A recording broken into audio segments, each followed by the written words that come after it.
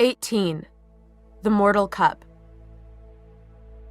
Jace was lying on his bed pretending to be asleep, for his own benefit, not anyone else's, when the banging on the door finally got to be too much for him. He hauled himself off the bed, wincing. Much as he'd pretended to be fine up in the greenhouse, his whole body still ached from the beating it had taken last night. He knew who it was going to be before he opened the door. Maybe Simon had managed to get himself turned into a rat again. This time Simon could stay a goddamn rat forever for all he, Jace Wayland, was prepared to do about it. She was clutching her sketch pad, her bright hair escaping out of its braids. He leaned against the doorframe, ignoring the kick of adrenaline the sight of her produced. He wondered why, not for the first time. Isabel used her beauty like she used her whip, but Clary didn't know she was beautiful at all.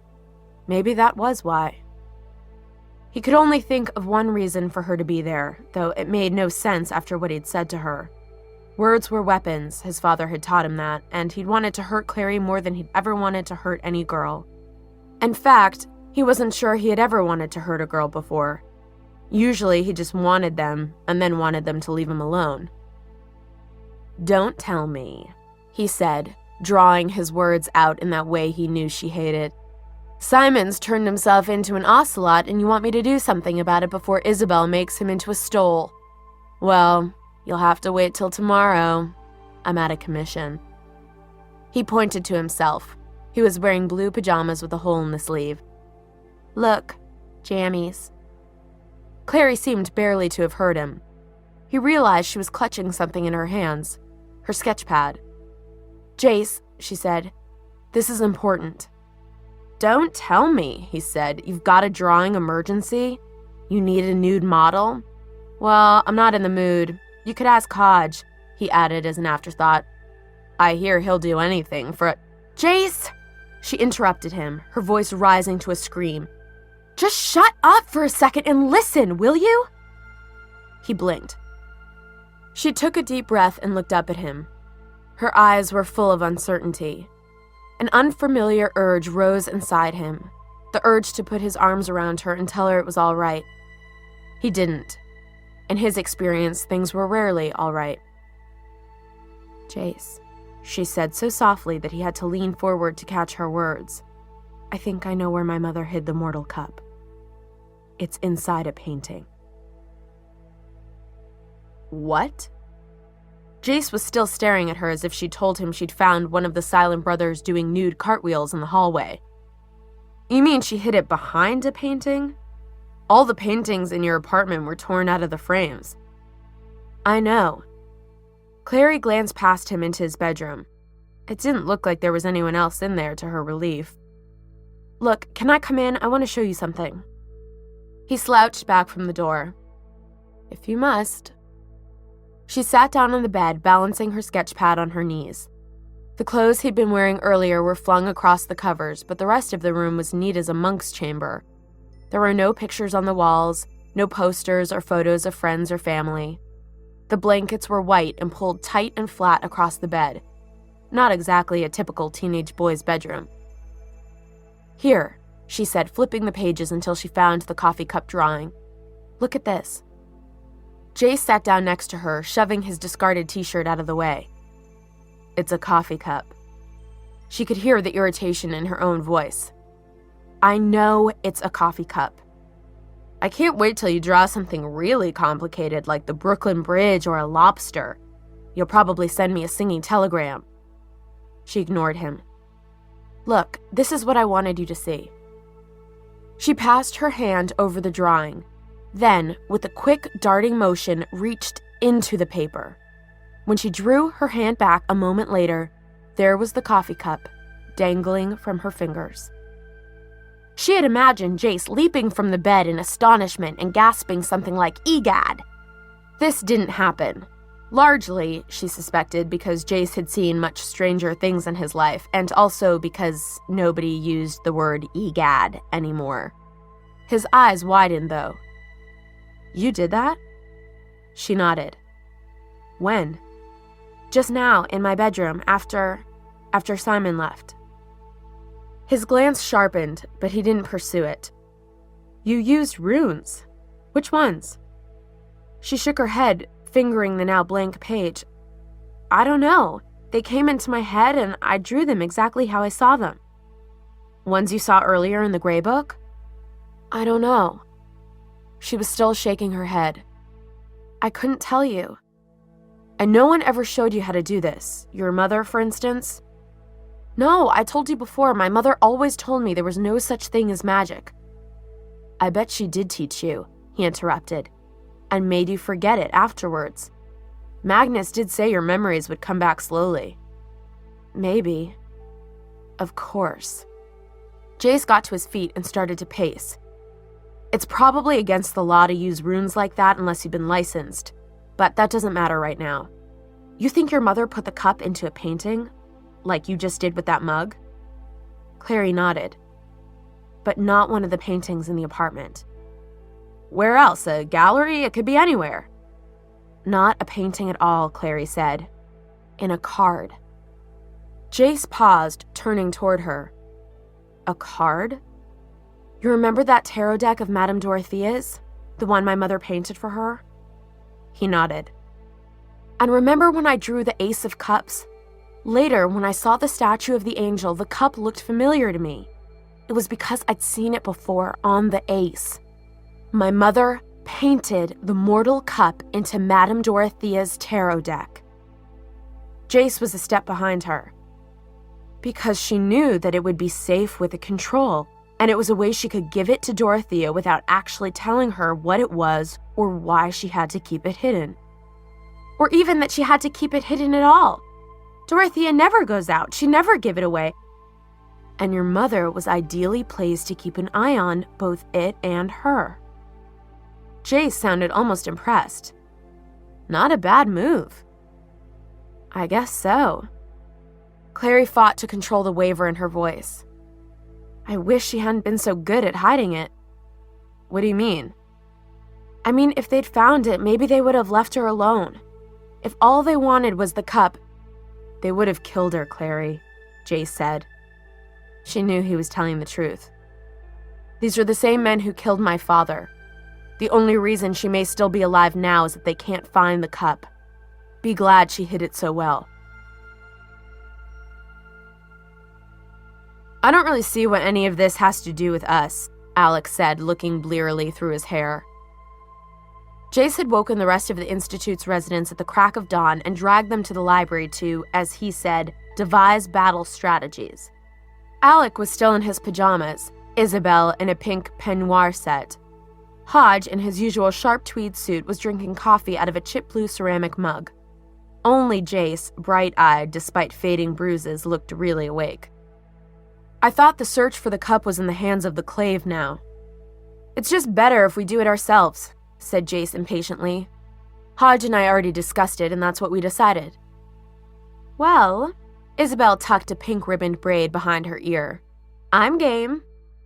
I'm not, Alex said. There are operatives of the Clave in this city right now looking for the cup. Pass the information on to them and let them get it. It's not that simple, said Jace. It is simple.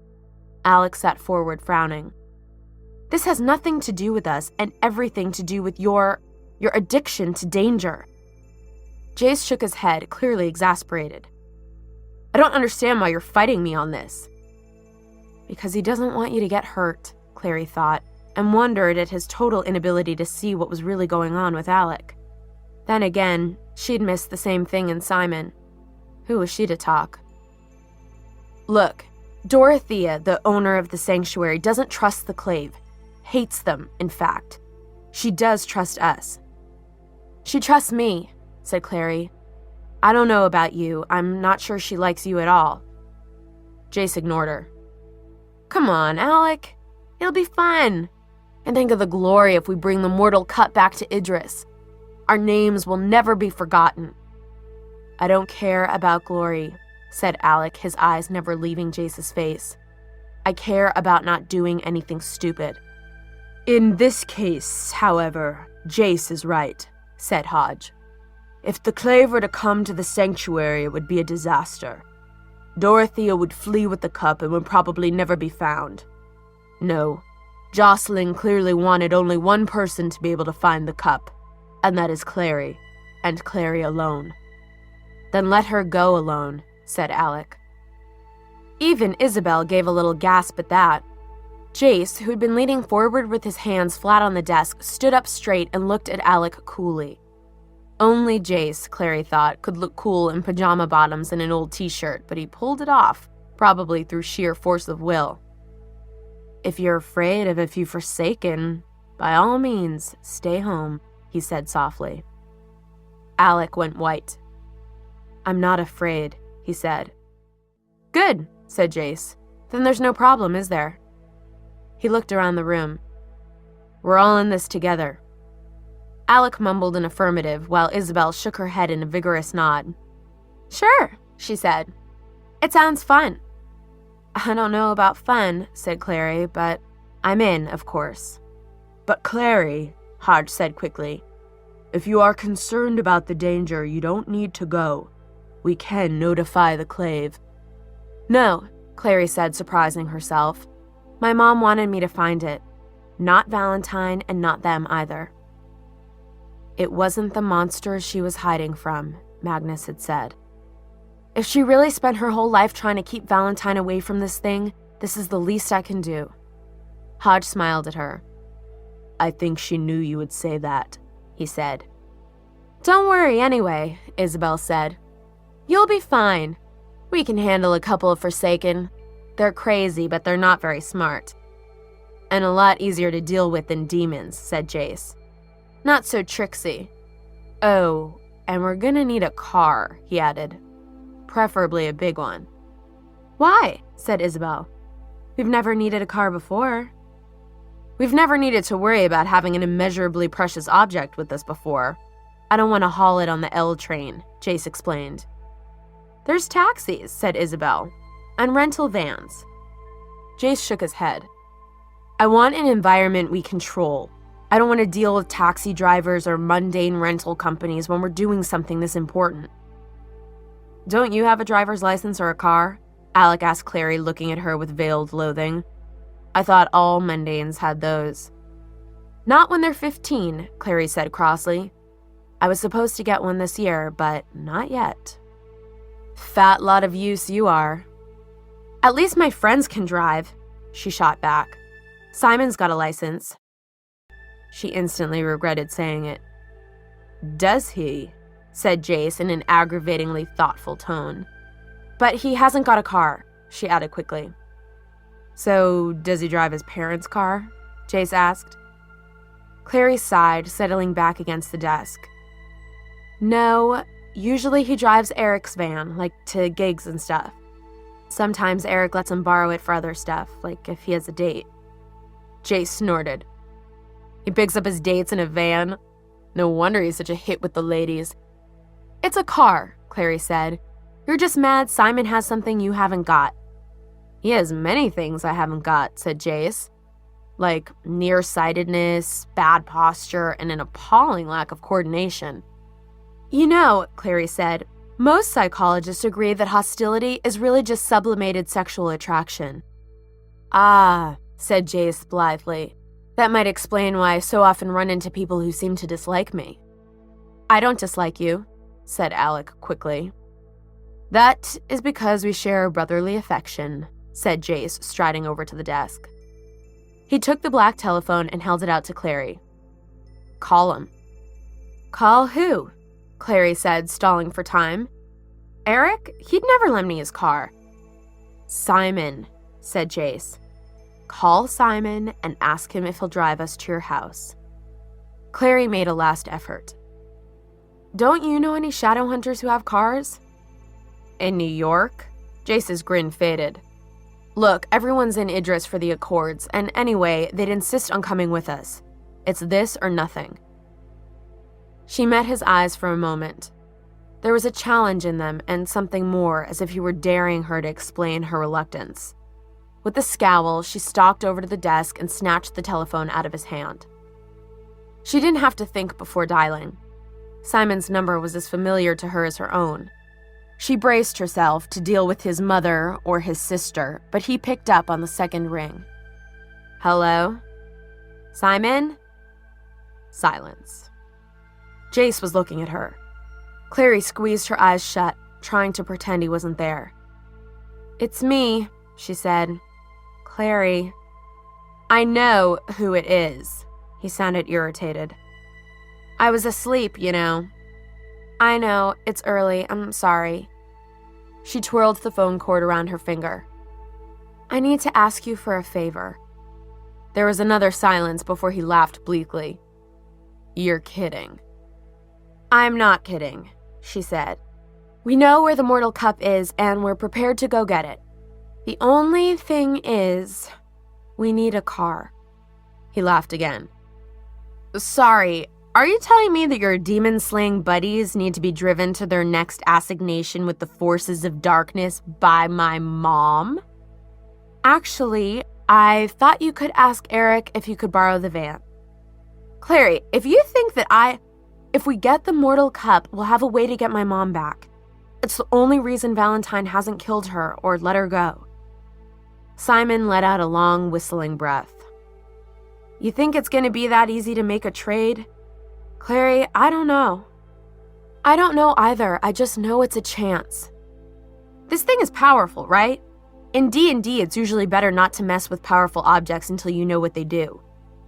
"I'm not going to mess with it. I'm just going to use it to get my mom back." "That doesn't make any sense, Clary." "This isn't D&D, Simon," she half screamed. "It's not a funny game where the worst thing that happens is you get a bad dice roll. This is my mom we're talking about, and Valentine could be torturing her. He could kill her. I have to do anything I can to get her back, just like I did for you." Pause. "Maybe you're right. I don't know, this isn't really my world. Look, where are we driving to exactly so I can tell Eric?" "Don't bring him," she said quickly. "I know," he replied with exaggerated patience. "I'm not stupid. We're driving to my house. It's in my house." There was a short silence, bewilderment this time. "In your house? I thought your house was full of zombies." "Forsaken warriors. They're not zombies. Anyway, Jace and the others can take care of them while I get the cup." "Why do you have to get the cup?" He sounded alarmed. "Because I'm the only one who can," she said. "Pick us up at the corner as soon as you can." He muttered something nearly inaudible, then, "Fine." She opened her eyes. The world swam before her in a blur of tears. "Thanks, Simon," she said. "You're a..." But he had hung up. "It occurs to me," said Hodge, "that the dilemmas of power are always the same." Clary glanced at him sideways. "What do you mean?" She sat on the window seat in the library, Hodge in his chair with Hugo on the armrest.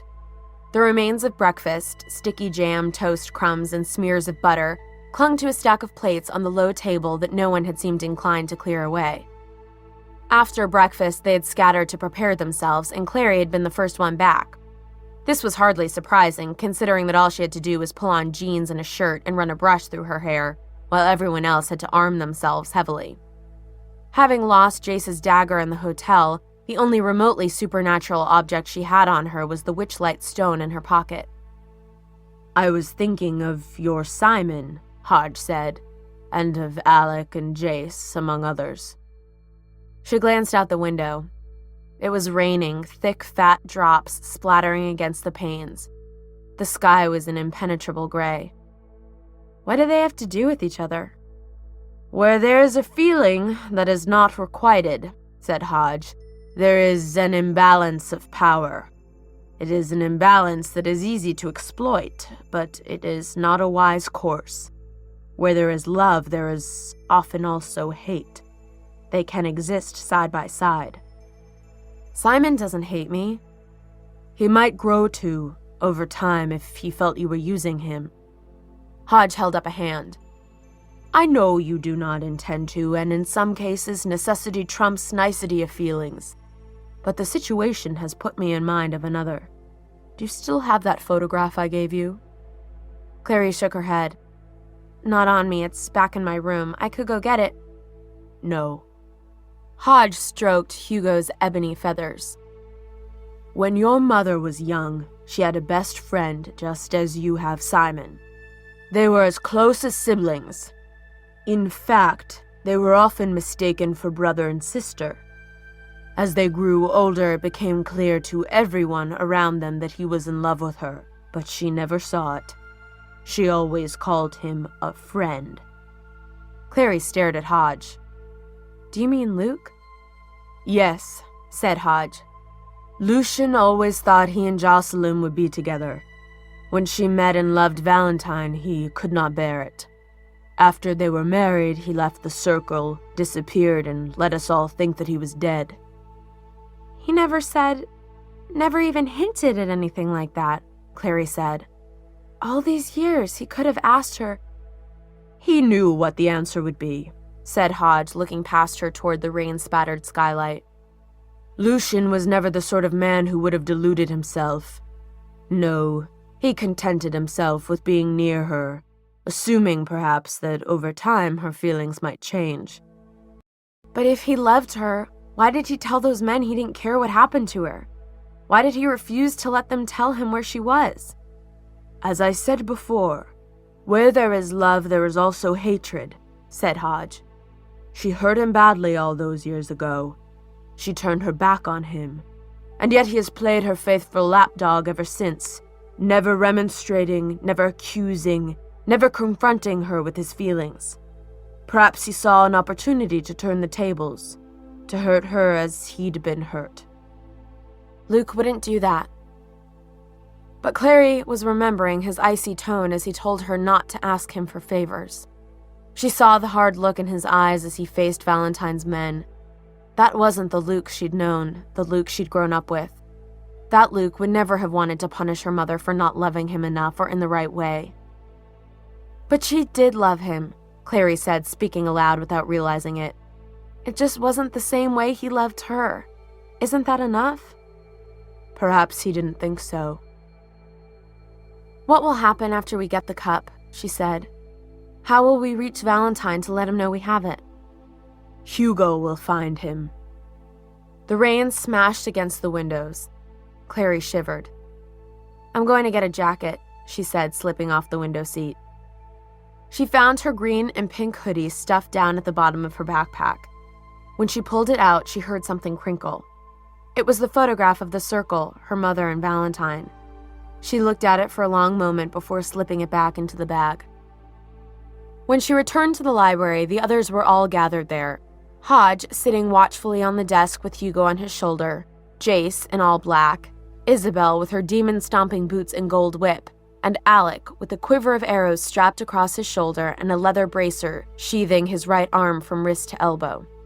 Everyone but Hodge was covered in freshly applied marks, every inch of bare skin inked with swirling patterns. Jace had his left sleeve pulled up, chin on his shoulder, and was frowning as he scrawled an octagonal mark on the skin of his upper arm. Alec looked over at him. You're messing it up, he said. Let me do that. I'm left-handed, Jace pointed out, but he spoke mildly and held his stele out. Alec looked relieved as he took it, as if he hadn't been sure until now that he was forgiven for his earlier behavior.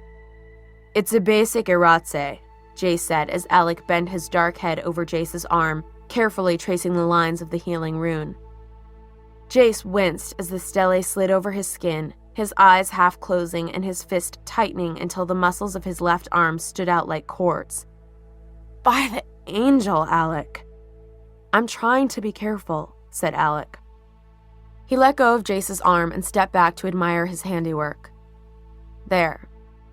Jace unclenched his fist, lowering his arm. Thanks. He seemed to sense Clary's presence then, glancing over at her, his gold eyes narrowing. Clary.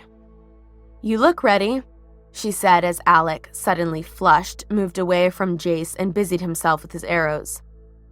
We are, Jace said. Do you still have that dagger I gave you? No, I lost it in the Dumore, remember? That's right. Jace looked at her pleased. Nearly killed a werewolf with it. I remember. Isabel, who'd been standing by the window, rolled her eyes. I forgot that's what gets you all hot and bothered, Jace. Girls killing things. I like anyone killing things, he said equably. Especially me. Clary glanced anxiously toward the clock on the desk. We should go downstairs. Simon will be here any minute. Hodge stood up from his chair. He looked very tired, Clary thought, as if he hadn't slept in days. May the angel watch over you all, he said, and Hugo rose up from his shoulder into the air, cawing loudly, just as the noon bells began to ring. It was still drizzling when Simon pulled the van up at the corner and honked twice. Clary's heart leaped. Some part of her had been worried that he wasn't going to show up. Jace squinted through the dripping rain. The four of them had taken shelter under a carved stone cornice. That's the van? It looks like a rotting banana. This was undeniable. Eric had painted the van a neon shade of yellow, and it was blotched with dings and rust like splotches of decay. Simon honked again. Clary could see him, a blurred shape through the wet windows. She sighed and pulled her hood up to cover her hair. Let's go. They splashed through the filthy puddles that had collected on the pavement, Isabel's enormous boots making a satisfying noise every time she put her feet down. Simon, leaving the motor idling, crawled into the back to pull the door aside, revealing seats whose upholstery had half rotted through. Dangerous-looking springs poked through the gaps. Isabel wrinkled her nose. Is it safe to sit? Safer than being strapped to the roof, said Simon pleasantly, which is your other option. He nodded a greeting to Jace and Alec, ignoring Clary completely. Hey. Hey indeed, said Jace and lifted the rattling canvas duffel bag that held their weapons. Where can we put these? Simon directed him to the back where the boys usually kept their musical instruments, while Alec and Isabel crawled into the van's interior and perched on the seats. Shotgun, announced Clary as Jace came back around to the side of the van. Alec grabbed for his bow strapped across his back. Where? She means she wants the front seat, said Jace, pushing wet hair out of his eyes. That's a nice bow, said Simon with a nod toward Alec. Alec blinked, rain running off his eyelashes. Do you know much about archery? He asked in a tone that suggested that he doubted it. I did archery at camp, said Simon. 6 years running. The response to this was 3 blank stares and a supportive smile from Clary, which Simon ignored. He glanced up at the lowering sky. We should go before it starts pouring again. The front seat of the car was covered in Doritos wrappers and Pop-Tart crumbs. Clary brushed away what she could. Simon started the car before she'd finished, flinging her back against the seat. Ouch, she said reprovingly. Sorry. He didn't look at her. Clary could hear the others talking softly in the back amongst themselves, probably discussing battle strategies and the best way to behead a demon without getting ichor on your new leather boots. Though there was nothing separating the front seat from the rest of the van, Clary felt the awkward silence between her and Simon as if they were alone.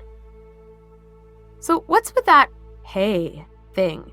She asked as Simon maneuvered the car onto the FDR Parkway, the highway that ran alongside the East River. What hey thing? He replied, cutting off a black SUV whose occupant, a suited man with a cell phone in his hand, made an obscene gesture at them through the tinted windows. The hey thing that guys always do. Like when you saw Jace and Alec, you said, hey, and they said, hey back. What's wrong with hello? She thought she saw a muscle twitch in his cheek. Hello is girly, he informed her. Real men are terse, laconic. So the more manly you are, the less you say? Right, Simon nodded. Past him, she could see the humid fog lowering over the East River, shrouding the waterfront in feathery gray mist. The water itself was the color of lead, churned to a whipped cream consistency by the steady wind. That's why when major badasses greet each other in movies, they don't say anything, they just nod. The nod means, I am a badass, and I recognize that you too are a badass. But they don't say anything because they're Wolverine and Magneto, and it would mess up their vibe to explain. I have no idea what you're talking about, said Jace from the back seat. Good, Clary said, and was rewarded by the smallest of smiles from Simon as he turned the van onto the Manhattan Bridge, heading toward Brooklyn and home. By the time they reached Clary's house, it had finally stopped raining. Threaded beams of sunlight were burning away the remnants of mist, and the puddles on the sidewalk were drying. Jace, Alec, and Isabel made Simon and Clary wait by the van while they went to check, as Jace said, the demonic activity levels. Simon watched as the three shadow hunters headed up the rose-lined walkway to the house. Demonic activity levels? Do they have a device that measures whether the demons inside the house are doing power yoga? No, Clary said, pushing her damp hood back so she could enjoy the feel of the sunlight on her draggled hair. The sensor tells them how powerful the demons are, if there are any demons. Simon looked impressed. That is useful. She turned to him. Simon, about last night. He held up a hand. We don't have to talk about it. In fact, I'd rather not. Let me just say one thing. She spoke quickly. I know that when you said you loved me, what I said back wasn't what you wanted to hear. True. I'd always hoped that when I finally said, I love you to a girl, she'd say, I know, back, like Leia did to Han in Return of the Jedi. That is so geeky, Clary said, unable to help herself. He glared at her. Sorry. She said, Look, Simon, No, he said, you look, Clary. Look at me, and really see me. Can you do that? She looked at him, looked at the dark eyes flecked with lighter color toward the outside edge of the iris, at the familiar, slightly uneven eyebrows, the long lashes, the dark hair and hesitating smile and graceful musical hands that were all part of Simon, who was a part of her. If she had to tell the truth, would she really say that she'd never known that he loved her? Or just that she'd never known what she would do about it if he did? She sighed. Seeing through glamour is easy. It's people that are hard. We all see what we want to see, he said quietly. Not Jace, she said, unable to help herself, thinking of those clear, impassive eyes. Him more than anyone. She frowned. What do you... All right, came Jace's voice, interrupting them. Clary turned hastily. We've checked all four corners of the house. Nothing. Low activity.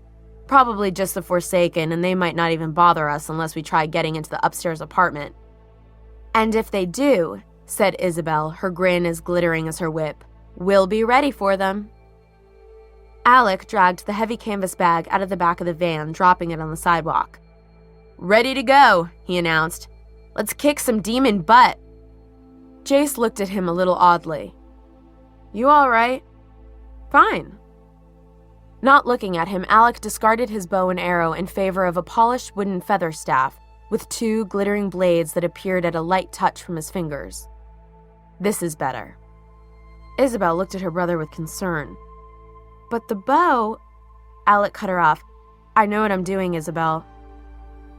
The bow lay across the back seat, gleaming in the sunlight. Simon reached for it, then drew his hand back as a laughing group of young women pushing strollers headed up the street in the direction of the park. They took no notice of the three heavily armed teenagers crouching by the yellow van. How come I can see you guys? Simon asked. What happened to that invisibility magic of yours? You can see us, said Jace, because now you know the truth of what you're looking at. Yeah, said Simon. I guess I do. He protested a little when they asked him to stay by the van, but Jace impressed upon him the importance of having a getaway vehicle idling by the curb.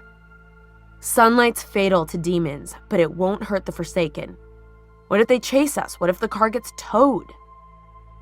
The last Clary saw of Simon as she turned to wave from the front porch was his long legs propped up on the dashboard as he sorted through Eric's CD collection. She breathed a sigh of relief. At least Simon was safe.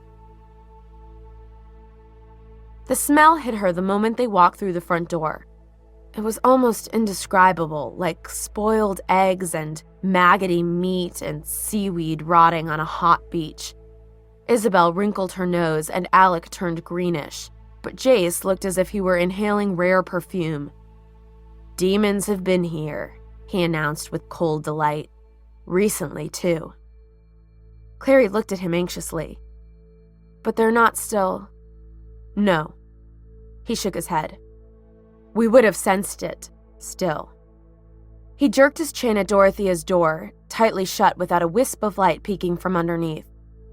She might have some questions to answer if the Clave hears she's been entertaining demons. I doubt the Clave will be too pleased about any of this, said Isabel. On balance, she'll probably come out of it better than we do. They won't care as long as we get the cup in the end. Alec was glancing around, blue eyes taking in the sizable foyer, the curved staircase leading upstairs, the stains on the walls. Especially if we slaughter a few Forsaken while we do it. Jace shook his head. They're in the upstairs apartment. My guess is that they won't bother us unless we try to get in. Isabel blew a sticky strand of hair out of her face and frowned at Clary. What are you waiting for? Clary glanced involuntarily at Jace, who gave her a sideways smile. Go ahead, said his eyes.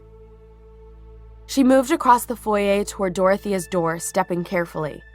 With the skylight blackened with dirt and the entryway light bulb still out, the only illumination came from Jace's witchlight. The air was hot and close, and the shadows seemed to rise up before her like magically fast-growing plants in a nightmare forest. She reached up to knock on Dorothea's door, once lightly and then again with more force. It swung open, spilling a great wash of golden light into the foyer. Dorothea stood there, massive and imposing in swaths of green and orange. Today, her turban was neon yellow, adorned with a stuffed canary and rickrack trim. Chandelier earrings bobbed against her hair, and her big feet were bare.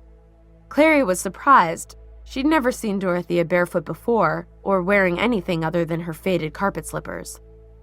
Her toenails were a pale and very tasteful shell pink. "Clary!" she exclaimed, and swept Clary into an overwhelming embrace. For a moment, Clary struggled, embroiled in a sea of perfumed flesh, swaths of velvet, and the tasseled ends of Dorothea's shawl. "Good Lord, girl," said the witch, shaking her head until her earrings swung like wind chimes in a storm.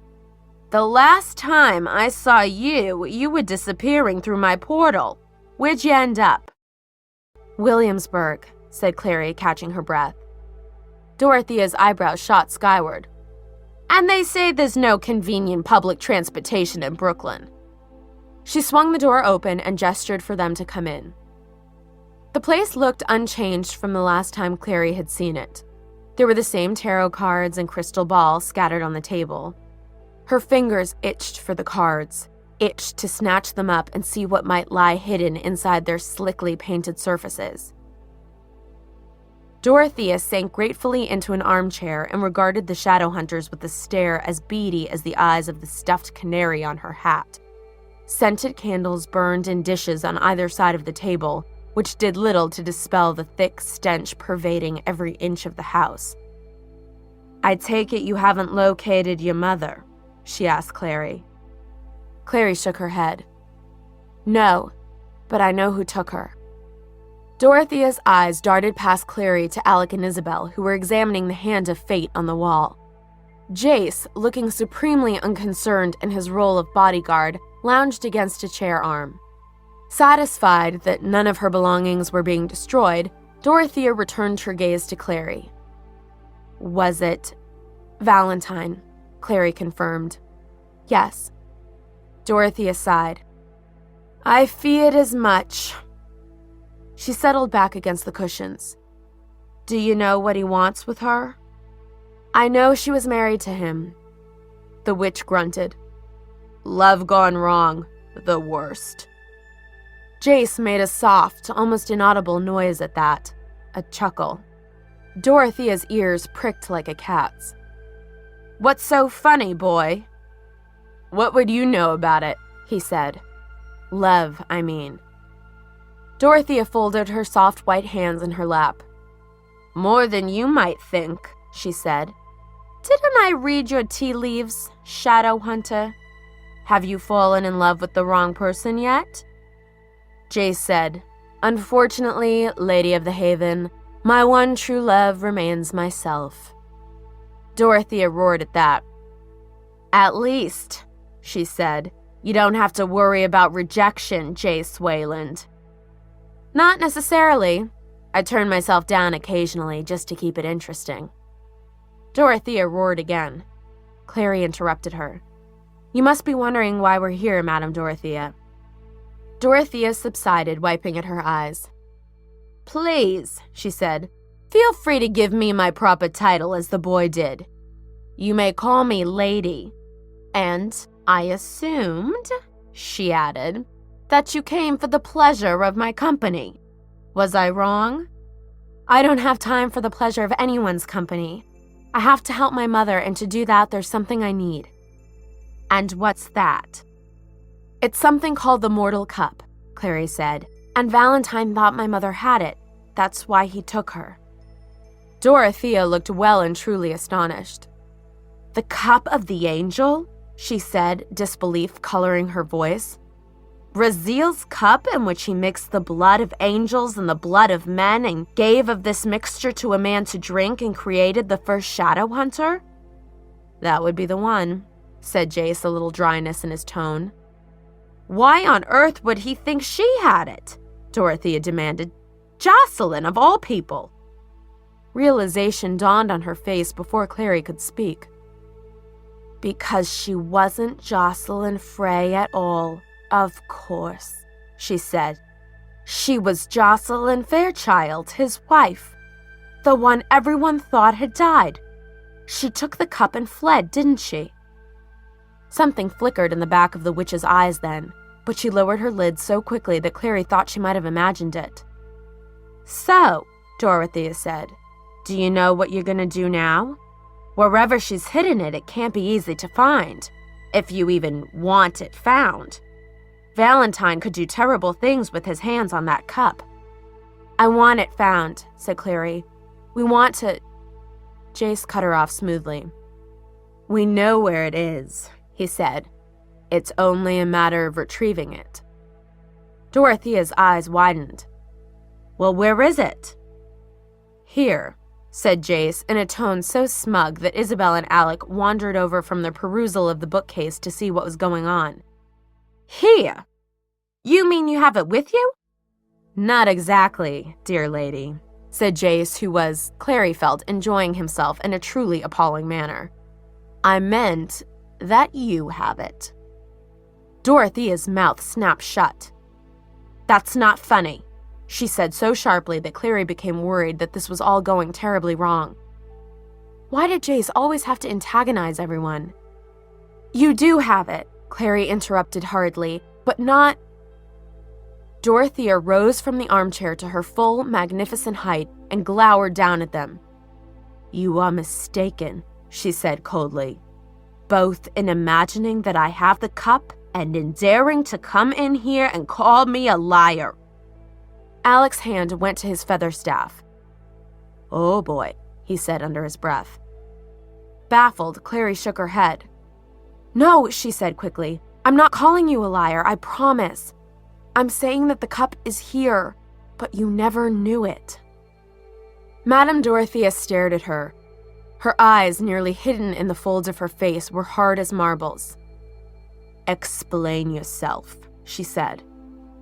I'm saying my mother hid it here, said Clary, years ago. She never told you because she didn't want to involve you. She gave it to you disguised, Jace explained, in the form of a gift. Dorothea looked at him blankly. Doesn't she remember? Clary thought, puzzled. The tarot deck, she said.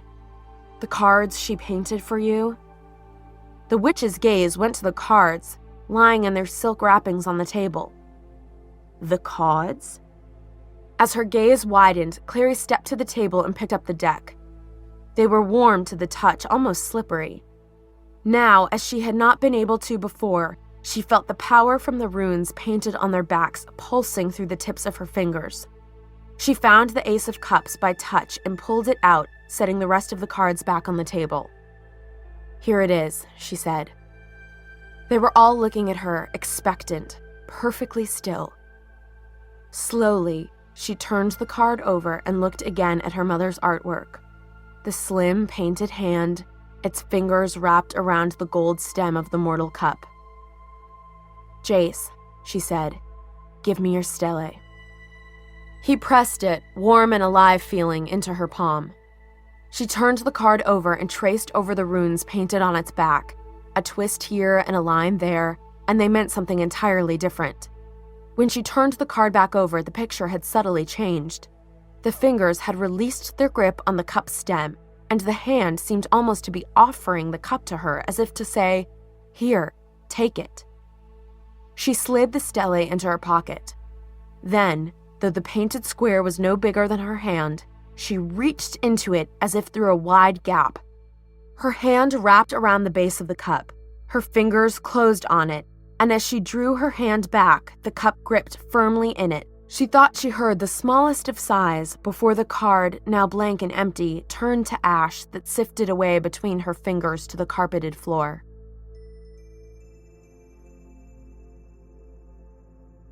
"19. Abaddon."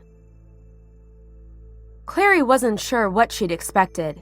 Exclamations of delight, perhaps a smattering of applause. Instead, there was silence, broken only when Jace said, "Somehow, I thought it would be bigger." Clary looked at the cup in her hand. It was the size, perhaps, of an ordinary wineglass, only much heavier. Power thrummed through it like blood through living veins. "It's a perfectly nice size," she said indignantly. "Oh, it's big enough," he said patronizingly, "but somehow I was expecting something, you know." He gestured with his hands, indicating something roughly the size of a house cat. "It's the mortal cup, Jace, not the mortal toilet bowl," said Isabel. "Are we done now? Can we go?" Dorothea had her head cocked to one side, her beady eyes bright and interested. "But it's damaged!" she exclaimed. "How did that happen?" "Damaged?" Clary looked at the cup in bewilderment. It looked fine to her. "Here," said the witch. "Let me show you." And she took a step toward Clary, holding her long, red-nailed hands out for the cup. Clary, without knowing why, shrank back. Suddenly, Jace was between them, his hand hovering near the sword at his waist. "No offense," he said calmly, "but nobody touches the mortal cup except us." Dorothea looked at him for a moment, and that same strange blankness returned to her eyes. "Now," she said, "let's not be hasty. Valentine would be displeased if anything were to happen to the cup." With a soft snick, the sword at Jace's waist came free. The point hovered just below Dorothea's chin. Jace's look was steady. "I don't know what this is about," he said, "but we're leaving." The old woman's eyes gleamed. "Of course, Shadow Hunter," she said, backing up to the curtained wall. "Would you like to use the portal?" The point of Jace's sword wavered as he stared in momentary confusion. Then Clary saw his jaw tighten. "Don't touch that." Dorothea chuckled, and quick as a flash, she jerked down the curtains hanging along the wall. They fell with the sound of soft collapse. The portal behind them was open. Clary heard Alec behind her suck in his breath. "What is that?" Clary had caught only a glimpse of what was visible through the door. Red, roiling clouds shot through with black lightning and a terrible, dark, rushing shape that hurtled toward them when Jace shouted for them to get down. He dropped to the floor, yanking Clary down with him. Flat on her stomach on the carpet, she lifted her head in time to see the rushing dark thing strike Madame Dorothea, who screamed, thrusting her arms upward. Rather than knocking her down, the dark thing wrapped her like a shroud, its blackness seeming to seep into her like ink sinking into paper. Her back humped monstrously, her whole shape elongating as she rose and rose into the air, her bulk stretching and reforming. A sharp rattle of objects striking the floor made Clary look down. They were Dorothea's bracelets, twisted and broken. Scattered among the jewels were what looked like small white stones. It took Clary a moment to realize that they were teeth. Beside her, Jace whispered something. It sounded like an exclamation of disbelief. Next to him, Alec, in a choked voice, said, "But you said there wasn't much demonic activity. You said the levels were low." "They were low," Jace growled. "Your vision of low must be different from mine," Alex shouted as the thing that had once been Dorothea howled and twisted. It seemed to be spreading, humped and knobbled and grotesquely misshapen. Clary tore her eyes away as Jace stood, pulling her after him. Isabel and Alex stumbled to their feet, gripping their weapons. The hand holding Isabel's whip was trembling slightly. "Move!" Jace shoved Clary toward the apartment door. When she tried to look back over her shoulder, she saw only a thickly swirling grayness, like storm clouds, a dark shape at its center. The four of them burst out into the foyer, Isabel in the lead. She raced toward the front door, tried it, and turned with a stricken face. "It's resistant. Must be a spell." Jace swore and fumbled in his jacket. "Where the hell is my stele?" "I have it," Clary said, remembering. As she reached for her pocket, a noise like thunder exploded from the room. The floor heaved under her feet. She stumbled and nearly fell, catching at the banister for support. When she looked up, she saw a gaping new hole in the wall separating the foyer from Dorothea's apartment, lined all around its ragged edges with wood and plaster rubble, through which something was climbing, almost oozing. "Alec!" It was Jace shouting. Alec was standing in front of the hole, white-faced and horrified-looking. Swearing, Jace ran up and grabbed him, dragging him back just as the oozing thing pulled itself free of the wall and into the foyer. Clary heard her breath catch. The creature's flesh was livid and bruised-looking. Through the seeping skin, bones protruded. Not new white bones, but bones that looked as if they had been in the earth 1,000 years, black and cracked and filthy. Its fingers were stripped and skeletal. Its thin-fleshed arms pocked with dripping black sores through which more yellowing bone was visible. Its face was a skull, its nose and eyes caved-in holes. Its taloned fingers brushed the floor. Tangled around its wrists and shoulders were bright swatches of cloth, all that remained of Madame Dorothea's silk scarves and turban. It was at least 9 feet tall. It looked down at the 4 teenagers with empty eye sockets. "Give me," it said in a voice like the wind blowing trash across empty pavement, "the mortal cup. Give it to me and I will let you live." Panicked, Clary stared at the others. Isabel looked as if the sight of the thing had hit her like a punch to the stomach. Alec was motionless. It was Jace, as always, who spoke. "What are you?" he asked, voice steady, though he looked more rattled than Clary had ever seen him.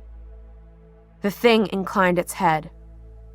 "I am Abaddon. I am the demon of the abyss. Mine are the empty places between the worlds. Mine is the wind and the howling darkness. I am as unlike those mewling things you call demons as an eagle is unlike a fly. You cannot hope to defeat me. Give me the cup or die." Isabel's whip trembled. "It's a greater demon," she said. "Jace, if we... What about Dorothea?" Clary's voice came shrilly out of her mouth before she could stop it. "What happened to her?" The demon's empty eyes swung to regard her. "She was a vessel only," it said. "She opened the portal and I took possession of her. Her death was swift." Its gaze moved to the cup in her hand. "Yours will not be." It began to move toward her. Jace blocked its way, the glittering sword in one hand, a seraph blade appearing in the other. Alec was watching him, his expression sick with horror. "By the angel," Jace said, looking the demon up and down. "I knew greater demons were meant to be ugly, but no one ever warned me about the smell. Abaddon opened its mouth and hissed. Inside its mouth were 2 rows of jagged, glass-sharp teeth. "I'm not so sure about this wind and howling darkness business," Jace went on. "Smells more like landfill to me. You're sure you're not from Staten Island?" The demon leaped at him. Jace whipped his blades up and outward with an almost frightening speed. Both sank into the fleshiest part of the demon, its abdomen. It howled and struck at him, knocking him aside the way a cat might bat aside a kitten. Jace rolled and got to his feet, but Clary could see from the way he was holding his arm that he'd been hurt. That was enough for Isabel. Darting forward, she lashed out at the demon with her whip. It struck the demon's gray hide and a red wheal appeared, welling blood. Abaddon ignored her, moving toward Jace. With his uninjured hand, Jace drew out a second seraph blade. He whispered to it, and it sprung free, bright and gleaming. He raised it as the demon loomed up before him. He looked impossibly small in front of it, a child dwarfed by a monster. And he was grinning, even as the demon reached for him. Isabel, screaming, lashed out at it, sending blood in a thick spray across the floor. The demon struck, its razored hand lashing down at Jace. Jace staggered back, but he was unharmed. Something had thrown itself between him and the demon, a slim black shadow with a gleaming blade in its hand. Alec. The demon shrieked. Alec's featherstaff had pierced its skin. With a snarl, it struck again, bone talons catching Alec a vicious blow that lifted him off his feet and hurled him against the far wall. He struck with a sickening crunch and slid to the floor. Isabel screamed her brother's name. He didn't move. Lowering the whip, she started to run to him. The demon, turning, caught her a backhanded blow that sent her spinning to the ground. Coughing blood, Isabel started to get to her feet. Abaddon knocked her down again, and this time she lay still.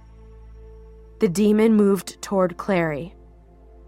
Jace stood frozen, staring at Alec's crumpled body like someone caught in a dream. Clary screamed as Abaddon neared her. She began to back up the stairs, stumbling on the broken steps.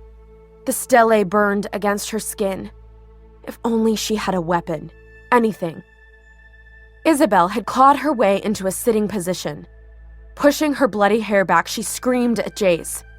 Clary heard her own name in Isabel's screams and saw Jace, blinking as if slapped awake, spin toward her. He began to run. The demon was close enough now that Clary could see the black sores on its skin, could see that there were things crawling inside them. It reached for her. But Jace was there, knocking Abaddon's hand aside. He flung the seraph blade at the demon. It stuck in the creature's chest, next to the 2 blades already there. The demon snarled as if the blades were no more than an annoyance. "Shadow Hunter," it snarled. "I shall take pleasure in killing you, in hearing your bones crunch as your friends did." Springing onto the banister, Jace flung himself at Abaddon. The force of the jump knocked the demon backward. It staggered, Jace clinging to its back. He seized a seraph blade out of its chest, sending up a spray of ichor, and brought the blade down again and again into the demon's back, its shoulders running with black fluid. Snarling, Abaddon backed toward the wall. Jace had to drop or be crushed. He fell to the ground, landed lightly, and raised the blade again. But Abaddon was too swift for him. Its hand lashed out, knocking Jace into the stairs. Jace went down, a circle of talons at his throat. "Tell them to give me the cup," Abaddon snarled, talons hovering just above Jace's skin. "Tell them to give it to me and I will let them live." Jace swallowed. Clary. But Clary would never know what he would have said, because at that moment the front door flew open. For a moment, all she saw was brightness. Then, blinking away the fiery afterimage, she saw Simon standing in the open doorway. Simon. She had forgotten he was outside, had almost forgotten he existed.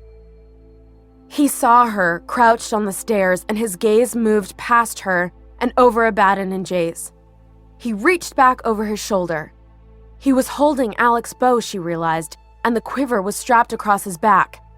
He drew an arrow from it, fitted it to the string, and lifted the bow expertly as if he'd done the same thing 100 times before. The arrow sprang free.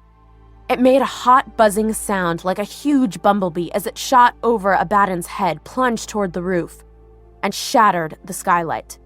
Dirty black glass fell like rain, and through the broken pane streamed sunlight, quantities of sunlight, great golden bars of it stabbing downward and flooding the foyer with light. Abaddon screamed and staggered back, shielding its misshapen head with its hands.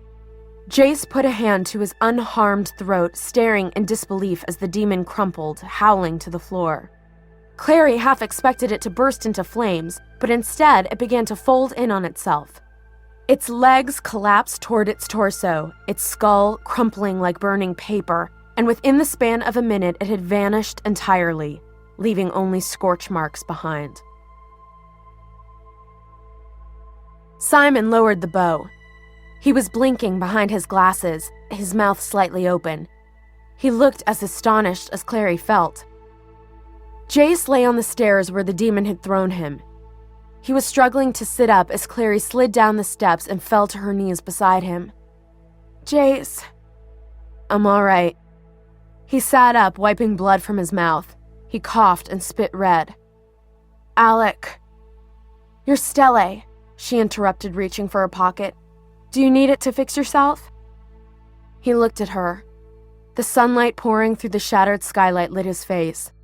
He looked as if he were holding himself back from something with a terrible effort. "I'm all right," he said again, and pushed her aside none too gently.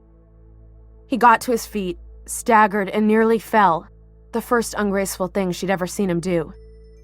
"Alec." Clary watched him as he limped across the foyer toward his unconscious friend. Then she zipped the mortal cup into the pocket of her hoodie and got to her feet. Isabel had crawled to her brother's side and was cradling his head in her lap, stroking his hair. His chest rose and fell slowly, but he was breathing. Simon, leaning against the wall watching them, looked utterly drained. Clary squeezed his hand as she passed him. "Thank you," she whispered. "That was amazing." "Don't thank me," he said. "Thank the archery program at B'nai B'rith summer camp." "Simon, I don't—" "Clary!" It was Jace calling her. "Bring my stele." Simon let her go reluctantly. She knelt down next to the shadow hunters, the mortal cup thumping heavily against her side. Alec's face was white, freckled with drops of blood, his eyes unnaturally blue. His grip on Jace's wrist left bloody smears. "Did I—" he started, then seemed to see Clary as if for the first time. There was something in his look she hadn't expected. Triumph. "Did I kill it?" Jace's face twisted painfully. "You—" "Yes," Clary said. "It's dead." Alec looked at her and laughed. Blood bubbled up in his mouth. Jace pulled his wrist free, touched his fingers to either side of Alec's face. "Don't," he said. "Hold still. Just hold still." Alec closed his eyes. "Do what you have to do," he whispered. Isabel held her stele out to Jace. "Take it." He nodded and drew the tip of the stele down the front of Alec's shirt. The material parted as if he'd sliced it with a knife. Isabel watched him through frantic eyes as he yanked the shirt open, leaving Alec's chest bare. His skin was very white, marked here and there with old translucent scars. There were other injuries there too, a darkening lattice of claw marks, each hole red and oozing. Jaw set, Jace set the stele to Alec's skin, moving it back and forth with the ease of long practice. But there was something wrong. Even as he drew the healing marks, they seemed to vanish as if he were writing on water. Jace threw the stele aside. "Damn it!" Isabel's voice was shrill. "What's going on?" "It cut him with his talons," Jace said. "There's demon poison in him. The marks can't work." He touched Alec's face again gently. "Alec," he said. "Can you hear me?" Alec didn't move. The shadows under his eyes looked blue and as dark as bruises. If it weren't for his breathing, Clary would have thought he was already dead. Isabel bent her head, her hair covering Alec's face. Her arms were around him. "Maybe," she whispered, "we could take him to the hospital?" It was Simon standing over them, the bow dangling in his hand. "I'll help you carry him to the van. There's Methodists down on 7th Avenue. "No hospitals," said Isabel. "We need to get him to the Institute." "But they won't know how to treat him in a hospital," said Jace. "He's been cut by a greater demon. No mundane doctor would know how to heal those wounds." Simon nodded. "All right, let's get him in the car." In a stroke of good luck, the van hadn't been towed. Isabel draped a dirty blanket across the back seat, and they laid Alec down across it, his head on Isabel's lap. Jace crouched down on the floor beside his friend. His shirt was stained dark across the sleeves and chest with blood, demon and human. When he looked at Simon, Clary saw that all the gold seemed washed out of his eyes by something she had never seen in them before. Panic. "Drive fast, mundane," he said. "Drive like hell was following you." Simon drove. They careened down Flatbush and rocketed onto the bridge, keeping pace with the Q train as it roared over the blue water. The sun was painfully bright in Clary's eyes, striking hot sparks off the river. She clutched at her seat as Simon took the curving ramp off the bridge at 50 miles an hour. She thought about the awful things she'd said to Alec, the way he'd thrown himself at Abaddon, the look of triumph on his face. When she turned her head now, she saw Jace kneeling next to his friend as blood seeped through the blanket. She thought of the little boy with the dead falcon. To love is to destroy. Clary turned back around, a hard lump lodged in the back of her throat. Isabel was visible in the badly angled rearview mirror, wrapping the blanket around Alec's throat. She looked up and met Clary's eyes. "How much farther?" "Maybe 10 minutes. Simon's driving as fast as he can." "I know," Isabel said. "Simon, what you did, that was incredible. You moved so fast, I wouldn't have thought a mundane could have thought of something like that." Simon didn't seem fazed by praise from such an unexpected quarter. His eyes were on the road. "You mean shooting out the skylight? It hit me after you guys went inside. I was thinking about the skylight and how you'd said demons couldn't stand direct sun. So, actually, it took me a while to act on it. Don't feel bad," he added. "You can't even see that skylight unless you know it's there." I knew it was there, Clary thought. I should have acted on it. Even if I didn't have a bow and arrow like Simon, I could have thrown something at it or told Jace about it. She felt stupid and useless and thick, as though her head were full of cotton. The truth was that she'd been frightened. Too frightened to think straight. She felt a bright surge of shame that burst behind her eyelids like a small sun. Jace spoke then. "It was well done," he said. Simon's eyes narrowed. "So, if you don't mind telling me, that thing, the demon, where did it come from?" "It was Madame Dorothea," said Clary. "I mean, it was sort of her. She was never exactly a pinup, but I don't remember her looking that bad." "I think she was possessed," said Clary slowly, trying to piece it together in her own mind. "She wanted me to give her the cup. Then she opened the portal." "It was clever," said Jace. "The demon possessed her, then hid the majority of its ethereal form just outside the portal, where the sensor wouldn't register it. So we went in expecting to fight a few Forsaken. Instead, we found ourselves facing a greater demon, Abaddon, one of the ancients, the Lord of the Fallen." "Well, it looks like the Fallen will just have to learn to get along without him from now on," said Simon, turning onto the street. "He is not dead," Isabel said. "Hardly anyone's ever killed a greater demon. You have to kill them in their physical and ethereal forms before they'll die. We just scared him off." "Oh." Simon looked disappointed. "What about Madame Dorothea? Will she be all right now that—" He broke off because Alec had begun to choke, his breath rattling in his chest. Jace swore under his breath with vicious precision. "Why aren't we there yet?" "We are here. I just don't want to crash into a wall." As Simon pulled up carefully at the corner, Clary saw that the door of the Institute was open, Hodge standing framed in the arch. The van jerked to a halt, and Jace leaped out, reaching back to lift Alec as if he weighed no more than a child.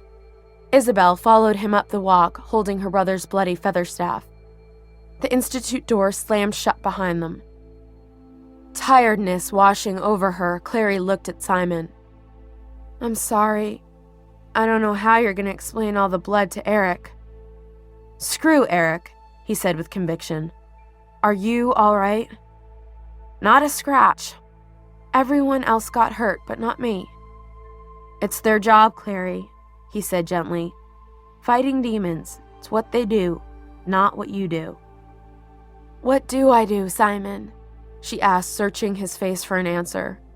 "What do I do?" "Well, you got the cup," he said, "didn't you?" She nodded and tapped her pocket. "Yes." He looked relieved. "I almost didn't want to ask," he said. "That's good, right?" "It is," she said. She thought of her mother and her hand tightened on the cup. "I know it is." Church met her at the top of the stairs, yowling like a foghorn, and led her to the infirmary. The double doors were open, and through them she could see Alec's still figure, motionless on one of the white beds. Hodge was bent over him.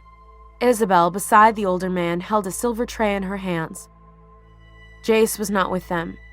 He was not with them because he was standing outside the infirmary, leaning against the wall, his bare, bloody hands curled at his sides. When Clary stopped in front of him, his lids flew open, and she saw that the pupils of his eyes were dilated, all the gold swallowed up in black. "How is he?" she asked as gently as she could. "He's lost a lot of blood. Demon poisonings are common, but since it was a greater demon, Hodge isn't sure if the antidotes he usually employs will be viable." She reached to touch his arm. "Jace." He flinched away. "Don't." She sucked in her breath. "I never would have wanted anything to happen to Alec. I'm so sorry." He looked at her as if seeing her there for the first time. "It's not your fault," he said. "It's mine." "Yours? Jace, no it isn't." "Oh, but it is," he said, his voice as fragile as a sliver of ice. "Mea culpa. Mea maxima culpa." "What does that mean?" "My fault," he said. "My own fault, my most grievous fault. It's Latin." He brushed a lock of her hair back from her forehead absently, as if unaware he was doing it. "Part of the Mass." "I thought you didn't believe in religion." "I may not believe in sin," he said, "but I do feel guilt. We shadow hunters live by a code, and that code isn't flexible. Honor, fault, penance, those are real to us, and they have nothing to do with religion, and everything to do with who we are. This is who I am, Clary," he said desperately. "I am one of the clave. It's in my blood and bones. So tell me, if you're so sure this wasn't my fault, why is it that the first thought in my mind when I saw Abaddon wasn't for my fellow warriors, but for you?" His other hand came up. He was holding her face, prisoned between his palms. "I know. I knew Alec wasn't acting like himself. I knew something was wrong, but all I could think about was you." He bent his head forward so their foreheads touched. She could feel his breath stir her eyelashes. She closed her eyes, letting the nearness of him wash over her like a tide. "If he dies, it will be like I killed him," he said. "I let my father die, and now I've killed the only brother I ever had." "That's not true," she whispered. "Yes, it is." They were close enough to kiss, and still he held her tightly as if nothing could reassure him that she was real. "Clary," he said, "what's happening to me?" She searched her mind for an answer and heard someone clear his throat. She opened her eyes. Hodge stood by the infirmary door, his neat suit stained with patches of rust. "I have done what I can. He is sedated, not in pain, but—" He shook his head. "I must contact the Silent Brothers. This is beyond my abilities." Jace drew slowly away from Clary. "How long will it take them to get here?" "I don't know." Hodge started down the corridor, shaking his head. "I'll send Hugo immediately, but the brothers come at their own discretion." "But for this—" Even Jace was scrambling to keep up with Hodge's long strides. Clary had fallen hopelessly behind the two of them and had to strain her ears to hear what he was saying. "He might die otherwise." "He might," was all Hodge said in response.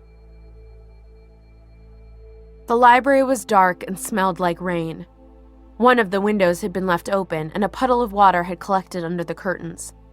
Hugo chirruped and bounced on his perch as Hodge strode over to him, pausing only to light the lamp on his desk. "It is a pity," Hodge said, reaching for paper and a fountain pen, "that you did not retrieve the cup. It would, I think, bring some comfort to Alec and certainly to his—" "But I did retrieve the cup," said Clary, amazed.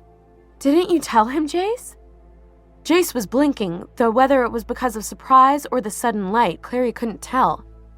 "There wasn't time. I was bringing Alec upstairs."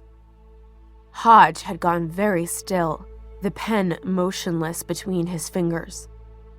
"You have the cup?" "Yes."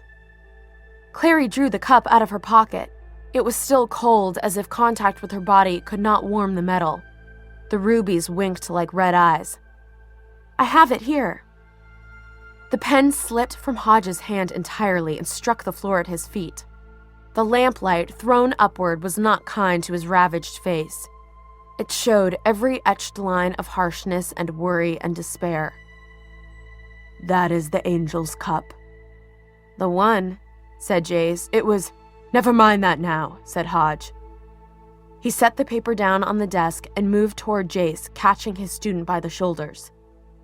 "Jace Wayland, do you know what you've done?" Jace looked up at Hodge, surprised. Clary noted the contrast. The ravaged face of the older man and the boy's unlined one, the pale locks of hair falling into Jace's eyes, making him look even younger. "I'm not sure what you mean," Jace said. Hodge's breath hissed out through his teeth. "You look so much like him." "Like who?" said Jace in astonishment. He had clearly never heard Hodge talk this way before. "Like your father," Hodge said, and raised his eyes to where Hugo, black wings stirring the humid air, hovered just overhead. Hodge narrowed his eyes. "Hugin," he said, and with an unearthly caw, the bird dived straight for Clary's face, claws outstretched. Clary heard Jace shout, and the world was whirling feathers and slashing beak and claws. Bright pain bloomed along her cheek, and she shrieked, instinctively throwing her hands up to cover her face. She felt the mortal cup yanked from her grasp. "No!" she cried, grabbing for it. An agonizing pain shot up her arm. Her legs seemed to go out from under her. She slipped and fell, striking her knees painfully against the hard floor. Claws raked her forehead. "That's enough, Hugo," said Hodge in his quiet voice. Obediently, the bird spun away from Clary. Gagging, she blinked blood out of her eyes. Her face felt shredded. Hodge had not moved. He stood where he was, holding the mortal cup. Hugo was circling him in wide, agitated rounds, cawing softly. And Jace. Jace lay on the floor at Hodge's feet, very still, as if he had fallen suddenly asleep. All other thoughts were driven from her mind. "Jace!" Speaking hurt. The pain in her cheek was startling, and she could taste blood in her mouth. Jace didn't move. "He's not hurt," said Hodge. Clary started to her feet, meaning to fling herself at him, then reeled back as she struck something invisible, but as hard and strong as glass. Infuriated, she struck against the air with her fist. "Hodge!" she shouted. She kicked out, nearly bruising her feet on the same invisible wall. "Don't be stupid. When the clave finds out what you've done." "I'll be long gone by then," he said, kneeling over Jace. But a shock ran through her, a jolt of electric realization. "You never sent a message to the clave, did you? That's why you were so weird when I asked you about it. You wanted the cup for yourself." "Not," said Hodge, "for myself." Clary's throat was dry as dust. "You work for Valentine," she whispered. "I do not work for Valentine," said Hodge. He lifted Jace's hand and drew something from it. It was the engraved ring Jace always wore. Hodge slipped it onto his own finger. "But I am Valentine's man, it is true." With a swift movement, he twisted the ring 3 times around his finger. For a moment, nothing happened. Then Clary heard the sound of a door opening and turned instinctively to see who was coming into the library. When she turned back, she saw that the air beside Hodge was shimmering, like the surface of a lake seen from a distance. The shimmering wall of air parted like a silver curtain, and then a tall man was standing next to Hodge, as if he had coalesced out of humid air. "Starkweather," he said, "you have the cup?" Hodge raised the cup in his hands but said nothing. He appeared paralyzed. Whether with fear or astonishment, it was impossible to tell. He had always seemed tall to Clary, but now he looked hunched and small. "My Lord Valentine," he said finally, "I had not expected you so quickly." Valentine. He bore little resemblance to the handsome boy in the photograph, though his eyes were still black. His face was not what she had expected. It was a restrained, closed, interior face, the face of a priest with sorrowful eyes. Creeping out beneath the black cuffs of his tailored suit were the ridged, white scars that spoke of years of the stele. "I told you I would come to you through a portal," he said. His voice was resonant and strangely familiar. "Didn't you believe me?" "Yes, it's just, I thought you'd send Pangborn or Blackwell, not come yourself." "You think I would send them to collect the cup? I am not a fool. I know its lure." Valentine held out his hand, and Clary saw, gleaming on his finger, a ring that was the twin of Jace's. "Give it to me." But Hodge held the cup fast. "I want what you promised me first." "First? You don't trust me, Starkweather?" Valentine smiled, a smile not without humor in it. "I'll do as you asked. A bargain is a bargain. Though I must say I was astonished to get your message. I wouldn't have thought you'd mind a life of hidden contemplation, so to speak. You never were much for the battlefield." "You don't know what it's like," Hodge said, letting out his breath with a hissing gasp. "Being afraid all the time." "That's true. I don't." Valentine's voice was as sorrowful as his eyes, as if he pitied Hodge. But there was dislike in his eyes too, a trace of scorn. "If you did not intend to give the cup to me," he said, "you should not have summoned me here." Hodge's face worked. "It is not easy to betray what you believe in, those who trust you." "Do you mean the Lightwoods or their children?" "Both," said Hodge. "Ah, the Lightwoods." Valentine reached out and with a hand caressed the brass globe that stood on the desk, his long fingers tracing the outlines of continents and seas. "But what do you owe them, really? Yours is the punishment that should have been theirs. If they had not had such high connections in the clave, they would have been cursed along with you. As it is, they are free to come and go, to walk in the sunlight like ordinary men. They are free to go home." His voice, as he said home, thrilled with all the meaning of the word. His finger had stopped moving over the globe. Clary was sure he was touching the place where Idris would be. Hodge's eyes darted away.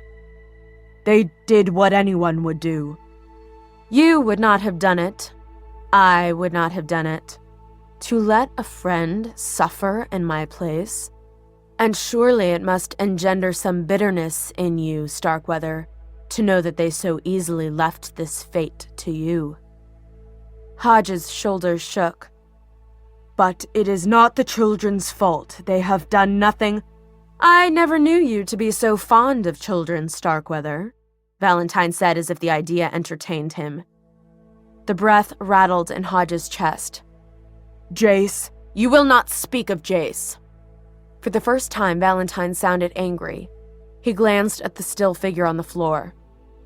He is bleeding, he observed. Why? Hodge held the cup against his heart. His knuckles were white. It's not his blood. He's unconscious, but not injured. Valentine raised his head with a pleasant smile. I wonder, he said, what he will think of you when he wakes. Betrayal is never pretty, but to betray a child, that's a double betrayal, don't you think? You won't hurt him, whispered Hodge. You swore you wouldn't hurt him. I never did that, said Valentine. Come now. He moved away from the desk toward Hodge, who flinched away like a small trapped animal. Clary could see his misery. And what would you do if I said I did plan to hurt him? Would you fight me? Keep the cup from me? Even if you could kill me, the clave would never lift your curse. You'll hide here till you die, terrified to do so much as open a window too widely. What wouldn't you trade away, not to be afraid any longer? What wouldn't you give up to go home again? Clary tore her eyes away. She could no longer bear the look on Hodge's face. In a choked voice, he said, Tell me you won't hurt him, and I'll give it to you. No, said Valentine even more softly. You'll give it to me anyway. And he reached out his hand. Hodge closed his eyes. For a moment, his face was the face of one of the marble angels beneath the desk, pained and grave and crushed beneath a terrible weight. Then he swore pathetically under his breath and held the mortal cup out for Valentine to take, though his hand shook like a leaf in a high wind. Thank you, said Valentine. He took the cup and eyed it thoughtfully. I do believe you dented the rim. Hodge said nothing. His face was gray. Valentine bent down and gathered up Jace. As he lifted him up lightly, Clary saw the impeccably cut jacket tighten over his arms and back, and she realized that he was a deceptively massive man with a torso like the trunk of an oak tree. Jace, limp in his arms, looked like a child by comparison. He'll be with his father soon, said Valentine, looking down at Jace's white face. Where he belongs. Hodge flinched. Valentine turned away from him and walked back toward the shimmering curtain of air that he had come through. He must have left the portal door open behind him, Clary realized. Looking at it was like looking at sunlight bouncing off the surface of a mirror. Hodge reached out an imploring hand. Wait, he cried. What of your promise to me? You swore to end my curse. That is true, said Valentine. He paused and looked hard at Hodge, who gasped and stepped back, his hand flying to his chest as if something had struck him in the heart. Black fluid seeped out around his splayed fingers and trickled to the floor. Hodge lifted his scarred face to Valentine. Is it done? He asked wildly. The curse, is it lifted? Yes, said Valentine. And may your bought freedom bring you joy. And with that, he stepped through the curtain of glowing air. For a moment, he himself seemed to shimmer as if he stood underwater. Then he vanished, taking Jace with him.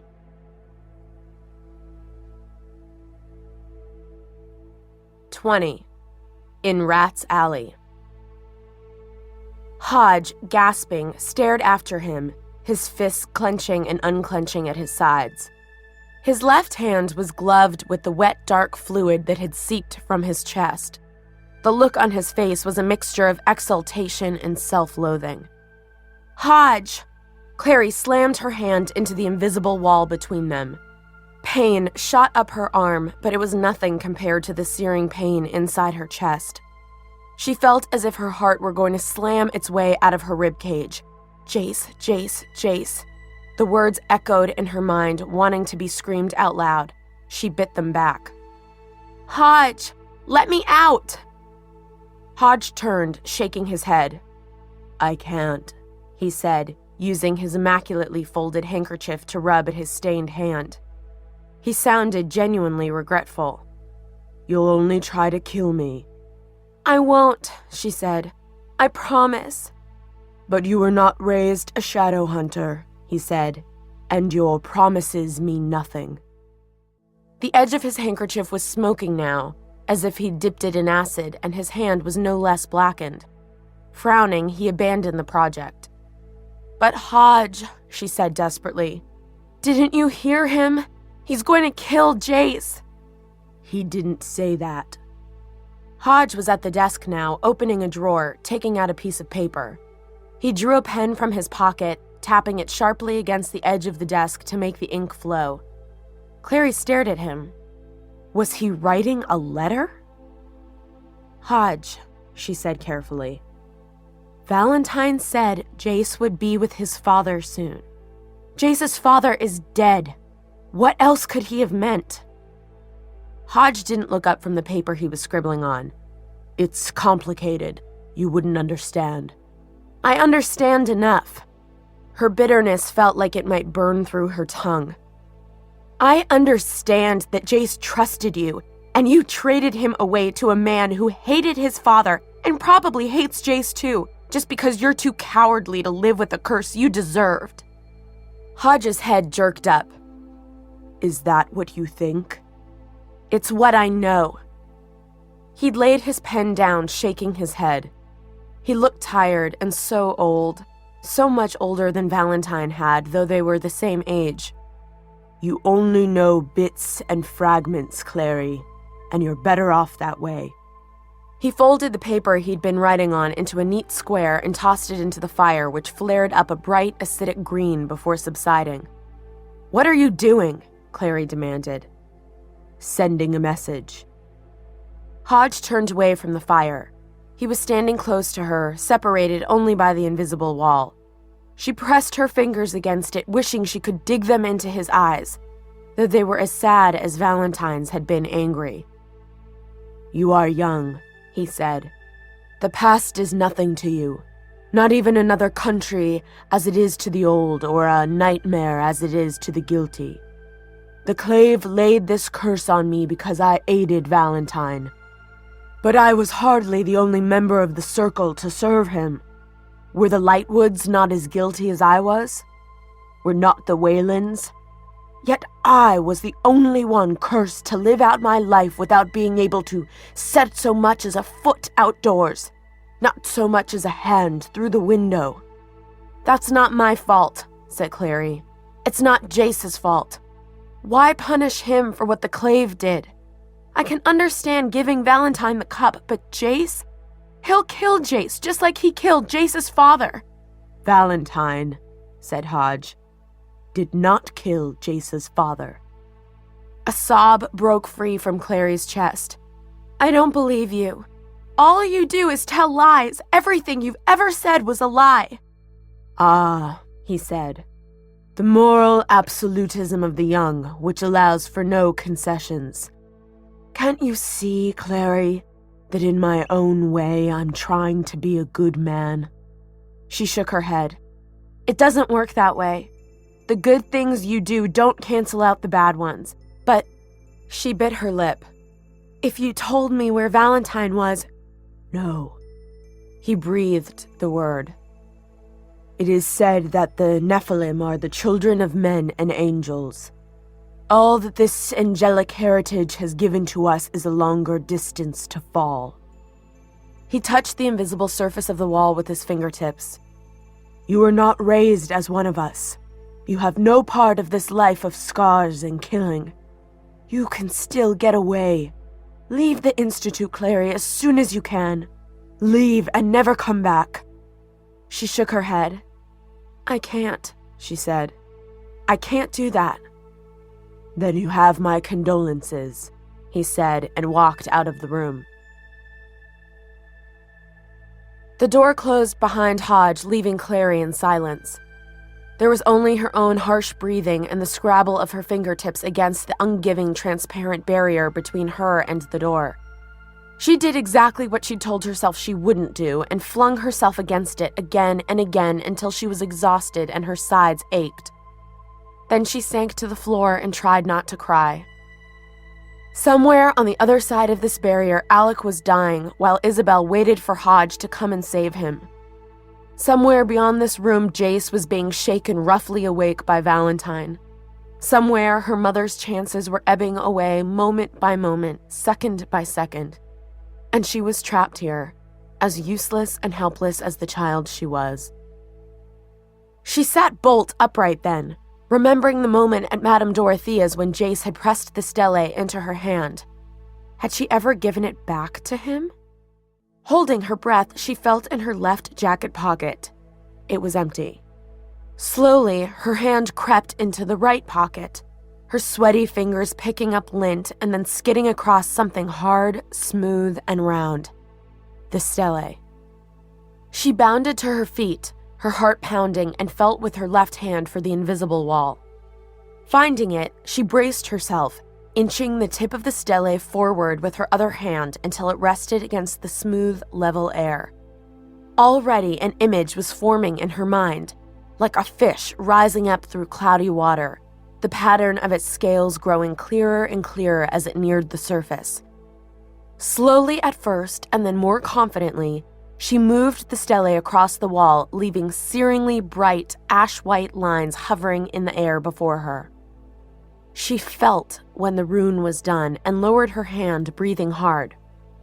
For a moment, everything was motionless and silent, and the rune hung like glowing neon, burning her eyes. Then came a sound like the loudest shattering she had ever heard, as if she were standing under a waterfall of stones, listening to them crash to the ground all around her. The rune she had drawn turned black and sifted away like ash. The floor trembled under her feet. Then it was over, and she knew without a doubt that she was free. Still holding the stele, she raced to the window and pushed the curtain aside. Twilight was falling, and the streets below her were bathed in a reddish-purple glow. She caught a glimpse of Hodge crossing a street, his gray head bobbing above the crowd. She dashed out of the library and down the stairs, pausing only to shove the stele back into her jacket pocket. She took the stairs running and hit the street with a stitch already forming in her side. People walking their dogs in the humid twilight jumped aside as she barreled down the walkway along the East River. She caught sight of herself in the darkened window of an apartment building as she careened around a corner. Her sweaty hair was plastered to her forehead, her face crusted with dried blood. She reached the intersection where she had seen Hodge. For a moment, she thought she'd lost him. She darted through the crowd near the subway entrance, shouldering people aside, using her knees and elbows as weapons.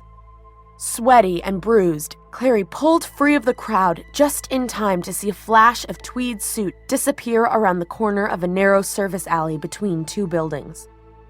She wriggled around a dumpster and into the mouth of the alley. The back of her throat felt like it was burning every time she breathed. Though it had been twilight on the street, here in the alley it was as dark as nightfall.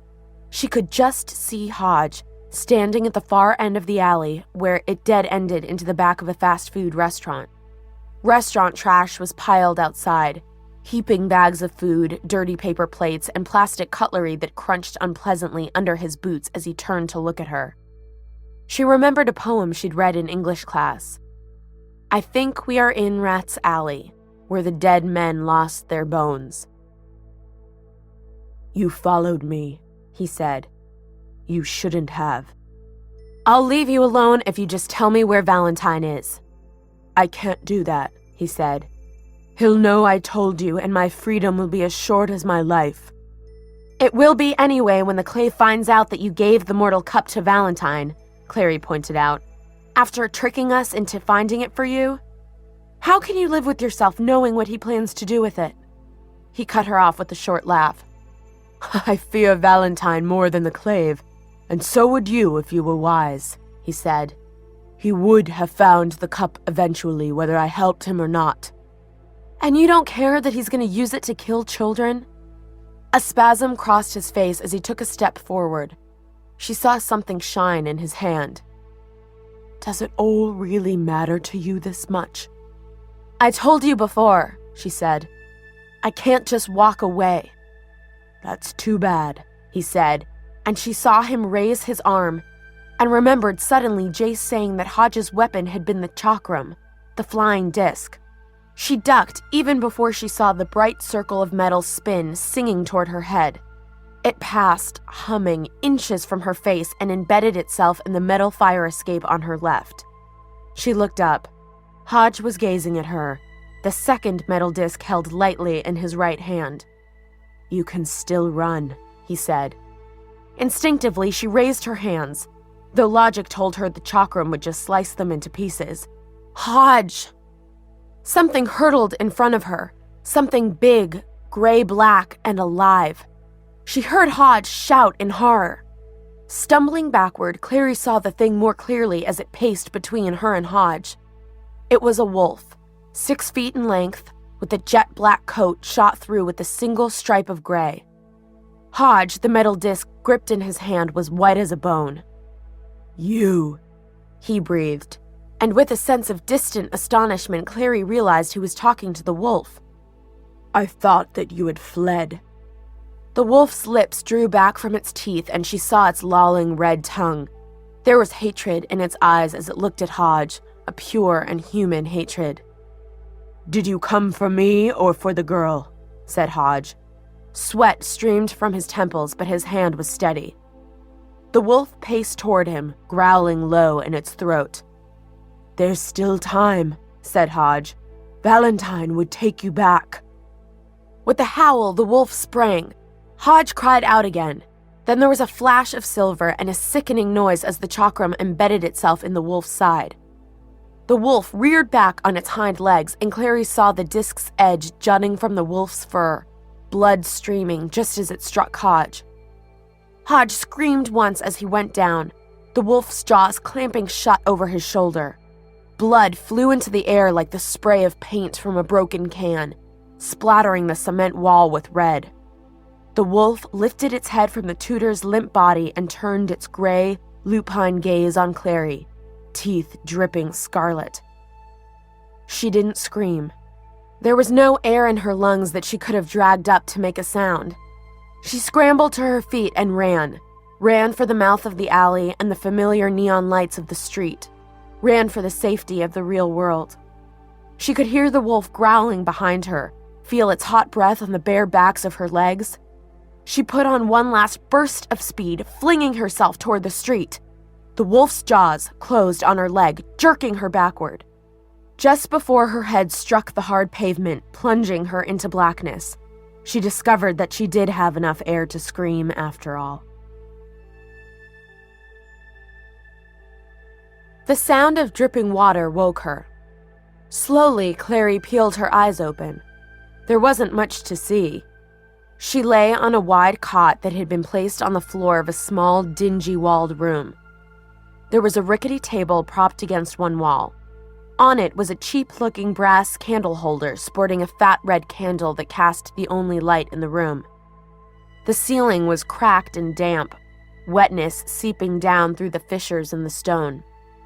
Clary felt a vague sense that something was missing from the room, but this concern was overwhelmed by the strong smell of wet dog. She sat up and immediately wished she hadn't. Hot pain drove through her head like a spike, followed by a racking wave of nausea. If there had been anything in her stomach, she would have thrown it up. A mirror hung over the cot, dangling from a nail driven between two stones. She glanced in it and was appalled. No wonder her face hurt. Long, parallel scratches ran from the corner of her right eye down to the edge of her mouth. Her right cheek was crusted with blood, and blood was smeared on her neck and all down the front of her shirt and jacket. In a sudden panic, she grabbed for her pocket, then relaxed. The stele was still there. It was then that she realized what was odd about the room. One wall of it was bars. Thick, iron, floor-to-ceiling bars. She was in a jail cell. Veins surging with adrenaline, Clary staggered to her feet. A wave of dizziness washed over her, and she caught at the table to steady herself. "I will not faint," she told herself grimly. Then she heard the footsteps. Someone was coming down the hallway outside the cell. Clary backed up against the table. It was a man. He was carrying a lamp, its light brighter than the candle, which made her blink and turned him into a backlit shadow. She saw height, square shoulders, ragged hair. It was only when he pushed the door of the cell open and came inside that she realized who he was. He looked the same. Worn jeans, denim shirt, work boots, same uneven hair, same glasses pushed down to the bridge of his nose. The scars she'd noticed along the side of his throat last time she'd seen him were healing patches of shiny skin now. Luke. It was all too much for Clary. Exhaustion, lack of sleep and food, terror and blood loss caught up with her in a rushing wave. She felt her knees buckle as she slid toward the ground. In seconds, Luke was across the room. He moved so fast, she didn't have time to hit the floor before he caught her, swinging her up the way he'd done when she was a little girl. He set her down on the cot and stepped back, eyes anxious. "Clary," he said, reaching for her. "Are you all right?" She flinched away, throwing up her hands to ward him off. "Don't touch me." An expression of profound hurt crossed his face. Wearily, he drew a hand across his forehead. "I guess I deserve that." "Yeah, you do." The look on his face was troubled. "I don't expect you to trust me." "That's good, because I don't." "Clary." He began to pace the length of the cell. "What I did, I don't expect you to understand. I know you feel that I abandoned you." "You did abandon me," she said. "You told me never to call you again. You never cared about me. You never cared about my mother. You lied about everything." "Not," he said, "about everything." "So your name really is Luke Garraway?" His shoulders drooped perceptibly. "No," he said, then glanced down. A dark red patch was spreading across the front of his blue denim shirt. Clary sat up straight. "Is that blood?" she demanded. She forgot for a moment to be furious. "Yes," said Luke, his hand against his side. "The wound must have torn open when I lifted you." "What wound?" Clary couldn't help asking. He said with deliberation, "Hodge's discs are still sharp, though his throwing arm is not what it once was. I think he may have nicked a rib." "Hodge," Clary said. "When did you—" He looked at her, not saying anything, and she remembered suddenly the wolf in the alley, all black except for that one gray streak down its side, and she remembered the disc hitting it, and she realized. "You're a werewolf." He took his hand away from his shirt. His fingers were stained red. "Yep," he said laconically. He moved to the wall and rapped sharply on it, once, twice, 3 times. Then he turned back to her. "I am." "You killed Hodge," she said, remembering. "No." He shook his head. "I hurt him pretty badly, I think, but when I went back for the body, it was gone. He must have dragged himself away." "You tore at his shoulder," she said. "I saw you." "Yes, though it's worth noting that he was trying to kill you at the time. Did he hurt anyone else?"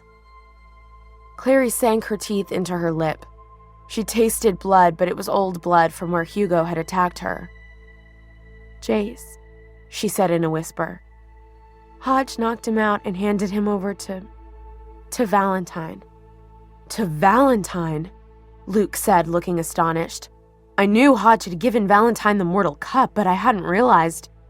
"How did you know that?" Clary began before remembering. "You heard me talking to Hodge in the alley," she said, "before you jumped him." "I jumped him, as you put it, because he was about to slice your head off," Luke said, then looked up as the cell door opened again and a tall man came in, followed by a tiny woman, so short she looked like a child. Both of them wore plain casual clothes, jeans and cotton shirts, and both had the same untidy flyaway hair, though the woman's was fair and the man's was a badgery gray and black. Both had the same young-old faces, unlined but with tired eyes. "Clary," said Luke, "meet my second and third, Gretel and Alaric." Alaric inclined his massive head to her. "We have met." Clary stared, alarmed. "Have we?" "At the Hotel du Mort," he said. "You put your knife in my ribs." She shrank against the wall. I'm sorry?" "Don't be," he said. "It was an excellent throw." He slid a hand into his breast pocket and removed Jace's dagger, with its winking red eye. He held it out to her. "I think this is yours?" Clary stared. "But don't worry," he assured her. "I cleaned the blade." Wordlessly, she took it.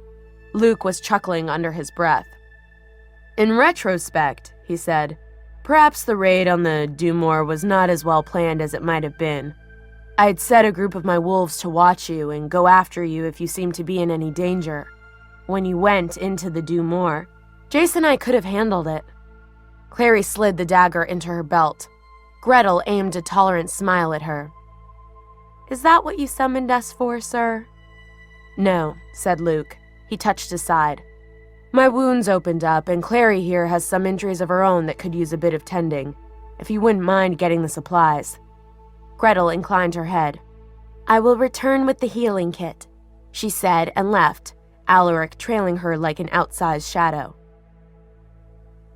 "She called you sir," said Clary the moment the cell door closed behind them. "And what do you mean by your second and third? Second and third what?"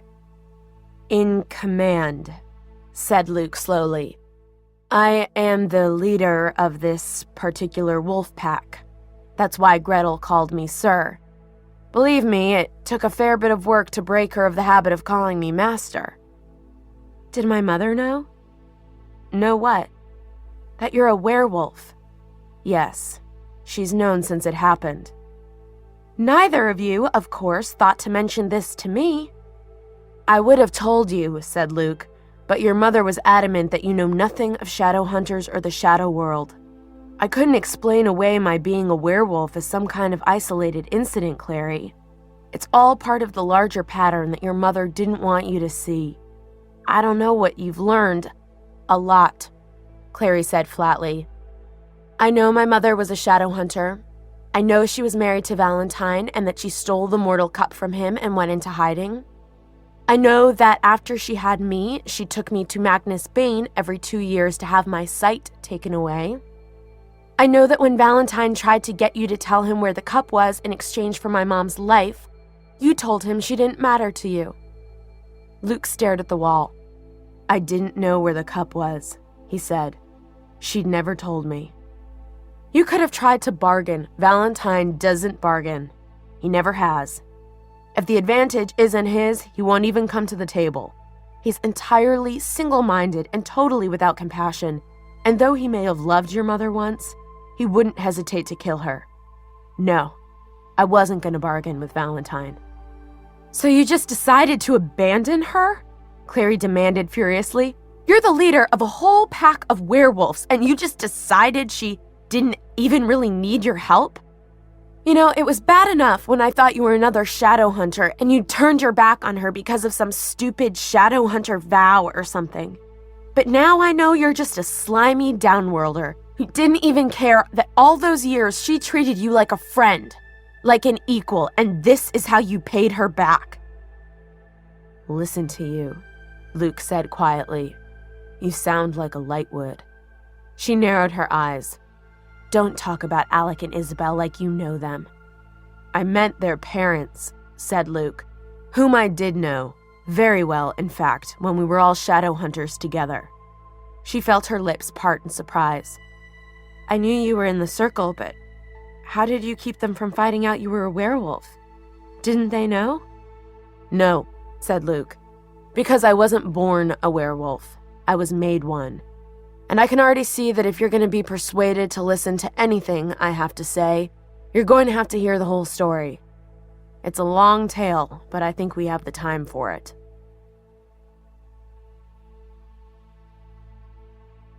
Part 3. The Descent Beckons. The descent beckons as the ascent beckoned. William Carlos Williams, The Descent. 21. The Werewolf's Tale. The truth is, I've known your mother since we were children. We grew up in Idris. It's a beautiful place, and I've always regretted that you've never seen it.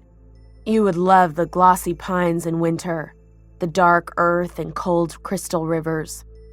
There's a small network of towns and a single city, Alicante, where the clave meets. They call it the Glass City because its towers are shaped from the same demon-repelling substance as our steles. In the sunlight, they sparkle like glass. When Jocelyn and I were old enough, we were sent to Alicante to school. It was there I met Valentine. He was older than I was by a year, by far the most popular boy in school. He was handsome, clever, rich, dedicated, an incredible warrior. I was nothing, neither rich nor brilliant, from an unremarkable country family, and I struggled in my studies. Jocelyn was a natural shadow hunter. I was not. I could not bear the lightest marks or learn the simplest techniques. I thought sometimes about running away, returning home in shame, even becoming a mundane. I was that miserable. It was Valentine who saved me. He came to my room. I'd never even thought he knew my name. He offered to train me. He said he knew that I was struggling, but he saw in me the seeds of a great shadow hunter. And under his tutelage, I did improve. I passed my exams, bore my first marks, killed my first demon. I worshipped him. I thought the sun rose and set on Valentine Morgenstern.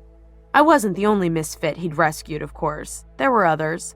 Hodge Starkweather, who got along better with books than he did with people. Maris Trueblood, whose brother had married a mundane. Robert Lightwood, who was terrified of the marks. Valentine brought them all under his wing. I thought it was kindness then. Now I am not so sure. Now I think he was building himself a cult. Valentine was obsessed with the idea that in every generation there were fewer and fewer shadow hunters, that we were a dying breed. He was sure that if only the clave would more freely use Raziel's cup, more shadow hunters could be made. To the teachers, this idea was sacrilege. It is not for just anyone to choose who can and cannot become a shadow hunter. Flippantly, Valentine would ask, why not make all men shadow hunters then? Why not gift them all with the ability to see the shadow world? Why keep that power selfishly to ourselves? When the teachers answered that most humans cannot survive the transition, Valentine claimed they were lying, trying to keep the power of the Nephilim limited to an elite few. That was his claim at the time. Now I think he probably felt the collateral damage was worth the end result.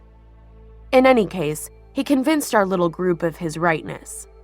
We formed the circle, with our stated intent being to save the race of shadow hunters from extinction. Of course, being 17, we weren't quite sure how we would do it, but we were sure we'd eventually accomplish something significant. Then came the night that Valentine's father was killed in a routine raid on a werewolf encampment. When Valentine returned to school after the funeral, he wore the red marks of mourning. He was different in other ways. His kindness was now interspersed with flashes of rage that bordered on cruelty. I put this new behavior down to grief and tried harder than ever to please him. I never answered his anger with anger of my own. I felt only the sick sense that I had disappointed him. The only one that could calm his rages was your mother. She had always stood a little apart from our group, sometimes mockingly calling us Valentine's fan club. That changed when his father died. His pain awakened her sympathy. They fell in love. I loved him too. He was my closest friend, and I was happy to see Jocelyn with him. When we left school, they married and went to live on her family's estate. I also returned home, but the circle continued. It had started as a sort of school adventure, but it grew in scale and power, and Valentine grew with it. Its ideals had changed as well. The Circle still clamored for the Mortal Cup, but since the death of his father, Valentine had become an outspoken proponent of war against all Downworlders, not just those who broke the Accords. This world was for humans, he argued, not part demons. Demons could never be fully trusted. I was uncomfortable with the Circle's new direction, but I stuck with it, partly because I still couldn't bear to let Valentine down, partly because Jocelyn had asked me to continue. She had some hope that I would be able to bring moderation to the Circle, but that was impossible. There was no moderating Valentine, and Robert and Maris Lightwood, now married, were almost as bad. Only Michael Wayland was unsure as I was, but despite our reluctance, we followed still. As a group, we hunted Downworlders tirelessly, seeking those who had committed even the slightest infraction. Valentine never killed a creature who had not broken the Accords, but he did other things. I saw him fasten silver coins to the eyelids of a werewolf child, blinding her in an attempt to get the girl to tell him where her brother was. I saw him, but you don't need to hear this. No, I'm sorry. What happened next was that Jocelyn became pregnant. The day she told me that, she also confessed that she had grown afraid of her husband. His behavior had turned weird, erratic. He would disappear into their cellars for nights at a time. Sometimes she would hear screams through the walls. I went to him. He laughed, dismissing her fears as the jitters of a woman carrying her first child. He invited me to hunt with him that night. We were still trying to clean out the nest of werewolves who had killed his father years before. We were Parabatai, a perfect hunting team of two, warriors who would die for each other. So when Valentine told me he would guard my back that night, I believed him. I didn't see the wolf until it was on me. I remember its teeth fastened on my shoulder and nothing else of that night. When I awoke, I was lying in Valentine's house, my shoulder bandaged, and Jocelyn was there. Not all werewolf bites result in lycanthropy. I healed of the injury and passed the next few weeks in a torment of waiting for the full moon. The Clave would have locked me in an observation cell had they known, but Valentine and Jocelyn kept silent. 3 weeks later, the moon rose full and bright, and I began to change. The first change is always the hardest. I remember a bewilderment of agony, a blackness, and waking up hours later in a meadow miles from the city. I was covered in blood, the torn body of some small woodland animal at my feet. I made my way back to the manor, and they met me at the door. Jocelyn fell on me weeping, but Valentine pulled her away. I stood bloody and shaking on my feet. I could scarcely think, and the taste of raw meat was still in my mouth. I don't know what I had expected, but I suppose I should have known. Valentine dragged me down the steps and into the woods with him. He told me that he ought to kill me himself, but seeing me then, he could not bring himself to do it. He gave me a dagger that had once belonged to his father. He said I should do the honorable thing and end my own life. He kissed the dagger when he handed it to me and went back inside the manor house and barred the door. I ran through the night, sometimes as a man, sometimes as a wolf, until I crossed the border. I burst into the midst of the werewolf encampment, brandishing my dagger, and demanded to meet and combat the lycanthrope who'd bitten me and turned me into one of them. Laughing, they pointed me toward the clan leader. Hands and teeth still bloody from the hunt, he rose to face me. I'd never been much for single combat. The crossbow was my weapon. I had excellent sight and aim. But I had never been very good at close range. It was Valentine who was skilled in fighting hand to hand. But I wanted only to die and to take with me the creature who had ruined me. I suppose I thought if I could avenge myself and kill the wolves who had murdered his father, Valentine would mourn me.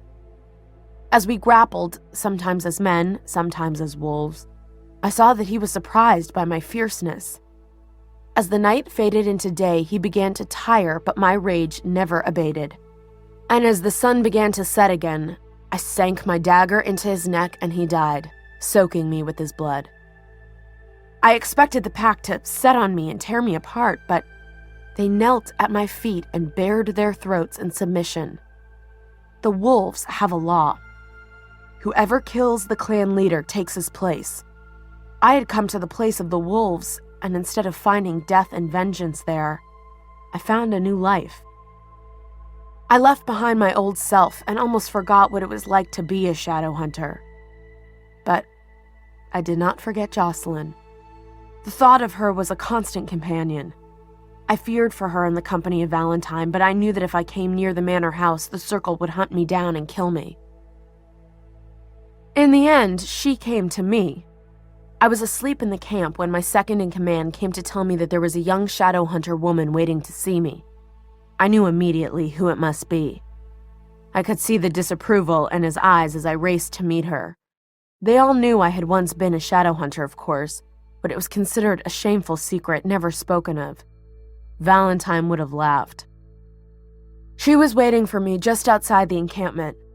She was no longer pregnant and looked drawn and pale.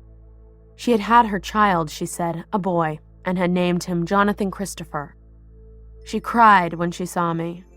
She was angry that I had not let her know I was still alive. Valentine had told the circle I had taken my own life, but she had not believed it. She knew that I would never do such a thing. I felt her faith in me was unwarranted, but I was so relieved to see her again that I didn't contradict her. I asked her how she had found me. She said that there were rumors in Alicante of a werewolf who had once been a shadow hunter. Valentine had heard the rumors too, and she had ridden to warn me. He came soon after, but I hid from him as werewolves can, and he left without bloodshed. After that, I began to meet Jocelyn in secret. It was the year of the Accords, and all of Downworld was abuzz with them and Valentine's probable plans for disrupting them. I heard that he had argued passionately in the Clave against the Accords, but with no success. So the Circle made a new plan, steeped in secrecy. They allied themselves with demons, the greatest enemies of shadow hunters, in order to procure weapons that could be smuggled undetected into the Great Hall of the Angel, where the Accords would be signed. And with the aid of a demon, Valentine stole the Mortal Cup. He left in its place a facsimile. It was months before the Clave realized the cup was missing, and by then it was too late. Jocelyn tried to learn what Valentine intended to do with the cup, but could not.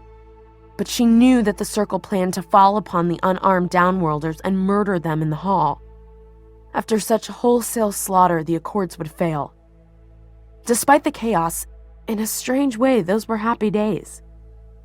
Jocelyn and I sent messages covertly to the fairies, the warlocks, and even to those age-old enemies of wolfkind, the vampires, warning them of Valentine's plans and bidding them prepare for battle. We worked together, werewolf and Nephilim. On the day of the Accords, I watched from a hidden place as Jocelyn and Valentine left the manor house. I remember how she bent to kiss the white blonde head of her son. I remember the way the sun shone on her hair. I remember her smile. They rode into Alicante by carriage. I followed, running on 4 feet, and my pack ran with me. The Great Hall of the Angel was crowded with all the assembled Clave and score upon score of Downworlders. When the Accords were presented for signing, Valentine rose to his feet and the Circle rose with him, sweeping back their cloaks to lift their weapons. As the hall exploded into chaos, Jocelyn ran to the great double doors of the hall and flung them open. My pack were the first at the door. We burst into the hall, tearing the night with our howls, and we were followed by fairy knights with weapons of glass and twisted thorns. After them came the Night Children, with bared fangs, and warlocks wielding flame and iron. As the panicked masses fled the hall, we fell upon the members of the Circle. Never had the Hall of the Angel seen such bloodshed. We tried not to harm those shadow hunters who were not of the Circle. Jocelyn marked them out, one by one, with a warlock spell. But many died, and I fear we were responsible for some. Certainly, afterward, we were blamed for many.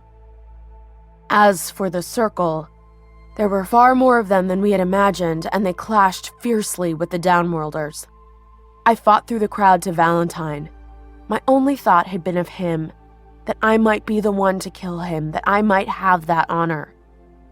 I found him at last by the great statue of the angel, dispatching a fairy knight with the broad stroke of his blood-stained dagger. When he saw me, he smiled, fierce and feral. "A werewolf who fights with a sword and dagger," he said, "is as unnatural as a dog who eats with a fork and a knife." "You know the sword, you know the dagger," I said, "and you know who I am. If you must address me, use my name." "I do not know the names of half-men," said Valentine.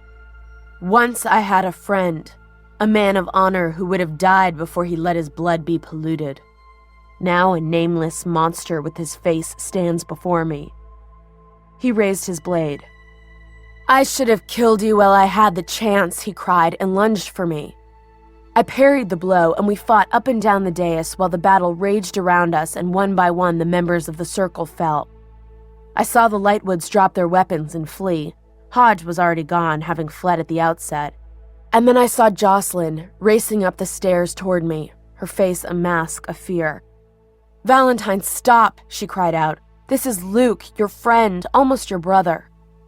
With a snarl, Valentine seized her and dragged her in front of him, his dagger to her throat. I dropped my blade.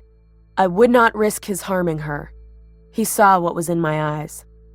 "You always wanted her," he hissed, "and now the two of you have plotted my betrayal together.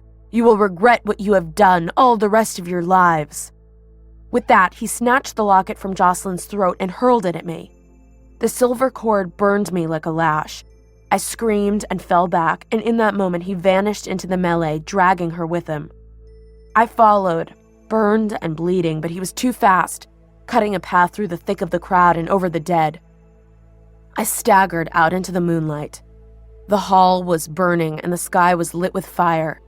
I could see all down the green lawns of the Capitol to the dark river and the road along the riverbank where people were fleeing into the night. I found Jocelyn by the banks of the river at last. Valentine was gone and she was terrified for Jonathan, desperate to get home. We found a horse and she plunged away.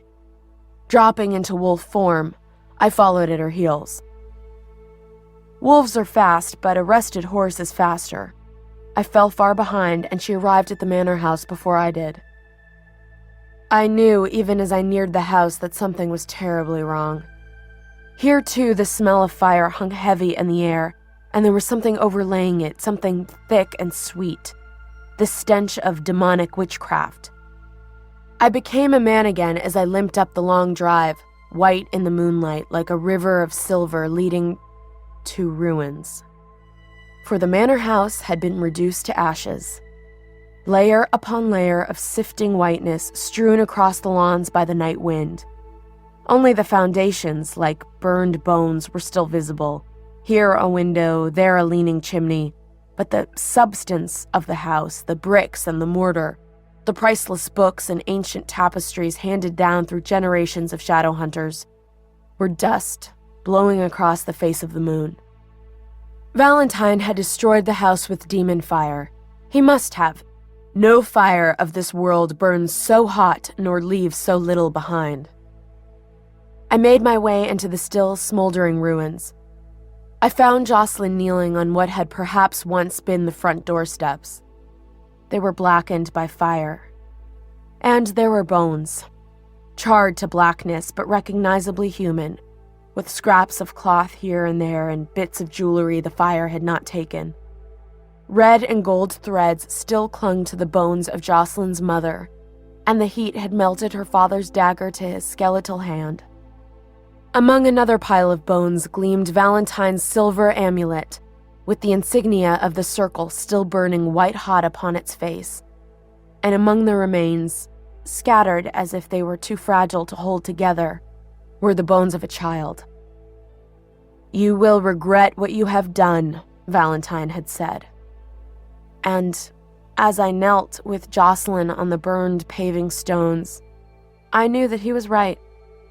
I did regret it, and have regretted it every day since. We rode back through the city that night among the still burning fires and shrieking people, and then out into the darkness of the country. It was a week before Jocelyn spoke again. I took her out of Idris. We fled to Paris. We had no money, but she refused to go to the institute there and ask for help. She was done with shadow hunters, she told me, done with the shadow world. I sat in the tiny, cheap hotel room we had rented and tried to reason with her, but it did no good. She was obstinate. At last, she told me why. She was carrying another child and had known it for weeks. She would make a new life for herself and her baby, and she wanted no whisper of Clave or Covenant ever to taint her future. She showed me the amulet she had taken from the pile of bones. In the flea market at Klingenkhor, she sold it, and with that money purchased an airplane ticket. She wouldn't tell me where she was going. The farther away she could get from Idris, she said, the better. I knew that leaving her old life behind meant leaving me behind as well, and I argued with her, but to no avail. I knew that if not for the child she carried, she would have taken her own life. And since to lose her to the mundane world was better than to lose her to death, I at last reluctantly agreed to her plan. And so it was that I bid her goodbye at the airport. The last words Jocelyn spoke to me in that dreary departure hall chilled me to the bone. Valentine is not dead. After she was gone, I returned to my pack, but I found no peace there. Always there was a hollow aching inside me, and always I woke up with her name unspoken on my lips. I was not the leader I had once been, I knew that much. I was just and fair, but remote. I could not find friends among the wolf people, nor a mate. I was, in the end, too much human, too much shadow hunter, to be at rest among the lycanthropes. I hunted, but the hunt brought no satisfaction, and when it came time for the accords to be signed at last, I went into the city to sign them. In the Hall of the Angel, scrubbed free of blood, the shadow hunters and the 4 branches of half-humans sat down again to sign the papers that would bring peace among us. I was astonished to see the Lightwoods, who seemed equally astonished that I wasn't dead. They themselves, they said, along with Hodge Starkweather and Michael Wayland, were the only members of the former circle to have escaped death that night in the hall. Michael, racked with grief over the loss of his wife, had hidden himself away at his country estate with his young son. The Clave had punished the other 3 with exile. They were leaving for New York to run the institute there. The Lightwoods, who had connections to the highest families in the Clave, got off with a far lighter sentence than Hodge. A curse had been laid on him. He would go with them, but if ever he were to leave the hallowed ground of the institute, he would be instantly slain. He was devoting himself to his studies, they said, and would make a fine tutor for their children. When we signed the accords, I rose from my chair and went from the hall down to the river where I'd found Jocelyn on the night of the uprising. Watching the dark waters flow, I knew I could never find peace in my homeland. I had to be with her or nowhere at all. I determined to look for her. I left my pack, naming another in my stead. I think they were relieved to see me go. I traveled as the wolf without a pack travels, alone, at night, keeping to the byways and country roads. I went back to Paris but found no clue there. Then I went to London. From London, I took a boat to Boston. I stayed a while in the cities, then in the White Mountains of the frozen north. I traveled a good deal, but more and more I found myself thinking of New York and the exiled shadow hunters there. Jocelyn, in a way, was an exile too. At length, I arrived in New York with a single duffel bag and no idea where to look for your mother. It would have been easy enough for me to find a wolf pack and join it, but I resisted. As I had done in other cities, I sent out messages through Downworld, searching for any sign of Jocelyn, but there was nothing, no word at all, as if she had simply disappeared into the mundane world without a trace. I began to despair. In the end, I found her by chance.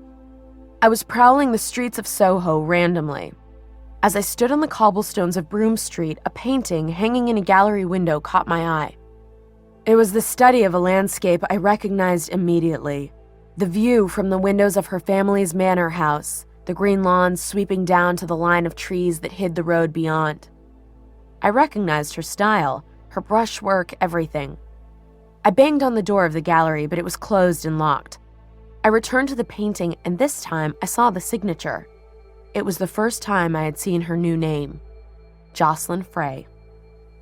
By that evening, I had found her, living in a fifth-floor walk-up in that artist's haven, the East Village. I walked up the grimy, half-lit stairs with my heart in my throat and knocked on her door. It was opened by a little girl with dark red braids and inquisitive eyes. And then, behind her, I saw Jocelyn walking toward me, her hands stained with paint, and her face just the same as it had been when we were children. The rest you know. 22. Renwick's Ruin. For a long moment after Luke finished speaking, there was silence in the room. The only sound was the faint drip of water down the stone walls. Finally, he said, "Say something, Clary." "What do you want me to say?" He sighed. "Maybe that you understand?" Clary could hear the blood pounding in her ears.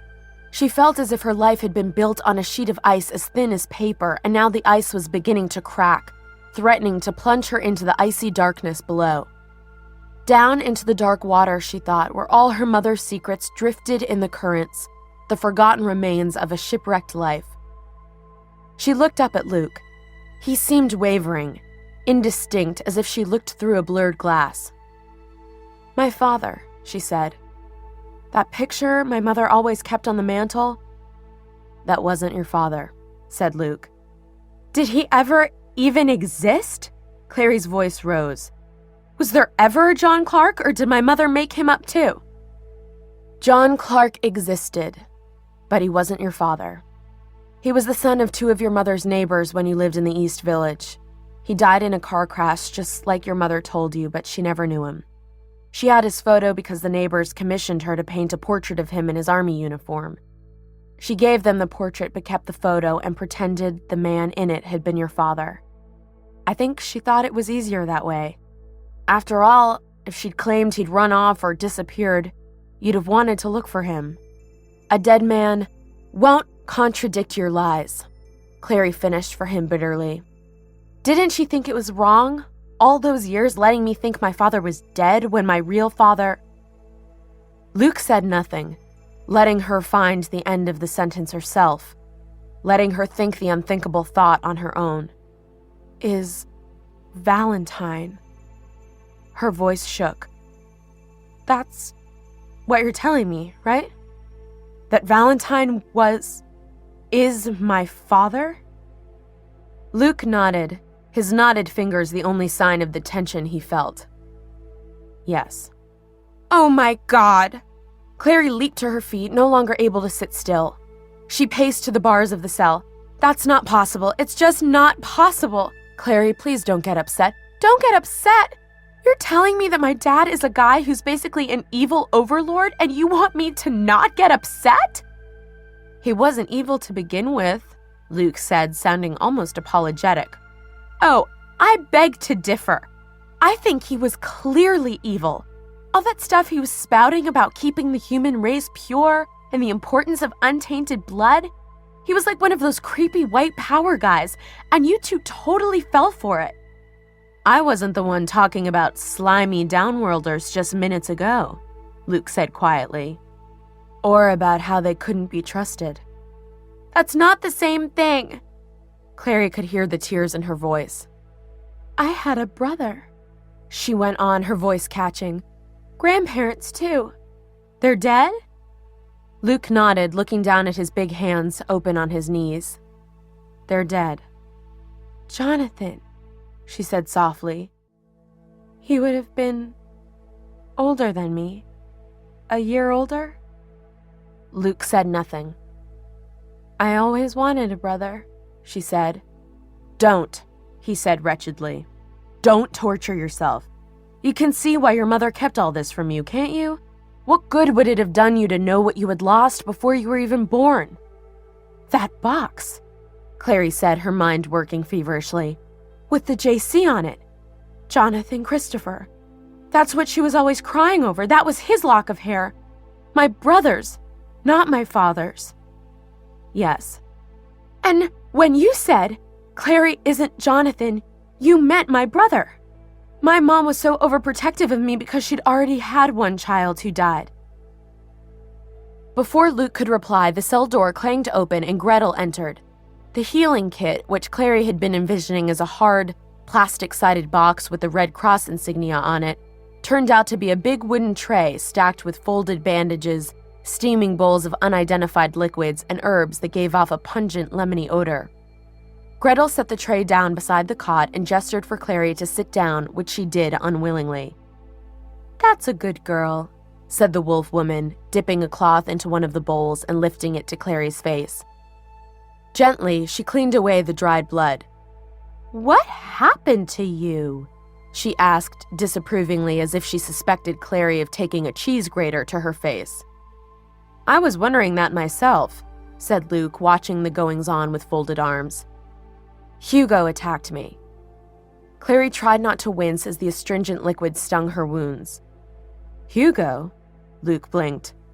"Hodge's bird. I think it was his bird anyway. Maybe it was Valentine's." "Hugin," Luke said softly.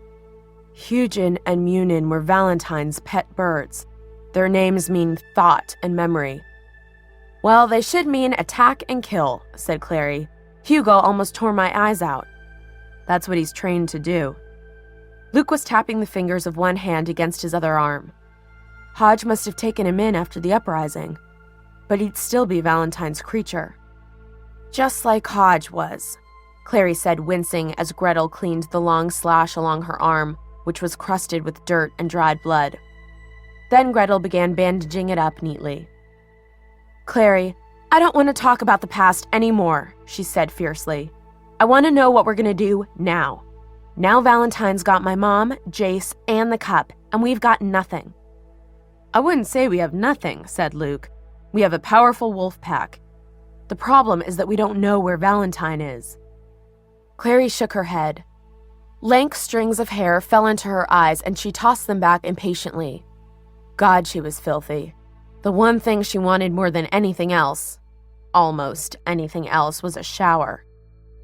"Doesn't Valentine have some kind of hideout? A secret lair?" "If he does," said Luke, "he has kept it secret indeed." Gretel released Clary, who moved her arm gingerly. The greenish ointment Gretel had smeared on the cut had minimized the pain, but the arm still felt stiff and wooden. "Wait a second," Clary said. "I never understand why people say that," Luke said to no one in particular. "I wasn't going anywhere." "Could Valentine be somewhere in New York?" "Possibly." "When I saw him at the Institute, he came through a portal. Magnus said there are only 2 portals in New York. One at Dorothea's and one at Renwick's.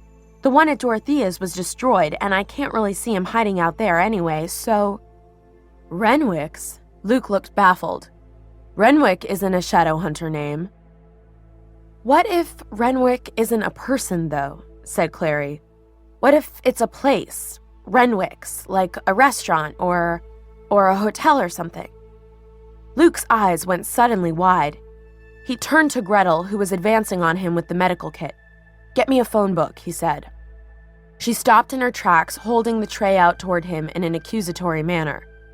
"But, sir, your wounds." "Forget my wounds and get me a phone book," he snapped. "We're in a police station. You'd think there'd be plenty of old ones around." With a look of disdainful exasperation, Gretel set the tray down on the ground and marched out of the room. Luke looked at Clary over his spectacles, which had slid partway down his nose. "Good thinkin'." She didn't reply. There was a hard knot at the center of her stomach. She found herself trying to breathe around it. The beginning of a thought tickled at the edge of her mind, wanting to resolve itself into a full-blown realization. But she pushed it firmly down and away. She couldn't afford to give her resources, her energy, to anything but the issue immediately at hand. Gretel returned with damp-looking yellow pages and thrust them at Luke. He read the book standing up while the wolf woman attacked his injured side with bandages and sticky pots of ointment. "There are 7 Renwicks in the phone book," he said finally. "No restaurants, hotels, or other locations." He pushed his spectacles up. They slid down again instantly. "They are not shadow hunters," he said, "and it seems unlikely to me that Valentine would set up headquarters in the home of a mundane or a downworlder. Though, perhaps— "Do you have a phone?" Clary interrupted. Not on me. Luke, still holding the phone book, peered under it at Gretel. Could you get the telephone? With a disgusted snort, she tossed the wad of bloody cloths she'd been holding onto the floor and stalked out of the room a second time. Luke set the phone book down on the table, picked up the roll of bandaging, and began winding it around the diagonal cut across his ribs. Sorry, he said as Clary stared. I know, it's disgusting. If we catch Valentine, she asked abruptly, can we kill him? Luke nearly dropped the bandages. What? She fiddled with a stray thread poking out of the pocket of her jeans. He killed my older brother. He killed my grandparents, didn't he? Luke set the bandages on the table and pulled his shirt down. And you think killing him will what? Erase those things? Gretel returned before Clary could say anything to that. She wore a martyred expression and handed Luke a clunky-looking old-fashioned cell phone. Clary wondered who paid the phone bills. Clary held her hand out. Let me make a call. Luke seemed hesitant. Clary, it's about Renwick's. It'll only take a second. He handed her the phone warily. She punched in the number and half turned away from him to give herself the illusion of privacy. Simon picked up on the third ring. Hello? It's me. His voice climbed an octave. Are you all right? I'm fine. Why? Have you heard anything from Isabel? No. What would I have heard from Isabel? Is there something wrong? Is it Alec? No, Clary said, not wanting to lie and say that Alec was fine. It's not Alec. Look, I just need you to Google something for me. Simon snorted. You're kidding. Don't they have a computer there? You know what? Don't answer that. She heard the sounds of a door opening and the thump meow as Simon's mother's cat was banished from his perch on the keyboard of his computer. She could picture Simon quite clearly in her head as he sat down, his fingers moving quickly over the keyboard. What do you want me to look up? She told him. She could feel Luke's worried eyes on her as she talked. It was the same way he'd looked at her when she was 11 years old and had the flu with the spiking fever. He brought her ice cubes to suck on and had read to her out of her favorite books, doing all the voices. You're right, Simon said, snapping her out of her reverie. It's a place, or at least it was a place. It's abandoned now. Her sweaty hand slipped on the phone and she tightened her grip. Tell me about it. The most famous of the lunatic asylums, debtors' prisons, and hospitals built on Roosevelt Island in the 1800s, Simon read dutifully. Renwick Smallpox Hospital was designed by architect Jacob Renwick and intended to quarantine the poorest victims of Manhattan's uncontrollable smallpox epidemic. During the next century, the hospital was abandoned to disrepair. Public access to the ruin is forbidden. Okay, that's enough, said Clary, her heart pounding. That's got to be it. Roosevelt Island. Don't people live there? Not everyone lives in the slope, princess, said Simon with a fair degree of mock sarcasm. Anyway, do you need me to give you a ride again or something? No, I'm fine. I don't need anything. I just wanted the information. All right. He sounded a little hurt, Clary thought, but told herself it didn't matter. He was safe at home, and that was what was important. She hung up, turning to Luke. There's an abandoned hospital at the south end of Roosevelt Island called Renwick's. I think Valentine's there. Luke shoved his glasses up again. Blackwell's Island. Of course. What do you mean, Blackwell's? I said. He cut her off with a gesture. That's what Roosevelt Island used to be called. Blackwell's. It was owned by an old shadow hunter family, I should have guessed. He turned to Gretel. Get Alaric. We're going to need everyone back here as soon as possible. His lips were curled into a half-smile that reminded Clary of the cold grin Jace wore during fights. Tell them to ready themselves for battle. They made their way up to the street via a circuitous maze of cells and corridors that eventually opened out into what had once been the lobby of a police station. The building was abandoned now, and the slanting light of late afternoon cast strange shadows over the empty desks, the padlocked cabinets pocked with black termite holes, the cracked floor tiles spelling out the motto of the NYPD, Fidelis ad mortem, faithful unto death. said Luke, following her gaze. Let me guess, said Clary. On the inside, it's an abandoned police station. From the outside, mundanes only see a condemned apartment building or a vacant lot or... Actually, it looks like a Chinese restaurant from the outside, Luke said. Takeout only, no table service. A Chinese restaurant? Clary echoed in disbelief. He shrugged. Well, we are in Chinatown. This was the second precinct building once. People must think it's weird that there's no phone number to call for orders. Luke grinned. There is. We just don't answer it much. Sometimes, if they're bored, some of the cubs will deliver someone some mushu pork. You're kidding. Not at all. The tips come in handy. He pushed the front door open, letting in a stream of sunlight. Still not sure whether he was kidding or not, Clary followed Luke across Baxter Street to where his car was parked. The inside of the pickup truck was comfortingly familiar. The faint smell of wood chips and old paper and soap. The faded pair of plush gold dice that she'd given him when she was 10 because they looked like the gold dice hanging from the rearview mirror of the Millennium Falcon. The discarded gum wrappers and empty coffee cups rolling around on the floor. Clary hauled herself up into the passenger seat, settling back against the headrest with a sigh. She was more tired than she would have liked to admit. Luke shut the door after her. Stay right here. She watched as he talked to Gretel and Alaric, who were standing on the steps of the old police station waiting patiently. Clary amused herself by letting her eyes fade in and out of focus, watching the glamour appear and disappear. First, it was an old police station. Then it was a dilapidated storefront sporting a yellow awning that read Jade Wolf Chinese Cuisine. Luke was gesturing to his second and third, pointing down the street. His pickup was the first in a line of vans, motorcycles, jeeps, and even a wrecked-looking old school bus. The vehicles stretched in a line down the block and around the corner, a convoy of werewolves. Clary wondered how they'd begged, borrowed, stolen, or commandeered so many vehicles on such short notice. On the plus side, at least they wouldn't all have to go on the aerial tram. Luke accepted a white paper bag from Gretel and with a nod, bounded back to the pickup. Folding his lanky body behind the wheel, he handed her the bag. You're in charge of this. Clary peered at it suspiciously. What is it? Weapons? Luke's shoulders shook with soundless laughter. Steamed bao buns, actually, he said, pulling the truck out into the street. And coffee. Clary ripped the bag open as they headed uptown, her stomach growling furiously. She tore a bun apart, savoring the rich, savory salt taste of the pork, the chewiness of the white dough. She washed it down with a swig of black, super sweet coffee and offered a bun to Luke. Want one? Sure. It was almost like old times, she thought, as they swung onto Canal Street, when they had picked up bags of hot dumplings from the Golden Carriage Bakery and eaten half of them on the drive home over the Manhattan Bridge. So, tell me about this Jace, said Luke. Clary nearly choked on a bun.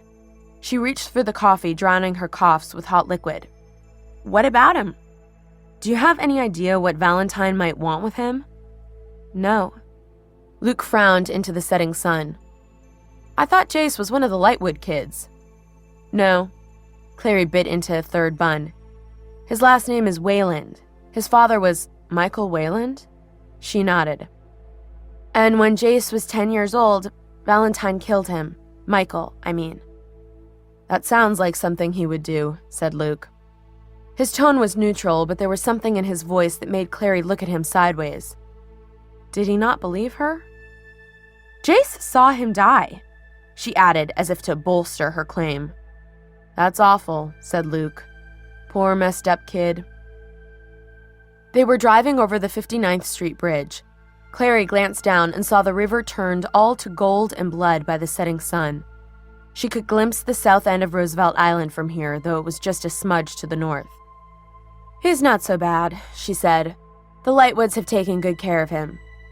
I can imagine. They were always close with Michael, observed Luke, swerving into the left lane. In the side mirror, Clary could see the caravan of following vehicles alter its course to mimic his. They would want to look after his son. So what happens when the moon comes up, she asked. Are you all going to suddenly wolf out or what? Luke's mouth twitched. Not exactly. Only the young ones, the ones who've just changed, can't control their transformations. Most of the rest of us have learned how to over the years. Only the moon at its fullest can force a change on me now. So when the moon's only partly full, you only feel a little wolfy? Clary asked. You could say that.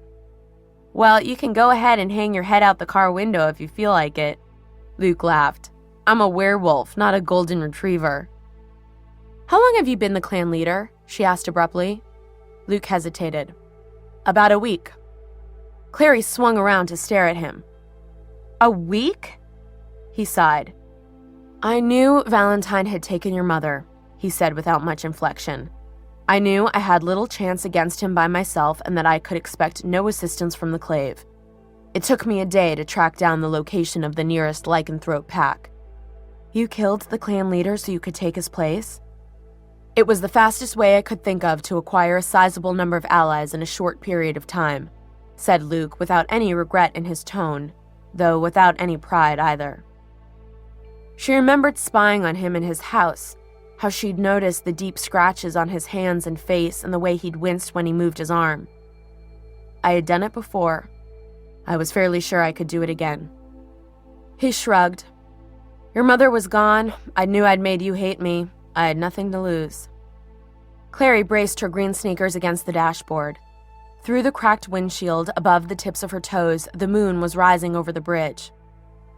Well, she said, you do now.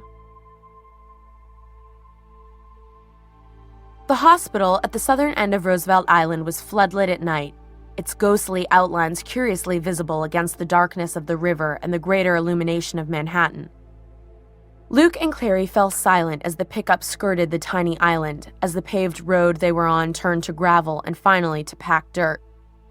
The road followed the curve of a high chain-link fence, the top of which was strung with curlicues of razor wire like festive loops of ribbon. When the road grew too bumpy for them to drive any farther, Luke pulled the truck to a stop and killed the lights. He looked at Clary. Any chance if I asked you to wait here for me, you would? She shook her head. It wouldn't necessarily be any safer in the car. Who knows what Valentine's got patrolling his perimeter? Luke laughed softly. Perimeter? Listen to you. He swung himself out of the truck and came around to her side to help her down. She could have jumped down from the truck herself, but it was nice to have him help, the way he'd done when she was too small to climb down on her own. Her feet hit the dry packed dirt, sending up puffs of dust. The cars that had been following them were pulling up one by one, forming a sort of circle around Luke's truck. Their headlights swept across her view, lighting the chain-link fence to white silver. Beyond the fence, the hospital itself was a ruin bathed in harsh light that pointed out its dilapidated state, the roofless walls jutting up from the uneven ground like broken teeth, the crenellated stone parapets overgrown with a green carpet of ivy. It's a wreck, she heard herself say softly, a flicker of apprehension in her voice. I don't see how Valentine could possibly be hiding here. Luke glanced past her at the hospital. It's a strong glamour, he said. Try to look past the lights. Alaric was walking over to them along the road, the light breeze making his denim jacket flutter open, showing the scarred chest underneath. The werewolves walking behind them looked like completely ordinary people, Clary thought. If she'd seen them all together in a group somewhere, she might have thought they knew each other somehow. There was a certain non-physical resemblance, a bluntness to their gaze, a forcefulness to their expressions. She might have thought they were farmers, since they looked more sunburned, lean, and raw-boned than your average city dweller, or maybe she would have taken them for a biker gang. But they looked nothing like monsters. They came together in a quick conference by Luke's truck, like a football huddle. Clary, feeling very much on the outside, turned to look at the hospital again. This time, she tried to stare around the lights, or through them, the way you could sometimes look past a thin top coat of paint to see what was underneath. As it usually did, thinking of how she would draw it helped. The lights seemed to fade, and now she was looking across an oak-dusted lawn to an ornate Gothic revival structure that seemed to loom above the trees like the bulwark of a great ship. The windows of the lower floors were dark and shuttered. but light poured through the mitered arches of the third-story windows like a line of flame burning along the ridge of a distant mountain range. A heavy stone porch faced outward, hiding the front door. "You see it?" It was Luke, who had come up behind her with the padding grace of, well, a wolf. She was still staring. "It looks more like a castle than a hospital." Taking her by the shoulders, Luke turned her to face him. "Clary, listen to me." His grip was painfully tight. "I want you to stay next to me. Move when I move. Hold onto my sleeve if you have to. The others are going to stay around us protecting us, but if you get outside the circle, they won't be able to guard you. They're going to move us toward the door." He dropped his hands from her shoulders, and when he moved, she saw the glint of something metal just inside his jacket. She hadn't realized he was carrying a weapon, but then she remembered what Simon had said about what was in Luke's old green duffel bag and supposed it made sense. "Do you promise you'll do what I say?" "I promise." The fence was real, not part of the glamour. Alaric, still in front, rattled it experimentally, then raised a lazy hand. Long claws sprouted from beneath his fingernails, and he slashed at the chain link with them, slicing the metal to ribbons. They fell in a clattering pile like tinker toys. "Go." He gestured the others through. They surged forward like one person, a coordinated sea of movement. Gripping Clary's arm, Luke pushed her ahead of him, ducking to follow. They straightened up inside the fence, looking up toward the smallpox hospital where gathered dark shapes massed on the porch were beginning to move down the steps. Alaric had his head up, sniffing the wind. "The stench of death lies heavy on the air." Luke's breath left his lungs in a hissing rush. "Forsaken." He shoved Clary behind him. She went, stumbling slightly on the uneven ground. The pack began to move toward her and Luke. As they neared, they dropped to all fours, lips snarling back from their lengthening fangs, limbs extending into long, furred extremities, clothes overgrown by fur. Some tiny, instinctual voice in the back of Clary's brain was screaming at her, "Wolves, run away!" But she fought it and stayed where she was, though she could feel the jump and tremble of nerves in her hands. The pack encircled them, facing outward. More wolves flanked the circle on either side. It was as if she and Luke were the center of a star. Like that, they began to move toward the front porch of the hospital. Still behind Luke, Clary didn't even see the first of the Forsaken as they struck. She heard a wolf howl as if in pain. The howl went up and up, turning quickly into a snarl. There was a thudding sound, then a gurgling cry, and a sound like ripping paper. Clary found herself wondering if the Forsaken were edible. She glanced up at Luke. His face was set. She could see them now, beyond the ring of wolves, the scene lit to brilliance by floodlights and the shimmering glow of Manhattan. Dozens of Forsaken, their skin corpse pale in the moonlight, seared by lesion-like runes. Their eyes were vacant as they hurled themselves at the wolves, and the wolves met them head-on, claws tearing, teeth gouging and rending. She saw one of the Forsaken warriors, a woman, fall back, throat torn out, arms still twitching. Another hacked at a wolf with one arm while the other arm lay on the ground a meter away, blood pulsing from the stump. Black blood, brackish as swamp water, ran in streams, slicking the grass so that Clary's feet slipped out from under her. Luke caught her before she could fall. "Stay with me." "I'm here," she wanted to say, but no words would come out of her mouth. The group was still moving up the lawn toward the hospital, agonizingly slowly. Luke's grip was rigid as iron. Clary couldn't tell who was winning, if anyone. The wolves had size and speed on their side, but the Forsaken moved with a grim inevitability and were surprisingly hard to kill. She saw the big brindled wolf who was Alaric take one down by tearing its legs out from under it, then leaping for its throat. It kept moving even as he ripped it apart, its slashing axe opening up a long red cut along Alaric's glinting coat. Distracted, Clary hardly noticed the Forsaken that broke through the protective circle until it loomed up in front of her as if it had sprung up from the grass at her feet. White-eyed, with matted hair, it raised a dripping knife. She screamed. Luke whirled, dragging her sideways, and caught the thing's wrist and twisted. She heard the snap of bone and the knife fell to the grass. The Forsaken's hand dangled limply, but it kept coming on toward them, evincing no sign of pain. Luke was shouting hoarsely for Alaric. Clary tried to reach the dagger in her belt, but Luke's grip on her arm was too strong. Before she could shout at him to let go of her, a lick of slim silver fire hurtled between them.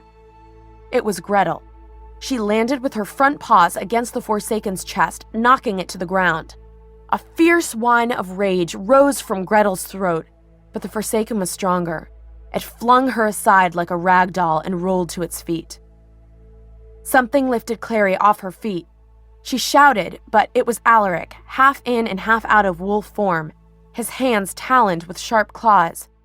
Still, they held her gently as he swung her up into his arms. Luke was motioning at them. "Get her out of here! Get her to the doors!" he was shouting. "Luke!" Clary twisted in Alaric's grasp. "Don't look!" Alaric said in a growl. But she did look, long enough to see Luke start toward Gretel, a blade in his hand, but it was too late.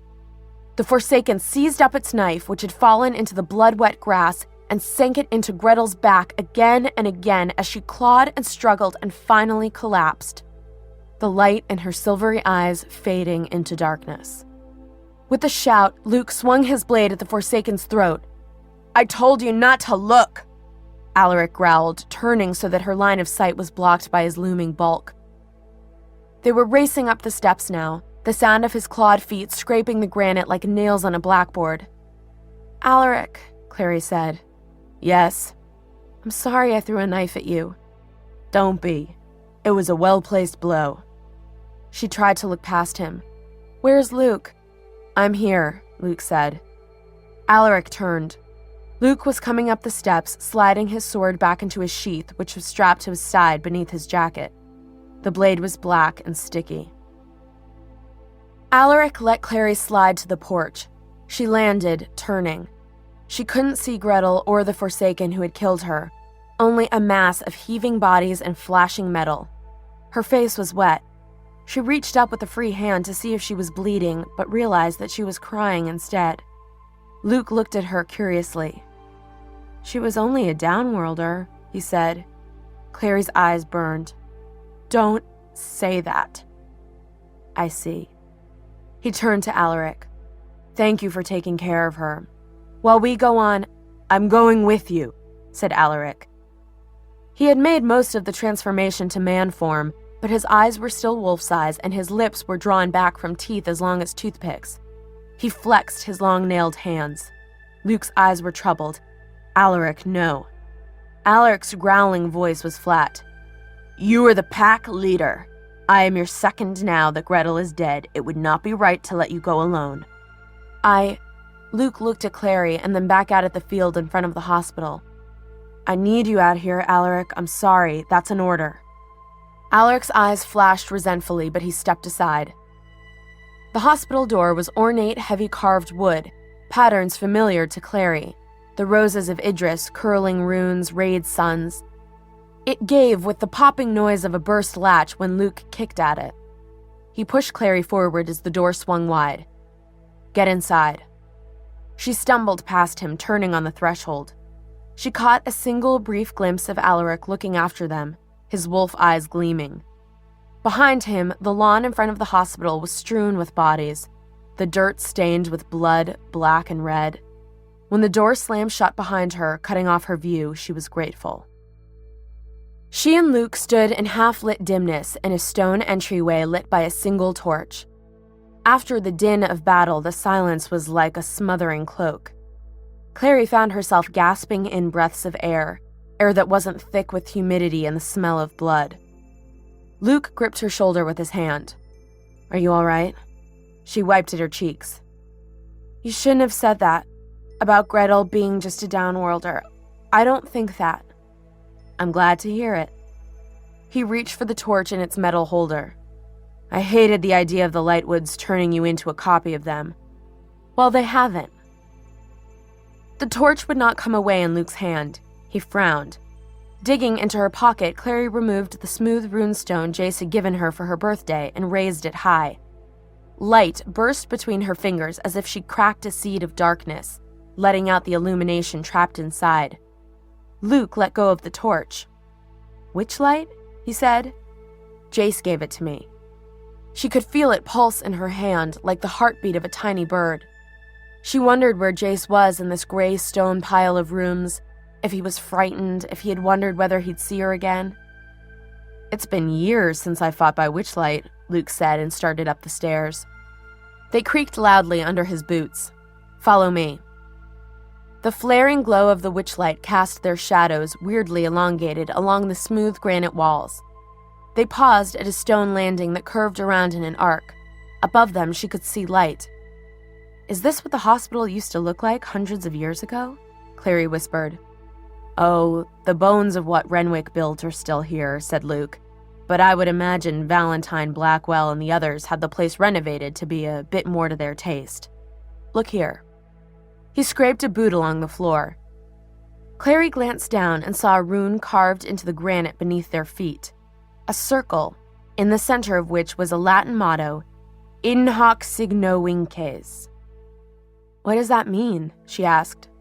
"It means, 'By this sign we will conquer.'" It was the motto of the circle. She glanced up toward the light. "So they're here." "They're here," said Luke, and there was anticipation in the narrow edge of his tone. "Come." They went up the winding staircase, circling under the light until it was all around them, and they were standing at the entrance to a long and narrow corridor. Torches blazed along the passage. Clary closed her hand over the witchlight, and it blinked out like a doused star.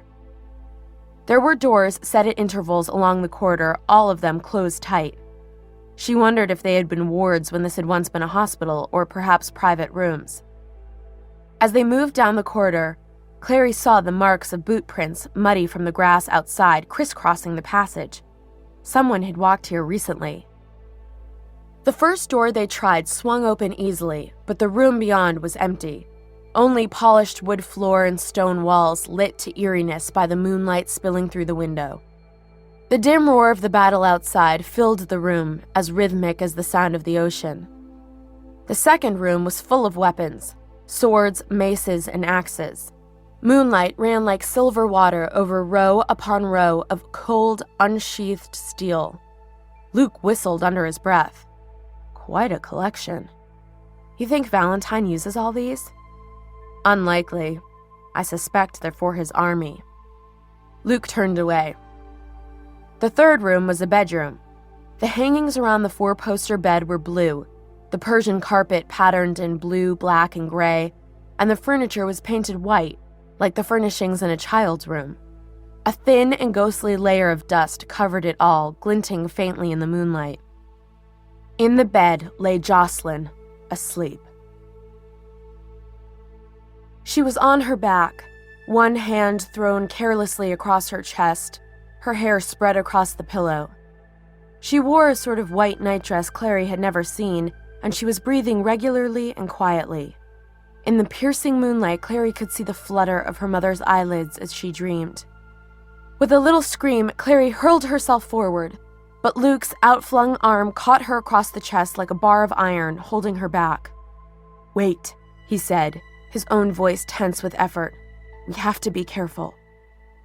Clary glared at him, but he was looking past her, his expression angry and pained. She followed the line of his gaze and saw what she had not wanted to see before. Silver manacles closed around Jocelyn's wrists and feet, the ends of their chains sunk deep into the stone floor on either side of the bed. The table beside the bed was covered in a weird array of tubes and bottles, glass jars and long, wickedly tipped instruments glinting with surgical steel. A rubberized tube ran from one of the glass jars to a vein in Jocelyn's left arm. Clary jerked herself away from Luke's restraining hand and lunged toward the bed, wrapping her arms around her mother's unresponsive body. But it was like trying to hug a badly jointed doll. Jocelyn remained motionless and stiff, her slow breath unaltered. A week ago, Clary would have cried as she had that first terrible night she had discovered her mother missing, cried and called out. But no tears came now as she let her mother go and straightened up. There was no terror in her now, and no self-pity. Only a bitter rage and a need to find the man who'd done this, the one responsible for all of it. "Valentine," she said. "Of course." Luke was beside her, touching her mother's face lightly, raising her eyelids. The eyes beneath were as blank as marbles. "She's not drugged," he said. "Some kind of spell, I expect." Clary let her breath out in a tight half-sob. "How do we get her out of here?" "I can't touch the manacles," said Luke. "Silver. Do you have—" "The weapons room," Clary said, standing up. "I saw an axe in there. Several. We could cut the chains." "Those chains are unbreakable."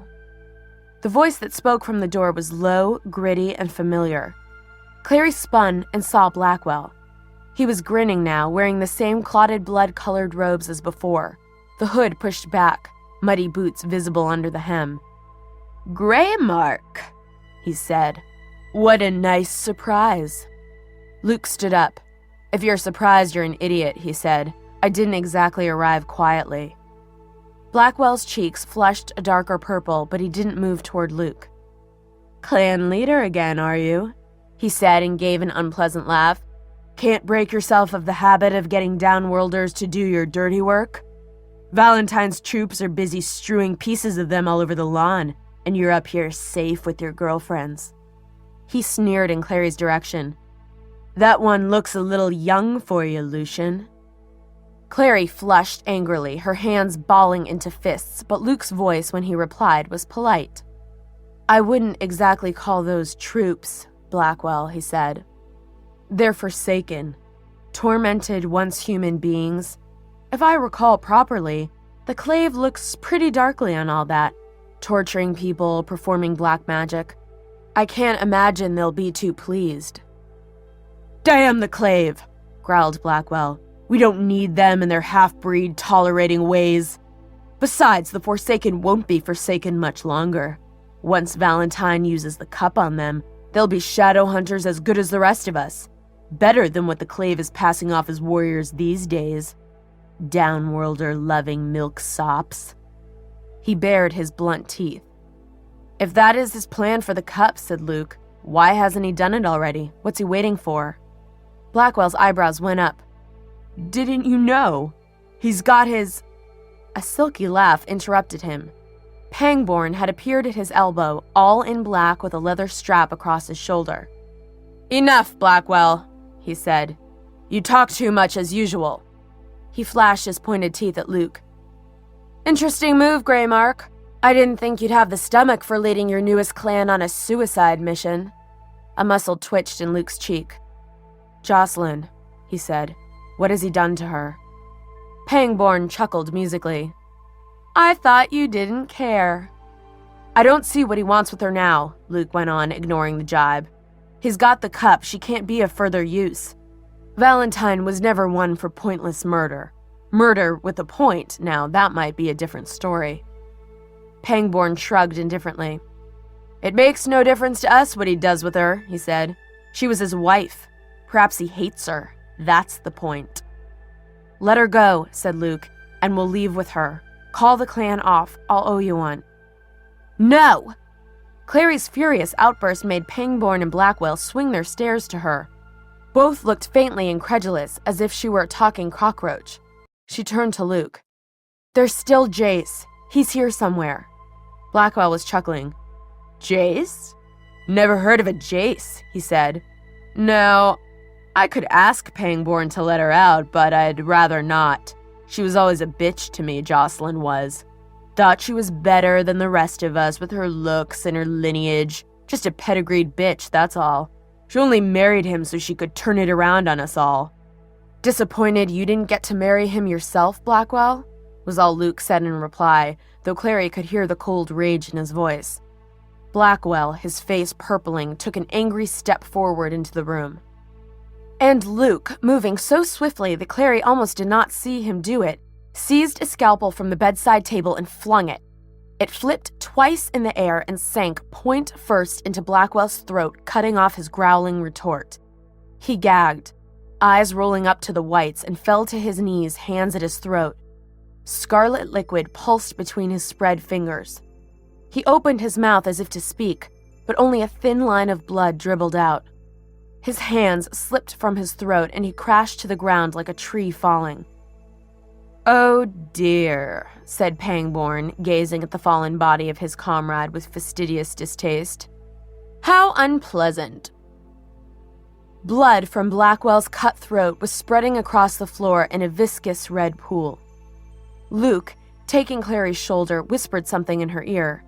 It meant nothing. Clary was aware only of a numb buzzing in her head.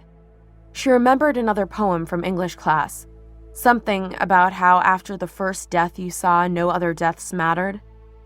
That poet hadn't known what he was talking about. Luke let her go. "The keys, Pangborn," he said. Pangborn nudged Blackwell with a foot and glanced up. He looked irritable. "Or what? You'll throw a syringe at me? There was only one blade on that table." "No," he added, reaching behind him and drawing from his shoulder a long and wicked-looking sword. "I'm afraid that if you want the keys, you'll have to come and get them. Not because I care about Jocelyn Morgenstern one way or the other, you understand, but only because I, for one, have been looking forward to killing you for years." He drew the last word out, savoring it with a delicious exultation as he moved forward into the room. His blade flashed, a spear of lightning in the moonlight. Clary saw Luke thrust a hand out toward her, a strangely elongated hand tipped with nails like tiny daggers, and she realized two things: that he was about to change, and that what he had whispered in her ear was a single word: run. She ran.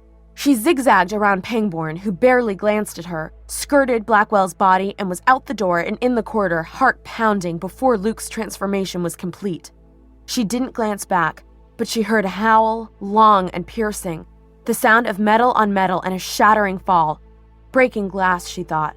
Perhaps they had knocked over the bedside table. She dashed down the hall to the weapons room. Inside, she reached for a weathered, steel-hafted axe. It stuck firmly to the wall, no matter how hard she yanked at it. She tried a sword, and then a feather staff, even a small dagger, but not a single blade would come free in her hand. At last, nails torn and fingers bloodied with effort, she had to give up. There was magic in this room, and not runic magic either. Something wild and strange. Something dark. She backed out of the room. There was nothing on this floor that could help her. She limped down the corridor. She was beginning to feel the ache of true exhaustion in her legs and arms, and found herself at the junction of the stairs. Up or down? Down, she recalled, had been lightless, empty. Of course, there was the witchlight in her pocket, but something in her quailed at the thought of entering those black spaces alone. Upstairs, she saw the blaze of more lights, caught a flicker of something that might have been movement. She went up. Her legs hurt, her feet hurt, everything hurt. Her cuts had been bandaged, but that didn't stop them from stinging. Her face ached where Hugo had slashed her cheek, and her mouth tasted metallic and bitter. She reached the last landing. It curved gently like the bow of a ship, as silent here as it had been downstairs. No sound of the fighting outside reached her ears. Another long corridor stretched out in front of her with the same multiple doors, but here some were open, spilling even more light out into the hallway. She went forward, and some instinct drew her to the last door on the left. Cautiously, she glanced inside. At first, the room reminded her of one of the period reconstruction displays at the Metropolitan Museum of Art. It was as if she had stepped into the past. The paneled walls gleamed as if recently polished, as did the endlessly long dining table set with delicate china. An ornate gold-framed mirror adorned the far wall, between two oil portraits in heavy frames. Everything glittered under the torchlight, the plates on the table, heaped with food, the fluted glasses shaped like calla lilies, the linen so white they were blinding. At the end of the room were two wide windows draped with swags of heavy velvet.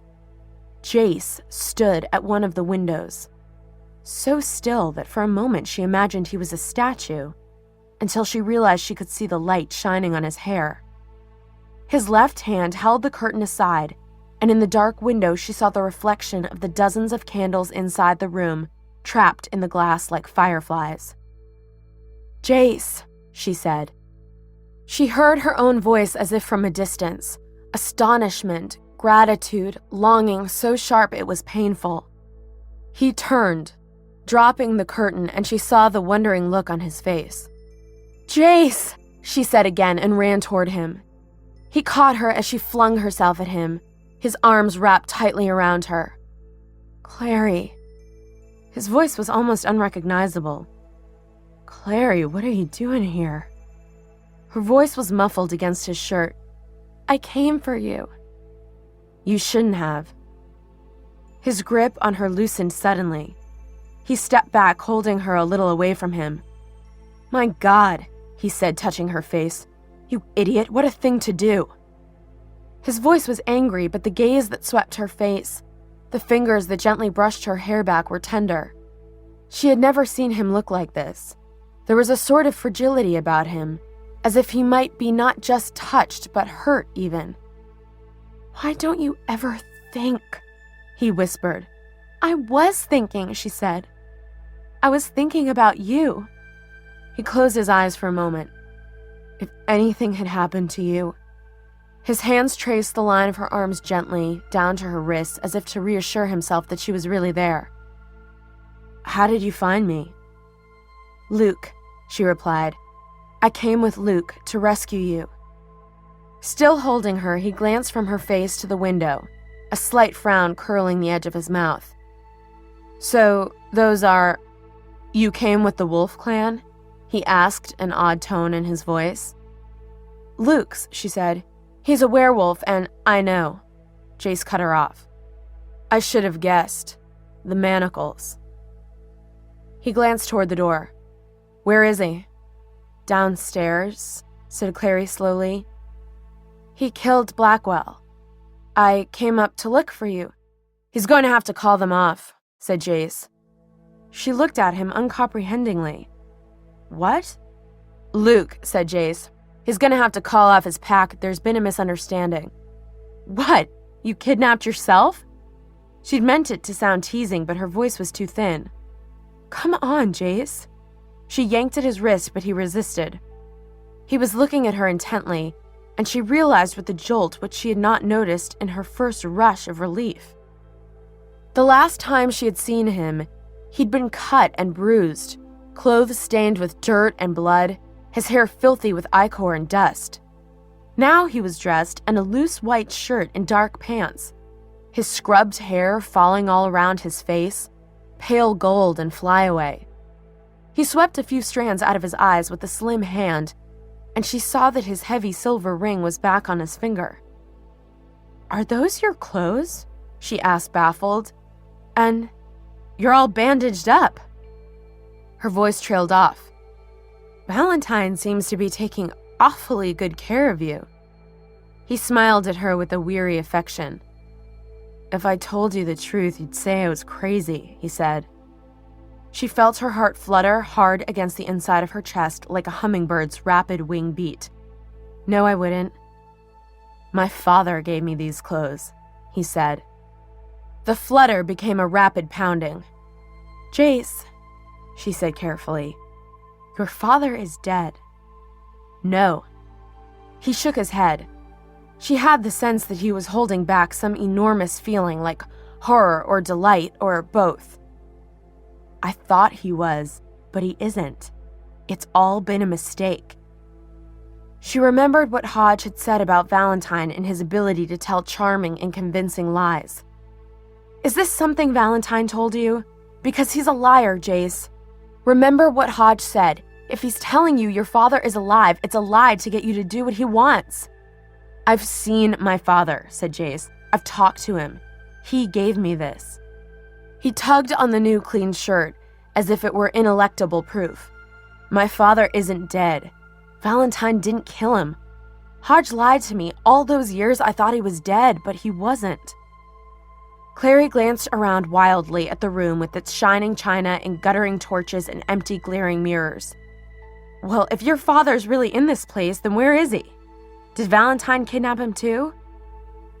Jace's eyes were shining. The neck of his shirt was open, and she could see the thin white scars that covered his collarbone, like cracks in the smooth golden skin. My father. The door of the room, which Clary had shut behind her, opened with a creak, and a man walked into the room. It was Valentine. His silvery, close-cropped hair gleamed like a polished steel helmet, and his mouth was hard. He wore a waist sheath on his thick belt, and the hilt of a long sword protruded from the top of it. So, he said, resting a hand on the hilt as he spoke, have you gathered your things? Our Forsaken can hold off the wolfmen for only so... Seeing Clary, he broke off mid-sentence. He was not the sort of man who was ever really caught off guard, but she saw the flicker of astonishment in his eyes.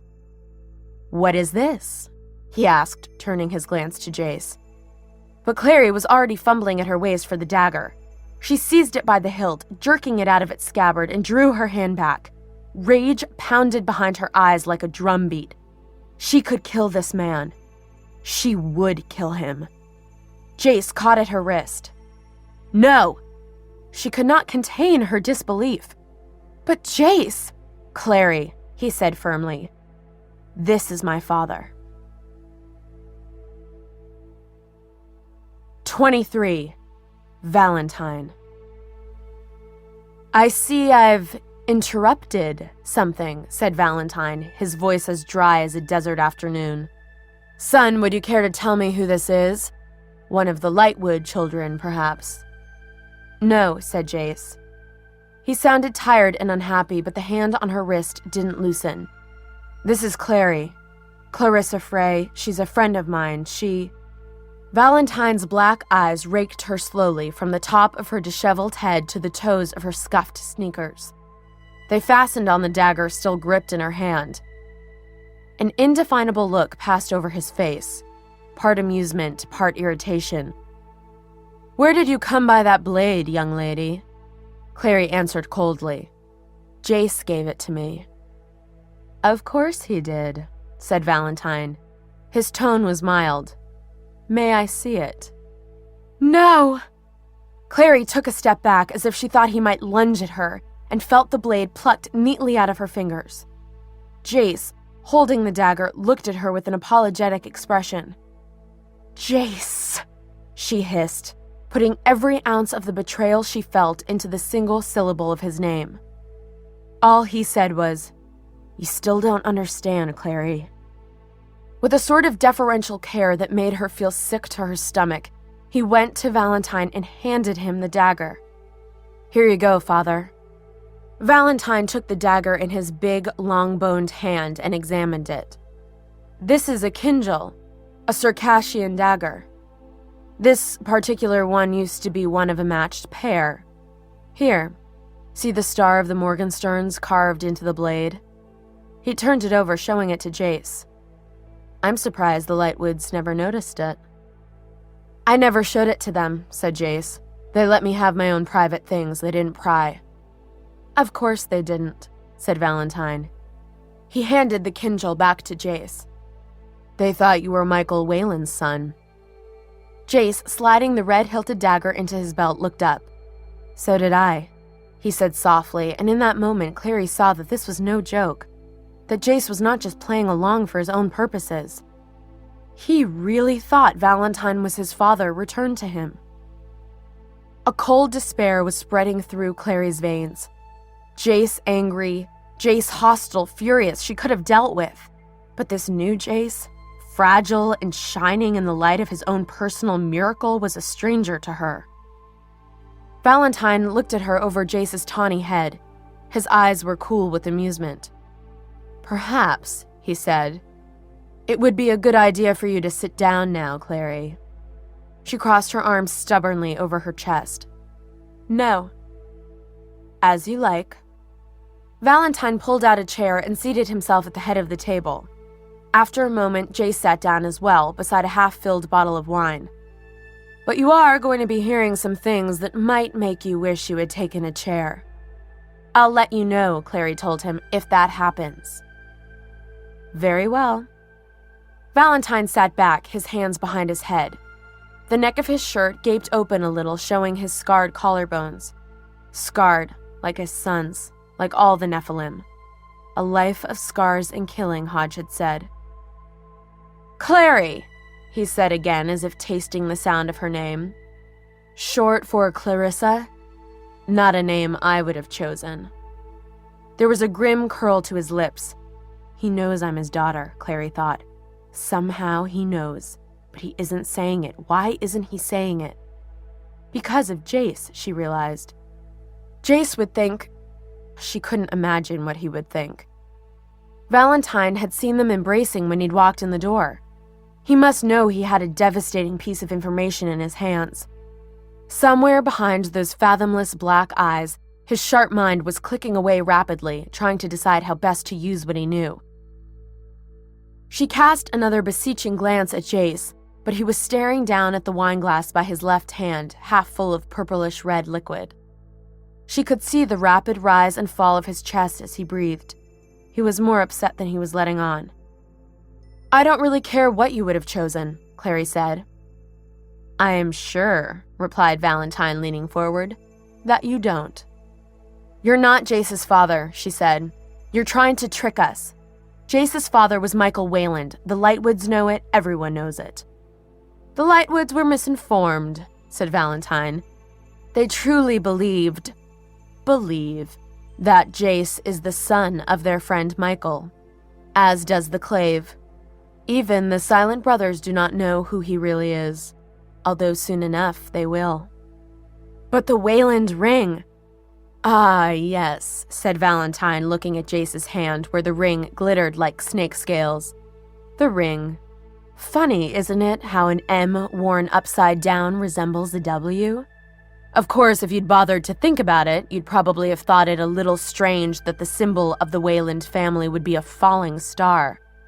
Not at all strange that it would be the symbol of the Morgensterns. Clary stared. I have no idea what you mean. I forget how regrettably lax mundane education is, Valentine said. Morgenstern means morning star, as in, how art thou fallen from heaven, O Lucifer, son of the morning? How art thou cut down to the ground, which didst weaken the nations? A small shiver passed over Clary. He means Satan. Or any great power lost, said Valentine, out of a refusal to serve, as mine was. I would not serve a corrupt government, and for that I lost my family, my lands, almost my life. The uprising was your fault, snapped Clary. People died in it, shadow hunters like you. Clary. Jace leaned forward, nearly knocking over the glass at his elbow. Just listen to him, will you? It's not like you thought. Hodge lied to us. I know, said Clary. He betrayed us to Valentine. He was Valentine's pawn. No, said Jace. No, Hodge was the one who wanted the Mortal Cup all along. He was the one who sent the Raveners after your mother. My father, Valentine, only found out about it afterward and came to stop him. He brought your mother here to heal her, not to hurt her. And you believe that crap? Clary said in disgust. It isn't true. Hodge was working for Valentine. They were in it together getting the cup. He set us up, it's true, but he was just a tool. But he was the one who needed the Mortal Cup, said Jace, so he could get the curse off him and flee before my father told the Clave about everything he'd done. I know that isn't true, said Clary hotly. I was there. She turned on Valentine. I was in the room when you came to get the cup. You couldn't see me, but I was there. I saw you. You took the cup and lifted the curse off Hodge. He couldn't have done it by himself. He said so. I did lift his curse, said Valentine measuredly, but I was moved by pity. He seemed so pathetic. You didn't feel pity. You didn't feel anything. That's enough, Clary. It was Jace. She stared at him. His cheeks were flushed as if he'd been drinking the wine at his elbow. His eyes too bright. Don't talk to my father like that. He's not your father. Jace looked as if she had slapped him. Why are you so determined not to believe us? Because she loves you, said Valentine. Clary felt the blood drain out of her face. She looked at him, not knowing what he might say next, but dreading it. She felt as if she were edging toward a precipice, some terrible, hurtling fall into nothing and nowhere. Vertigo gripped her stomach. What? Jace looked surprised. Valentine was looking at Clary with amusement, as if he could tell he had had her pinned there like a butterfly to a board. She fears I am taking advantage of you, he said. That I have brainwashed you. It isn't so, of course. If you looked into your own memories, Clary, you would know it. Clary. Jace started to get to his feet, his eyes on her. She could see the circles beneath them, the strain he was under. Sit down, said Valentine. Let her come to it on her own, Jonathan. Jace subsided instantly, sinking back into the chair. Through the dizziness of vertigo, Clary groped for understanding. Jonathan? I thought your name was Jace, she said. Did you lie about that too? No, Jace is a nickname. She was very near to the precipice now, so close she could almost look down. For what?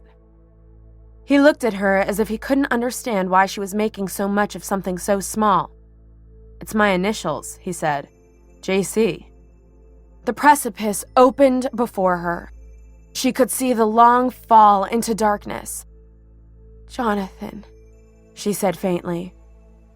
Jonathan Christopher. Jace's eyebrows drew together. How did you... Valentine cut in. His voice was soothing. Jace, I'd thought to spare you.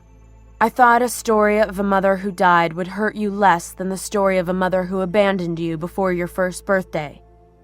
Jace's slim fingers tightened convulsively around the glass's stem. Clary thought for a moment that it might shatter. My mother is alive? She is, said Valentine. Alive and asleep in one of the downstairs rooms at this very moment. Yes, he said, cutting off Jace before he could speak. Jocelyn is your mother, Jonathan, and Clary is your sister. Jace jerked his hand back. The wine glass tipped, spilling frothy scarlet liquid across the white tablecloth. Jonathan, said Valentine. Jace had gone an awful color, a sort of greenish white. That's not true, he said. There's been a mistake. It couldn't possibly be true. Valentine looked steadily at his son. A cause for rejoicing, he said in a low, contemplative voice. I would have thought. Yesterday you were an orphan, Jonathan, and now a father, a mother, a sister you never knew you had. It isn't possible, said Jace again. Clary isn't my sister. If she were, then what? Valentine said. Jace did not reply, but his sick look of nauseous horror was enough for Clary. Stumbling a little, she came around the table and knelt beside his chair, reaching for his hand. Jace. He jerked away from her, his fingers knotting in the sodden tablecloth. Don't. Hatred for Valentine burned in her throat like unshed tears. He held back, and by not saying what he knew, that she was his daughter, made her complicit in his silence. And now, having dropped the truth on them with the weight of a crushing boulder, he sat back to watch the results with a cool consideration. How could Jace not see how hateful he was? Tell me it's not true, Jace said, staring at the tablecloth. Clary swallowed against the burning in her throat. I can't do that. Valentine sounded as if he were smiling. So you admit now that I've been telling the truth all this time? No, she shot back without looking at him. You're telling lies with a little bit of the truth mixed in, is all. This grows tiresome, said Valentine. If you want to hear the truth, Clarissa, this is the truth. You have heard stories of the uprising, and so you think I'm a villain, is that correct? Clary said nothing. She was looking at Jace, who seemed as if he might be about to throw up. Valentine went on relentlessly. It is simple, really. The story you heard was true in some of its parts, but not in others. Lies mixed in with a little truth, as you said. The fact is that Michael Wayland is not, and has never been, Jace's father. Wayland was killed during the uprising. I assumed Michael's name and place when I fled the Glass City with my son. It was easy enough. Wayland had no real relations, and his closest friends, the Lightwoods, were in exile. He himself would have been in disgrace for his part in the uprising, so I lived that disgraced life, quietly enough, alone with Jace on the Waylands' estate. I read my books, I raised my son, and I bided my time. He fingered the filigreed edge of a glass thoughtfully. He was left-handed, Clary saw, like Jace. 10 years on, I received a letter. The writer of the letter indicated that he knew my true identity, and if I were not prepared to take certain steps, he would reveal it. I did not know who the letter was from, but it did not matter. I was not prepared to give the writer of it what he wanted. Besides, I knew my safety was compromised and would be unless he thought me dead, beyond his reach. I staged my death a second time with the help of Blackwell and Pangborn, and for Jace's own safety made sure that my son would be sent here, to the protection of the Lightwoods. So you let Jace think you were dead? You just let him think you were dead all these years. That's despicable.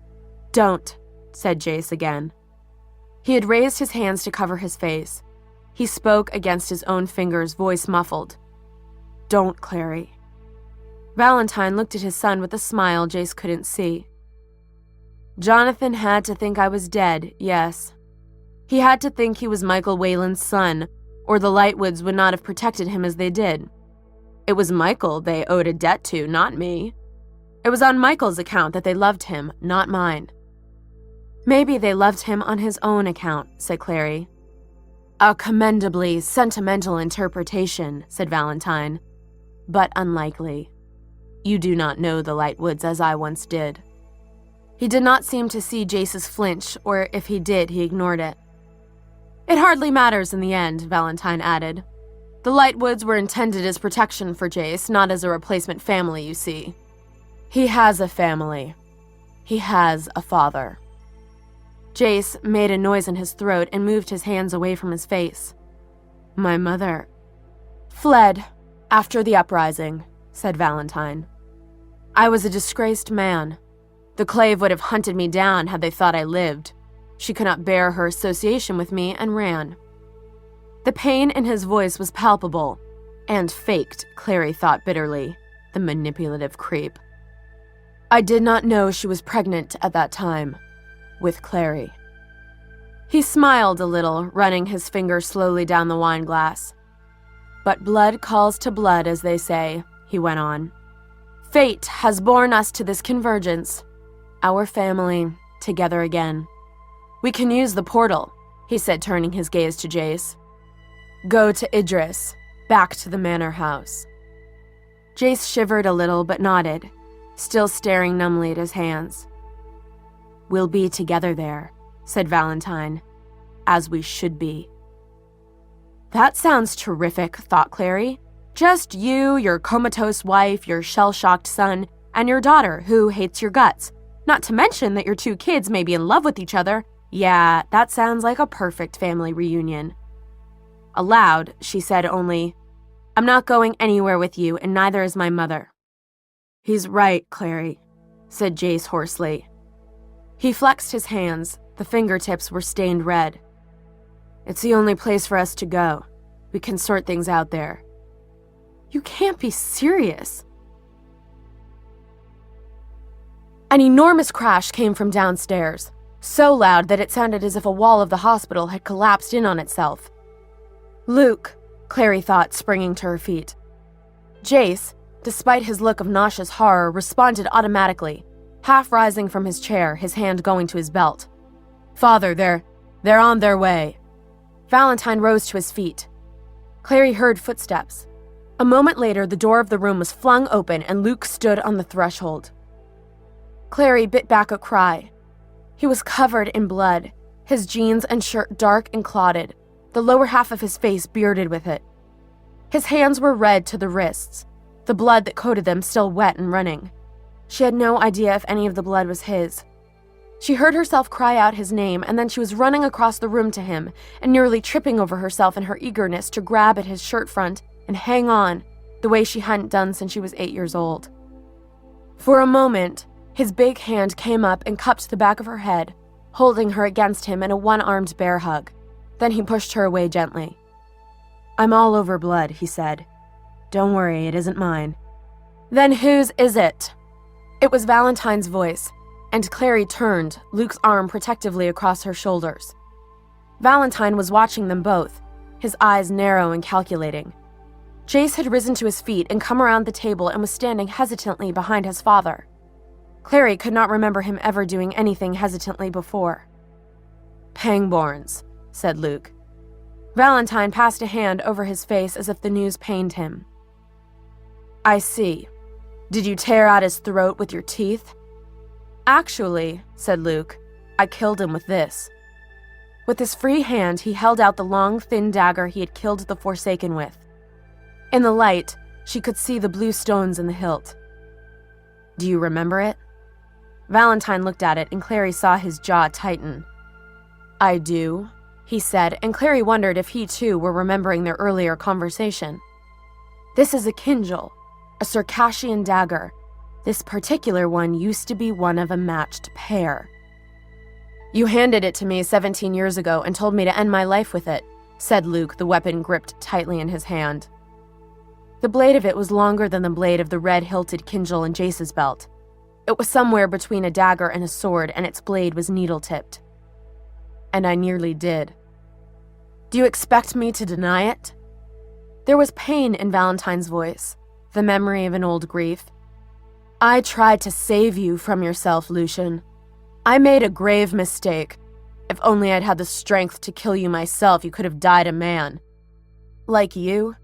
asked Luke, and in that moment Clary saw something in him of the Luke she'd always known, who could tell when she was lying or pretending, who called her on it when she was being arrogant or untruthful. In the bitterness of his voice, she heard the love he'd once had for Valentine, curdled into a weary hatred.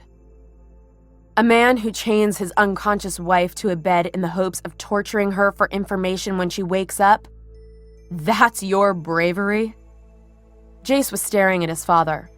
Clary saw the seizure of anger that momentarily twisted Valentine's features. Then it was gone and his face was smooth. "I didn't torture her," he said. "She is chained for her own protection." "Against what?" Luke demanded, stepping farther into the room. "The only thing endangering her is you. The only thing that has ever endangered her was you. She spent her life running to get away from you." "I loved her," said Valentine. "I never would have hurt her. It was you who turned her against me." Luke laughed. "She didn't need me to turn her against you. She learned to hate you on her own." "That is a lie!" Valentine roared with sudden savagery and drew his sword from the sheath at his waist. The blade was flat and matte black, patterned with the design of silver stars. He leveled the blade at Luke's heart. Jace took a step toward Valentine. "Father!" "Jonathan, be silent!" shouted Valentine, but it was too late. Clary saw the shock on Luke's face as he stared at Jace. "Jonathan?" he whispered. Jace's mouth twisted. "Don't you call me that," he said fiercely, his gold eyes blazing. "I'll kill you myself if you call me that."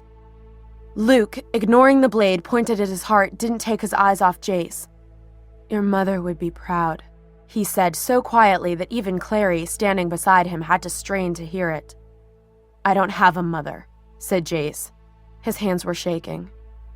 "The woman who gave birth to me walked away from me before I learned to remember her face. I was nothing to her, so she is nothing to me." "Your mother is not the one who walked away from you," said Luke, his gaze moving slowly to Valentine. "I would have thought even you," he said slowly, "were above using your own flesh and blood as bait. I suppose I was wrong." "That's enough." Valentine's tone was almost languid, but there was a fierceness in it, a hungry threat of violence. "Let go of my daughter or I'll kill you where you stand." "I'm not your daughter," said Clary fiercely, but Luke pushed her away from him so hard that she nearly fell. "Get out of here," he said. "Get to where it's safe." "I'm not leaving you." "Clary, I mean it. Get out of here." Luke was already lifting his dagger. "This is not your fight." Clary stumbled away from him toward the door that led to the landing. Maybe she could run for help, for Alaric. Then Jace was in front of her, blocking her way to the door. She'd forgotten how fast he moved, soft as a cat, quick as water. "Are you insane?" he hissed. "They've broken down the front door. This place will be full of Forsaken." She shoved at him. "Let me out!" Jace held her back with a grip like iron. "So they can tear you apart? Not a chance." A loud clash of metal sounded behind her. Clary pulled away from Jace and saw that Valentine had struck at Luke, who met his blow with an ear-shattering parry. Their blades ground apart, and now they were moving across the floor in a blur of feints and slashes. "Oh my God," she whispered. "They're gonna kill each other." Jace's eyes were nearly black. "You don't understand," he said. "This is how it's done." He broke off and sucked in a breath as Luke slipped past Valentine's guard, catching him a blow across the shoulder. Blood flowed freely, staining the cloth of his white shirt. Valentine threw back his head and laughed. "A true hit," he said. "I hardly thought you had it in you, Lucian." Luke stood very straight, the knife blocking his face from Clary's view. "You taught me that move yourself." "But that was years ago," said Valentine in a voice like raw silk. "And since then you've hardly had need of a knife, have you? Not when you have claws and fangs at your disposal." "All the better to tear your heart out with." Valentine shook his head. "You tore my heart out years ago," he said, and even Clary could not tell if the sorrow in his voice was real or feigned. "When you betrayed and deserted me." Luke struck at him again, but Valentine was moving swiftly back across the floor. For a big man, he moved surprisingly lightly. "It was you who turned my wife against her own kind. You came to her when she was weakest, with your piteousness, your helpless need. I was distant, and she thought you loved her. She was a fool." Jace was taut as a wire beside Clary. She could feel his tension, like the sparks given off by a downed electrical cable. "That's your mother Valentine's talking about," she said. "She abandoned me," said Jace. "Some mother." "She thought you were dead. You want to know how I know that? Because she kept a box in her bedroom. It had your initials on it, JC. "So she had a box," said Jace. "Lots of people have boxes. They keep things in them. It's a growing trend, I hear." "It had a lock of your hair in it. Baby hair. And a photograph, maybe two. She used to take it out every year and cry over it. Awful, broken-hearted crying." Jace's hand clenched at his side. "Stop it," he said between his teeth. "Stop what? Telling you the truth? She thought you had died. She'd never have left you if she'd known you were alive. You thought your father was dead. I saw him die. Or I thought I did. I didn't just hear about it and choose to believe it." "She found your burned bones," said Clary quietly, "in the ruins of her house, along with the bones of her mother and father." At last, Jace looked at her. She saw the disbelief plain in his eyes and around his eyes, the strain of maintaining that disbelief. She could see, almost as if she saw through a glamour, the fragile construct of his faith in his father that he wore like a transparent armor, protecting him from the truth. Somewhere, she thought, there was a chink in that armor, somewhere. If she could find the right words, it could be breached. "That's ridiculous," he said. "I didn't die. There weren't any bones." "There were." "So it was a glamour," he said roughly. "Ask your father what happened to his mother and father-in-law," said Clary. She touched his hand. "Ask him if that was a glamour too." "Shut up!" Jace's control cracked and he turned on her, livid. Clary saw Luke glance toward them, startled by the noise, and in that moment of distraction, Valentine dove under his guard and with a single forward thrust, drove the blade of his sword into Luke's chest just below his collarbone. Luke's eyes flew open as if in astonishment rather than pain. Valentine jerked his hand back, and the blade slid back, stained red to the hilt. With a sharp laugh, Valentine struck again, this time knocking the weapon from Luke's hand. It hit the floor with a hollow clang, and Valentine kicked it hard, sending it skittering under the table as Luke collapsed. Valentine raised the black sword over Luke's prone body, ready to deliver the killing stroke. Inlaid silvery stars gleamed along the blade's length, and Clary thought, frozen in a moment of horror, how could anything so deadly be so beautiful? Jace, as if knowing what Clary was going to do before she did it, whirled on her. "Clary." The frozen moment passed. Clary twisted away from Jace, ducking his reaching hands, and raced across the stone floor to Luke. He was on the floor, supporting himself with one arm. Clary threw herself on him just as Valentine's sword drove downward. She saw Valentine's eyes as the sword hurtled toward her. It seemed like eons, though it could only have been a split second. She saw that he could stop the blow if he wanted. Saw that he knew it might well strike her if he didn't. Saw that he was going to do it anyway. She threw her hands up, squeezing her eyes shut. There was a clang. She heard Valentine cry out, and she looked up to see him holding his empty sword hand, which was bleeding. The red-hilted Kindle lay several feet away on the stone floor next to the black sword. Turning in astonishment, she saw Jace by the door, his arms still raised, and realized he must have flung the dagger with enough force to knock the black sword out of his father's hand. Very pale, he slowly lowered his arm, his eyes on Valentine, wide and pleading. "Father, Valentine looked at his bleeding hand, and for a moment, Clary saw a spasm of rage across his face, like a light flickering out. His voice, when he spoke, was mild. "That was an excellent throw, Jace." Jace hesitated. "But your hand, I just thought—" "I would not have hurt your sister," said Valentine, moving swiftly to retrieve both his sword and the red-hilted Kindle, which he stuck through his belt. "I would have stopped the blow, but your family concern is commendable." Liar. But Clary had no time for Valentine's prevarications. She turned to look at Luke and felt a sharp, nauseous pang. Luke was lying on his back, eyes half closed, his breathing ragged. Blood bubbled up from the hole in his torn shirt. "I need a bandage," Clary said in a choked voice. "Some cloth, anything." "Don't move, Jonathan," said Valentine in a steely voice, and Jace froze where he was, hand already reaching toward his pocket. "Clarissa," her father said in a voice as oily as steel slicked with butter, "this man is an enemy of our family, an enemy of the Clave. We are hunters, and that means sometimes we are killers.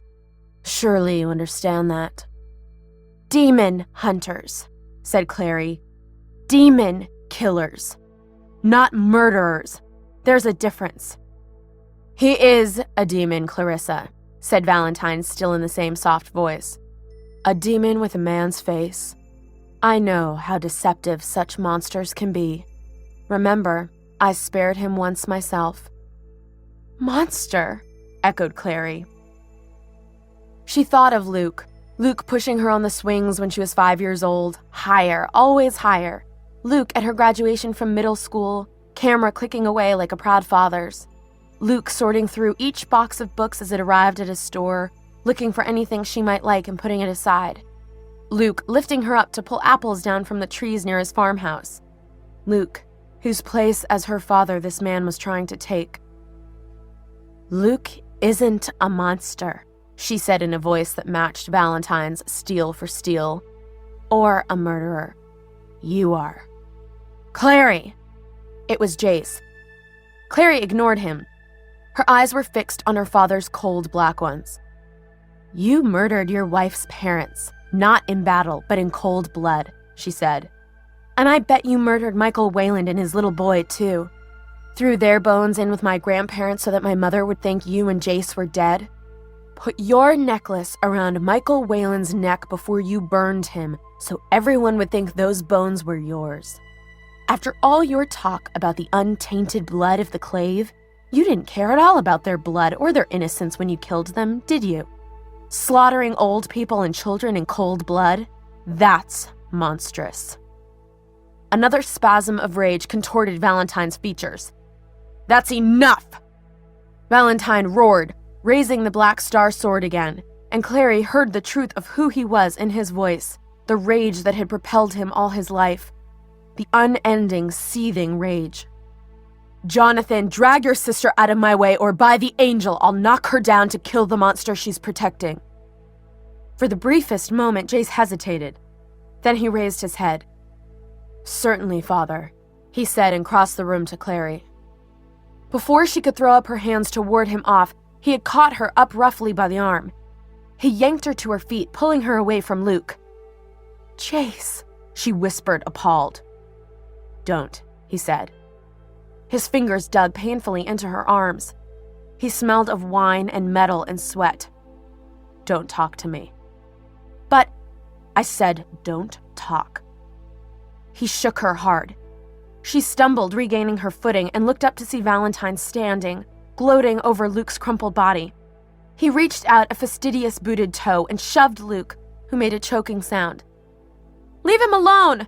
Clary shouted, trying to yank herself out of Jace's grasp. It was useless. He was much too strong. "Stop it," he hissed in her ear. "You'll just make it worse for yourself. It's better if you don't look." "Like you do?" she hissed back. "Shutting your eyes and pretending something's not happening doesn't make it not true, Jace. You ought to know better." "Clary, stop." His tone almost brought her up short. He sounded desperate. Valentine was chuckling. "If only I had thought," he said, "to bring with me a blade of real silver, I could have dispatched you in the true manner of your kind, Lucian." Luke snarled something Clary couldn't hear. She hoped it was rude. She tried to twist away from Jace. Her feet slipped and he caught her, yanking her back with agonizing force. He had his arms around her, she thought, but not the way she had once hoped, not as she had ever imagined. "At least let me get up," said Luke. "Let me die on my feet." Valentine looked at him along the length of the blade and shrugged. "You can die on your back or on your knees," he said. "But only a man deserves to die standing, and you are not a man." "No!" Clary shouted as, not looking at her, Luke began to pull himself painfully into a kneeling position. "Why do you have to make it worse for yourself?" Jace demanded in a low, tense whisper. "I told you not to look." She was panting with exertion and pain. "Why do you have to lie to yourself?" "I'm not lying." His grip on her tightened savagely, though she hadn't tried to pull away. "I just want what's good in my life. My father, my family. I can't lose it all again." Luke was kneeling upright now. Valentine had raised the blood-stained sword.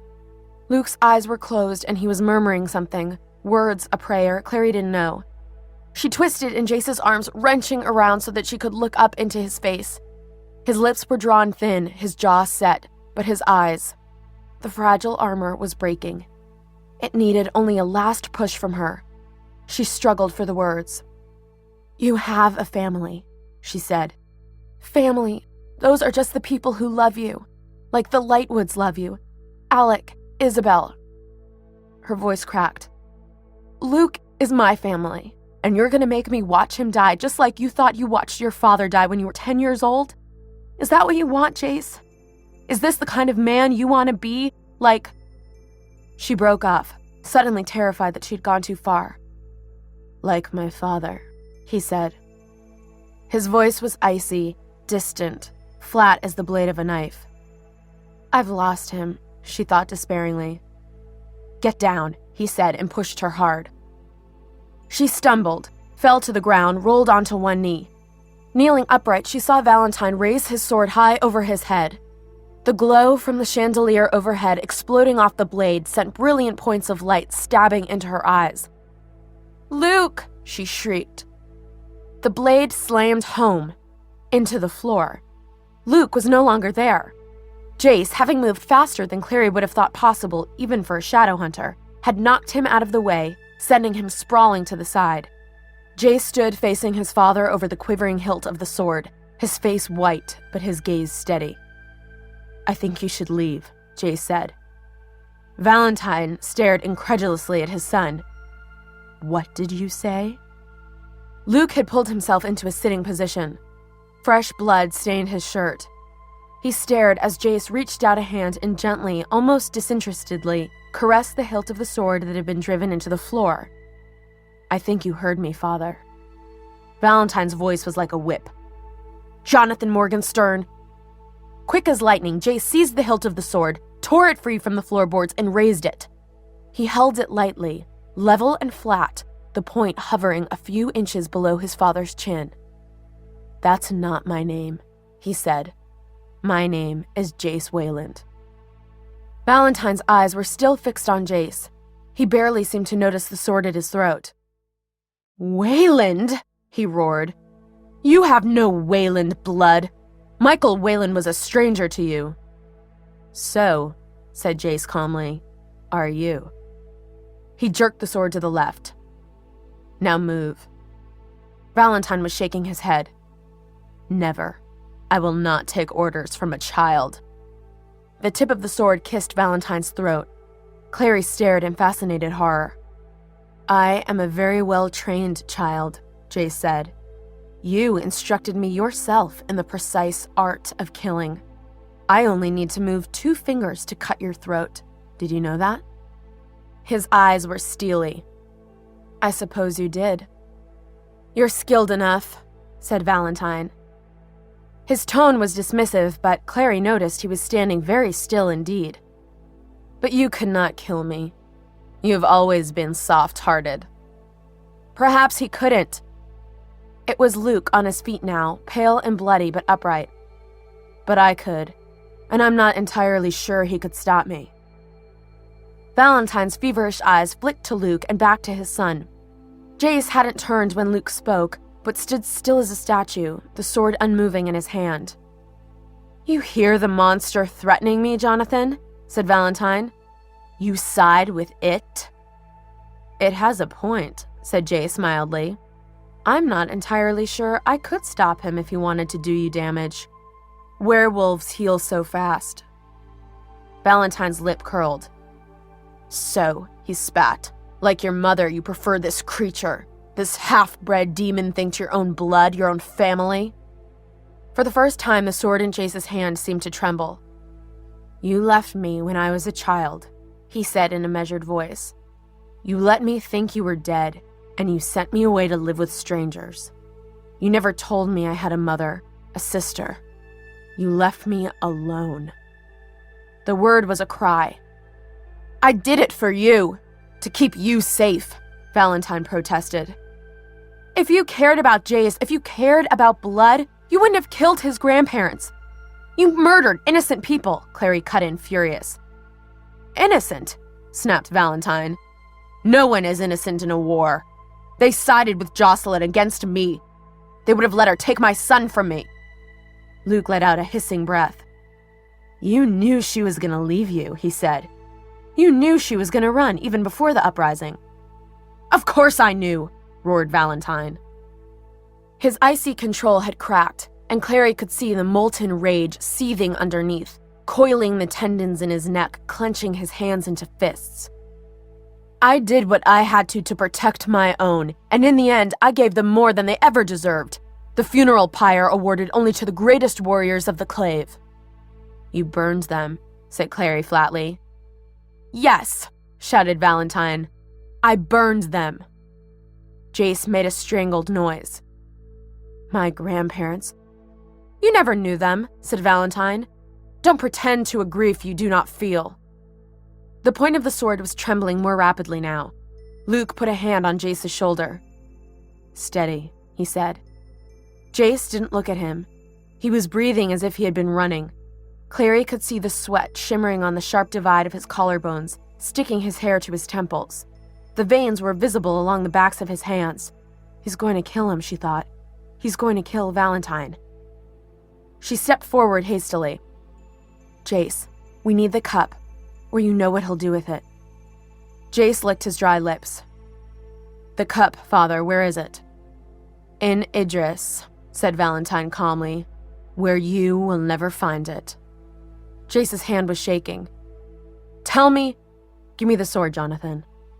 It was Luke, his voice calm, even kind.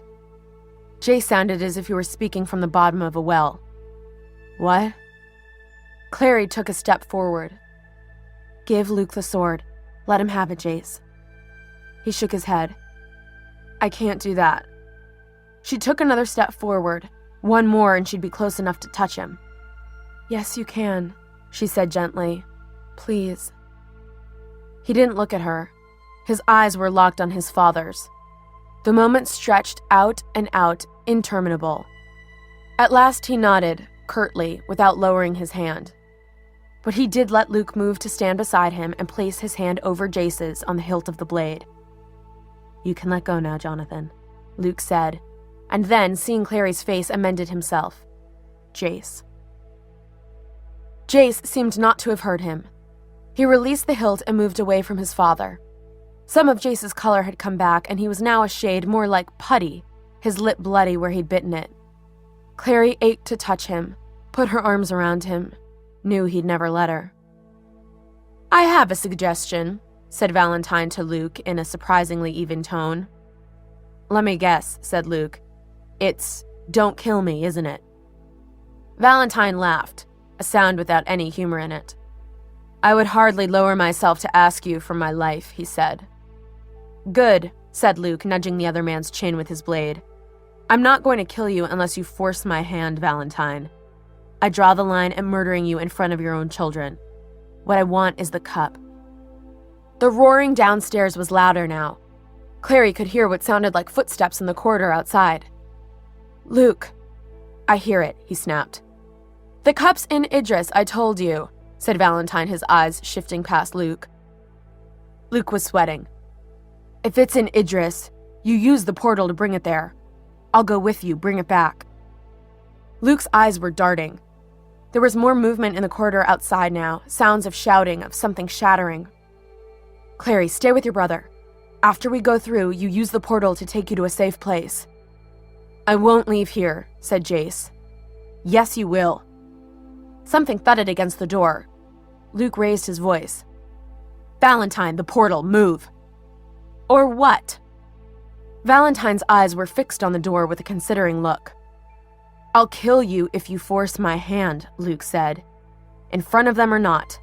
The portal, Valentine, now." Valentine spread his hands wide. "If you wish." He stepped lightly backward just as the door exploded inward, hinges scattering across the floor. Luke ducked out of the way to avoid being crushed by the falling door, turning as he did so, the sword still in his hand. A wolf stood in the doorway, a mountain of growling, brindled fur, shoulders hunched forward, lips curled back over snarling teeth. Blood ran from innumerable gashes in his pelt. Jace was swearing softly, a seraph blade already in his hand. Clary caught at his wrist. "Don't. He's a friend." Jace shot her an incredulous glance but lowered his arm. "Alaric." Luke shouted something then in a language Clary didn't understand.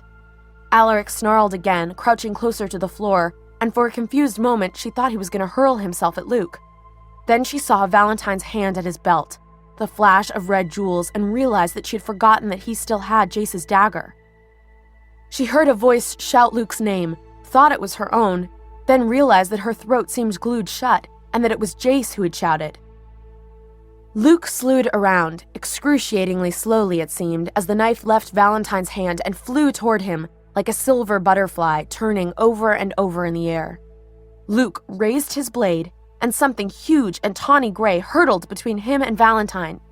She heard Alaric's howl, rising suddenly cut off, heard the sound as the blade struck. She gasped and tried to run forward, but Jace pulled her back. The wolf crumpled at Luke's feet, blood spattering his fur. Feebly, with his paws, Alaric clawed at the hilt of the knife protruding from his chest. Valentine laughed. "And this is how you repay the unquestioning loyalty you bought so cheaply, Lucian?" he said. "By letting them die for you?" He was backing up, his eyes still on Luke. Luke, white-faced, looked at him and then down at Alaric, shook his head once and dropped to his knees, leaning over the fallen werewolf. Jace, still holding Clary by the shoulders, hissed, "Stay here. You hear me? Stay here," and set off after Valentine, who was hurrying inexplicably toward the far wall. Did he plan to throw himself out the window? Clary could see his reflection in the big gold-framed mirror as he neared it, and the expression on his face, a sort of sneering relief, filled her with a murderous rage. "Like hell I will," she muttered, moving to follow Jace.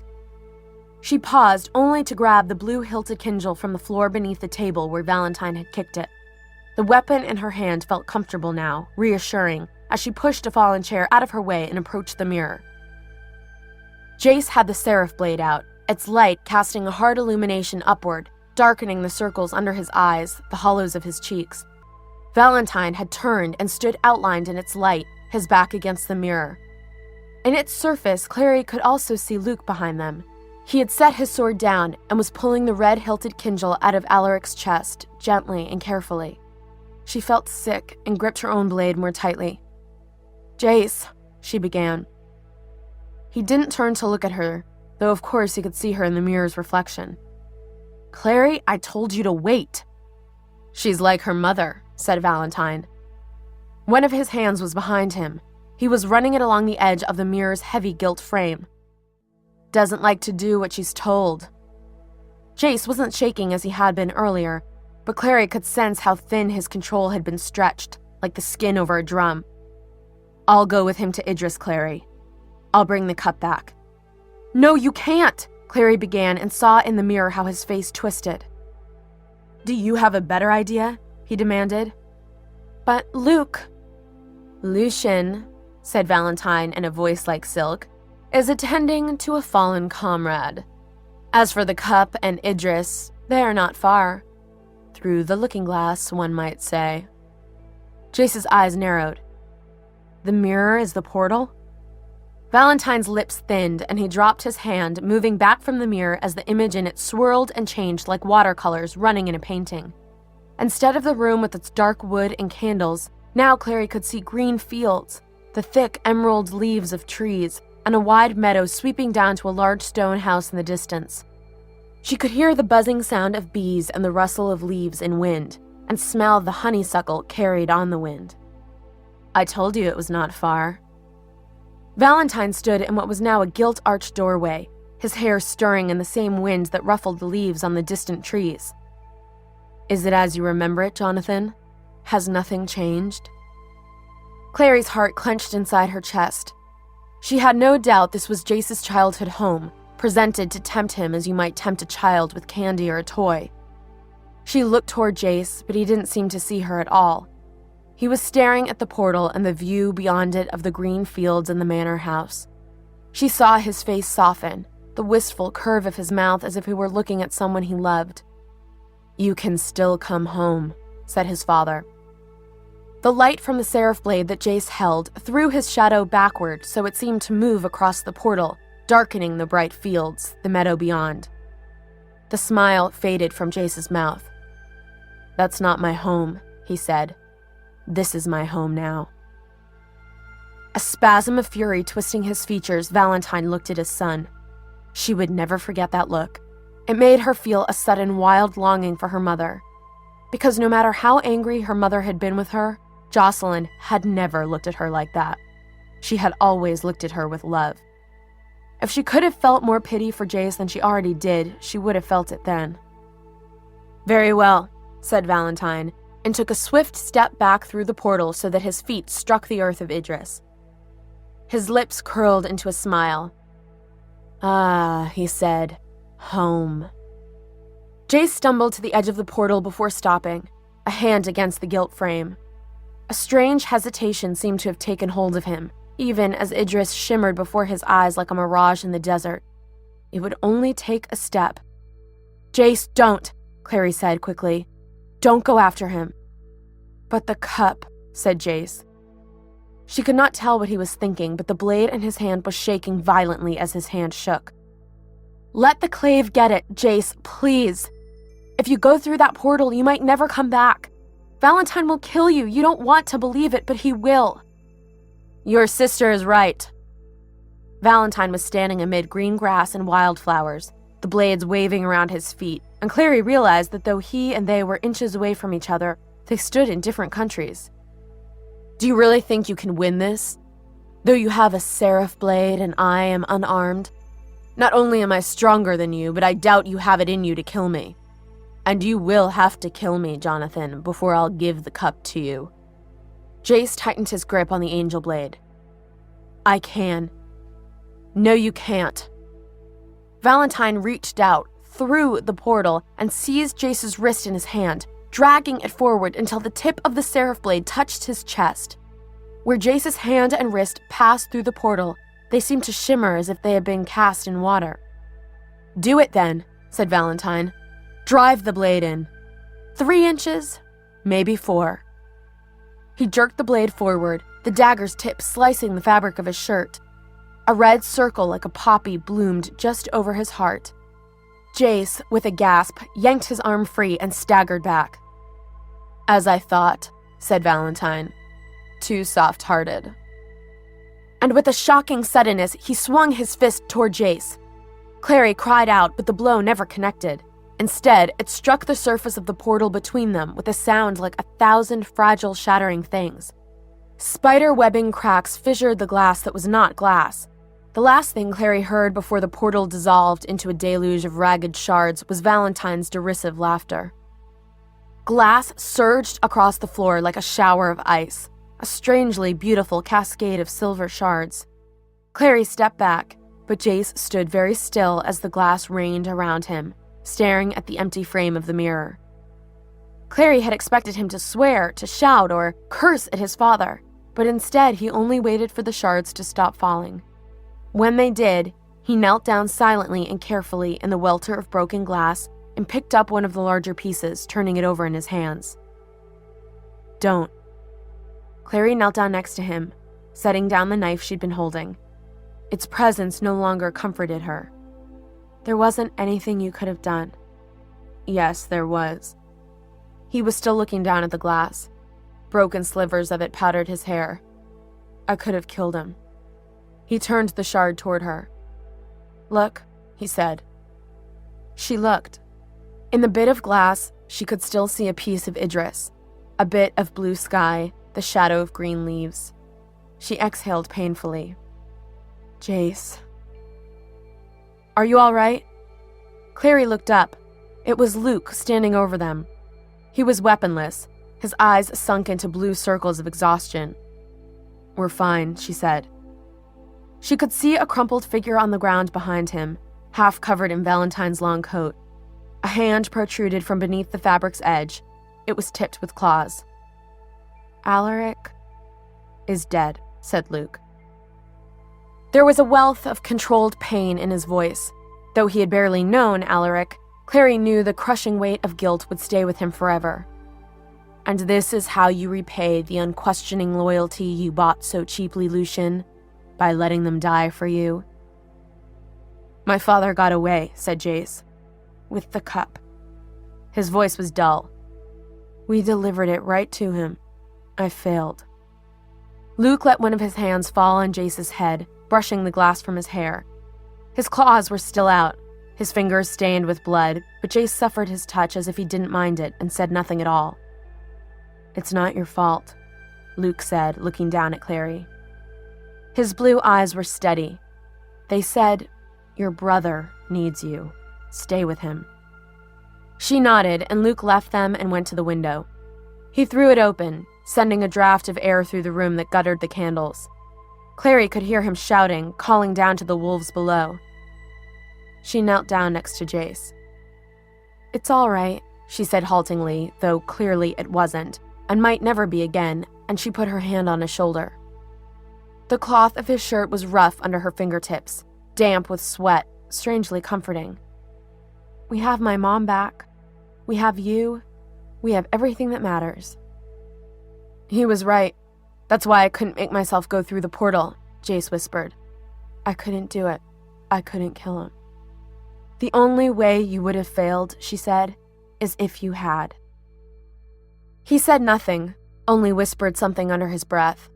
She couldn't quite hear the words, but she reached out and took the bit of glass out of his hand. He was bleeding where he'd held it from 2 fine and narrow gashes. She put the shard down and took his hand, closing his fingers over the injured palm. Honestly, Jace, she said as gently as she'd touched him, don't you know better than to play with broken glass? He made a sound like a choked laugh before he reached out and pulled her into his arms. She was aware of Luke watching them from the window, but she shut her eyes resolutely and buried her face against Jace's shoulder. He smelled of salt and blood, and only when his mouth came close to her ear did she understand what he was saying, what he had been whispering before, and it was the simplest litany of all. Her name. Just her name. Epilogue. The Ascent Beckons. The hospital hallway was blindingly white. After so many days living by torchlight, gaslight, and eerie witchlight, the fluorescent lighting made things look sallow and unnatural. When Clary signed herself in at the front desk, she noticed that the nurse handing her the clipboard had skin that looked strangely yellowish under the bright lights. Maybe she's a demon, Clary thought, handing the clipboard back. "Last door at the end of the hall," said the nurse, flashing a kind smile. "Or I could be going crazy." "I know," said Clary. "I was here yesterday. And the day before, and the day before that." It was early evening and the hallway wasn't crowded. An old man shuffled along in carpet slippers and a robe, dragging a mobile oxygen unit behind him. Two doctors in green surgical scrubs carried styrofoam cups of coffee, steam rising from the surface of the liquid into the frigid air. Inside the hospital, it was aggressively air-conditioned, though outside the weather had finally begun to turn toward fall. Clary found the door at the end of the hall. It was open. She peered inside, not wanting to wake Luke up if he was asleep in the chair by the bed, as he had been the last 2 times she'd come. But he was up and conferring with the tall man in the parchment-colored robes of the Silent Brothers. He turned, as if sensing Clary's arrival, and she saw that it was Brother Jeremiah. She crossed her arms over her chest. "What's going on?" Luke looked exhausted, with 3 days' worth of scruffy beard growth, his glasses pushed up to the top of his head. She could see the bulk of the bandages that still wrapped his upper chest under his loose flannel shirt. "Brother Jeremiah was just leaving," he said. Raising his hood, Jeremiah moved toward the door, but Clary blocked his way. "So?" she challenged him. "Are you going to help my mother?" Jeremiah came closer to her. She could feel the cold that wafted off his body like the steam from an iceberg. "You cannot save others until you first save yourself," said the voice in her mind. "This fortune cookie stuff is getting really old," Clary said. "What's wrong with my mother, do you know? Can the Silent Brothers help her like you helped Alec?" "We helped no one," said Jeremiah. "Nor is it our place to assist those who have willingly separated themselves from the clave." She drew back as Jeremiah moved past her into the hallway. She watched him walk away, mingling with the crowd, none of whom gave him a second glance. When she let her own eyes fall half shut, she saw the shimmering aura of glamour that surrounded him and wondered what they were seeing. Another patient, a doctor hurrying along in surgical scrubs, a grieving visitor. "He was telling the truth," said Luke from behind her. "He didn't cure Alec. That was Magnus Bane. And he doesn't know what's wrong with your mother either." "I know," said Clary, turning back into the room. She approached the bed warily. It was hard to connect the small white figure in the bed, snaked over and under by a nest of tubes, with her vibrant flame-haired mother. Of course, her hair was still red, spread out across the pillow like a shawl of coppery thread, but her skin was so pale that she reminded Clary of the wax Sleeping Beauty in Madame Tussauds, whose chest rose and fell only because it was animated by clockwork. She took her mother's thin hand and held it, as she'd done yesterday and the day before. She could feel the pulse beating in Jocelyn's wrist, steady and insistent. "She wants to wake up," Clary thought. "I know she does." "Of course she does," said Luke, and Clary started in the realization that she had spoken aloud. She has everything to get better for, even more than she could know. Clary laid her mother's hand gently back down on the bed. "You mean Jace?" "Of course I mean Jace," said Luke. "She's mourned him for 17 years. If I could tell her that she no longer needed to mourn..." He broke off. "They say people in comas can sometimes hear you," Clary offered. Of course, the doctors had also said that this was no ordinary coma. No injury, no lack of oxygen, no sudden failure of heart or brain had caused it. It was as if she were simply asleep and could not be woken up. "I know," said Luke. "I've been talking to her, almost nonstop." He flashed a tired smile. "I told her how brave you've been, how she'd be proud of you, her warrior daughter." Something sharp and painful rose up the back of her throat. She swallowed it down, looking away from Luke toward the window. Through it, she could see the blank brick wall of the building opposite. No pretty views of trees or river here. "I did the shopping you asked," she said. "I got peanut butter and milk and cereal and bread from Fortunato Brothers." She dug into her jeans pocket. "I've got change." "Keep it," said Luke. "You can use it for cab fare back." "Simon's driving me back," said Clary. She checked the butterfly watch dangling from her keychain. "In fact, he's probably downstairs now." "Good. I'm glad you'll be spending some time with him." Luke looked relieved.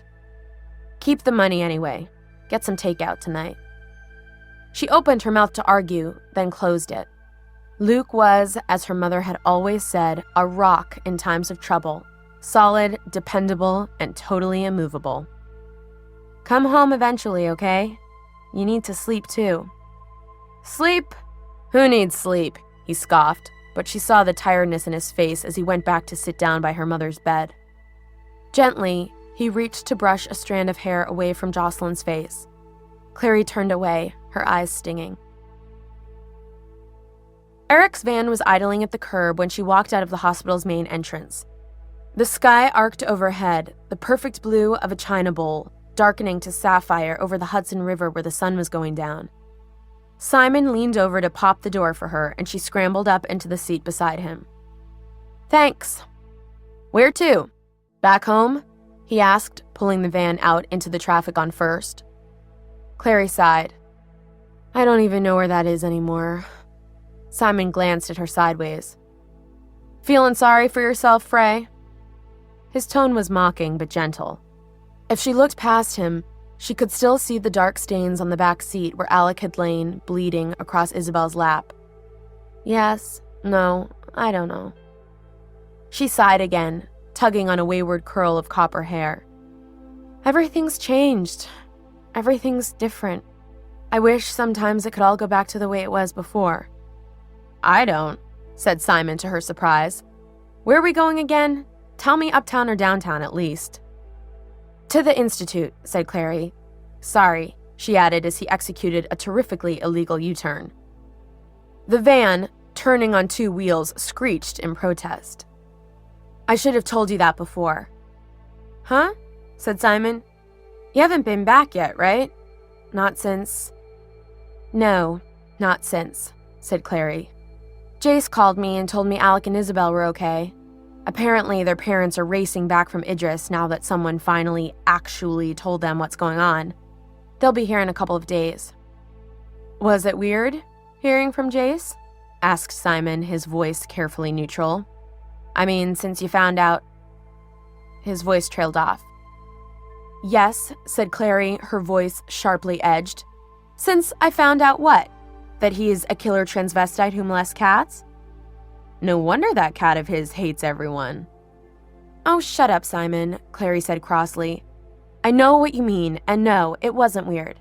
Nothing ever happened between us anyway." "Nothing?" echoed Simon, disbelief plain in his tone. "Nothing," Clary repeated firmly, glancing out the window so that he wouldn't see the blood staining her cheeks. They were passing a row of restaurants, and she could see Takis, brightly lit in the gathering twilight. They turned the corner just as the sun disappeared behind the rose window of the Institute, flooding the street below with seashell light that only they could see. Simon pulled up in front of the door and killed the engine, jittering the keys in his hand. "Do you want me to go up with you?" She hesitated. "No, I should do this on my own." She saw the look of disappointment flicker across his face, but it vanished quickly. Simon, she thought, had grown up a lot in these past 2 weeks, just as she had. Which was good, since she wouldn't have wanted to leave him behind. He was a part of her, as much as her drawing talent, the dusty air of Brooklyn, her mother's laughter, and her own Shadowhunter blood. "All right," he said. "Are you going to need a ride later?" She shook her head. "Luke gave me money for a cab. Want to come over tomorrow, though?" she added. "We could watch some Trigun, pop some corn. I could use some couch time." He nodded. "That sounds good." He leaned forward then and brushed a kiss along her cheekbone. It was a kiss as light as a blown leaf, but she felt a shiver far down in her bones. She looked at him. Do you think that it was a coincidence, she asked. Do I think what was a coincidence? That we wound up in Pandemonium the same night that Jace and the others just happened to be there pursuing a demon, the night before Valentine came from my mother? Simon shook his head. I don't believe in coincidences, he said. Neither do I. But I have to admit, Simon added, coincidence or not, it turned out to be a fortuitous occurrence.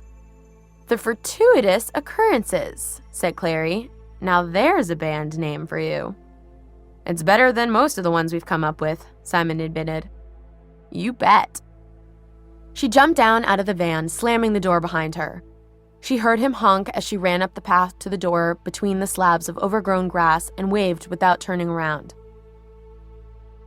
The interior of the cathedral was cool and dark and smelled of rain and damp paper.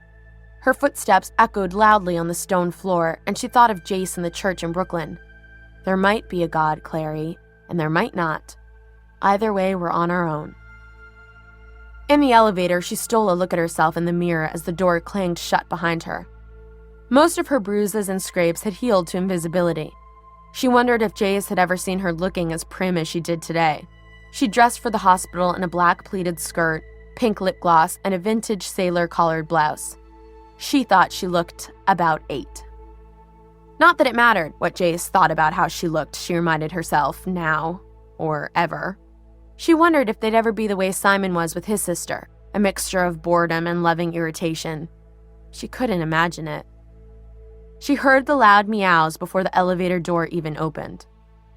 Hey, Church, she said, kneeling down by the wriggling gray ball on the floor. Where is everybody?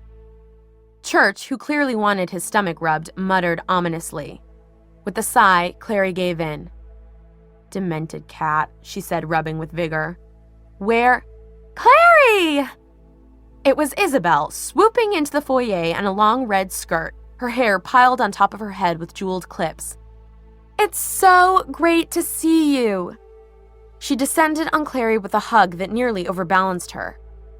Isabel, Clary gasped.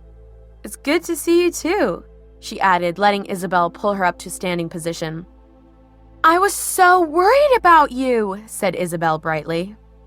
After you guys went off to the library with Hodge and I was with Alec, I heard the most terrifying banging explosion. And when I got to the library, of course, you were gone, and everything was strewn all over the floor, and there was blood and sticky black goo everywhere. She shuddered. What was that stuff? A curse, Clary said quietly. Hodge's curse. Oh, right, Isabel said. Jace told me about Hodge. He did? Clary was surprised. That he got the curse taken off him and left? Yeah, he did. I would have thought he'd have stayed to say goodbye, Isabel added. I'm kind of disappointed in him, but I guess he was scared of the clave. He'll get in touch eventually, I bet. So Jace hadn't told them that Hodge had betrayed them, Clary thought, not sure how she felt about that. Then again, if Jace was trying to spare Isabel confusion and disappointment, maybe she shouldn't interfere. Anyway, Isabel went on, it was horrible, and I don't know what we would have done if Magnus hadn't showed up and magicked Alec back to health. Is that a word? Magicked? She crinkled her eyebrows. Jace told us all about what happened on the island afterward. Actually, we knew about it even before because Magnus was on the phone about it all night. Everyone in Downworld was buzzing about it. You're famous, you know. Me? Sure. Valentine's daughter. Clary shuddered. So, I guess Jace is famous too. You're both famous, said Isabel in the same overbright voice. The famous brother and sister. Clary looked at Isabel curiously. I didn't expect you would be this glad to see me, I have to admit. The other girl put her hands on her hips indignantly. Why not? I didn't think you liked me all that much. Isabel's brightness faded, and she looked down at her silvery toes. I didn't think I did either, she admitted.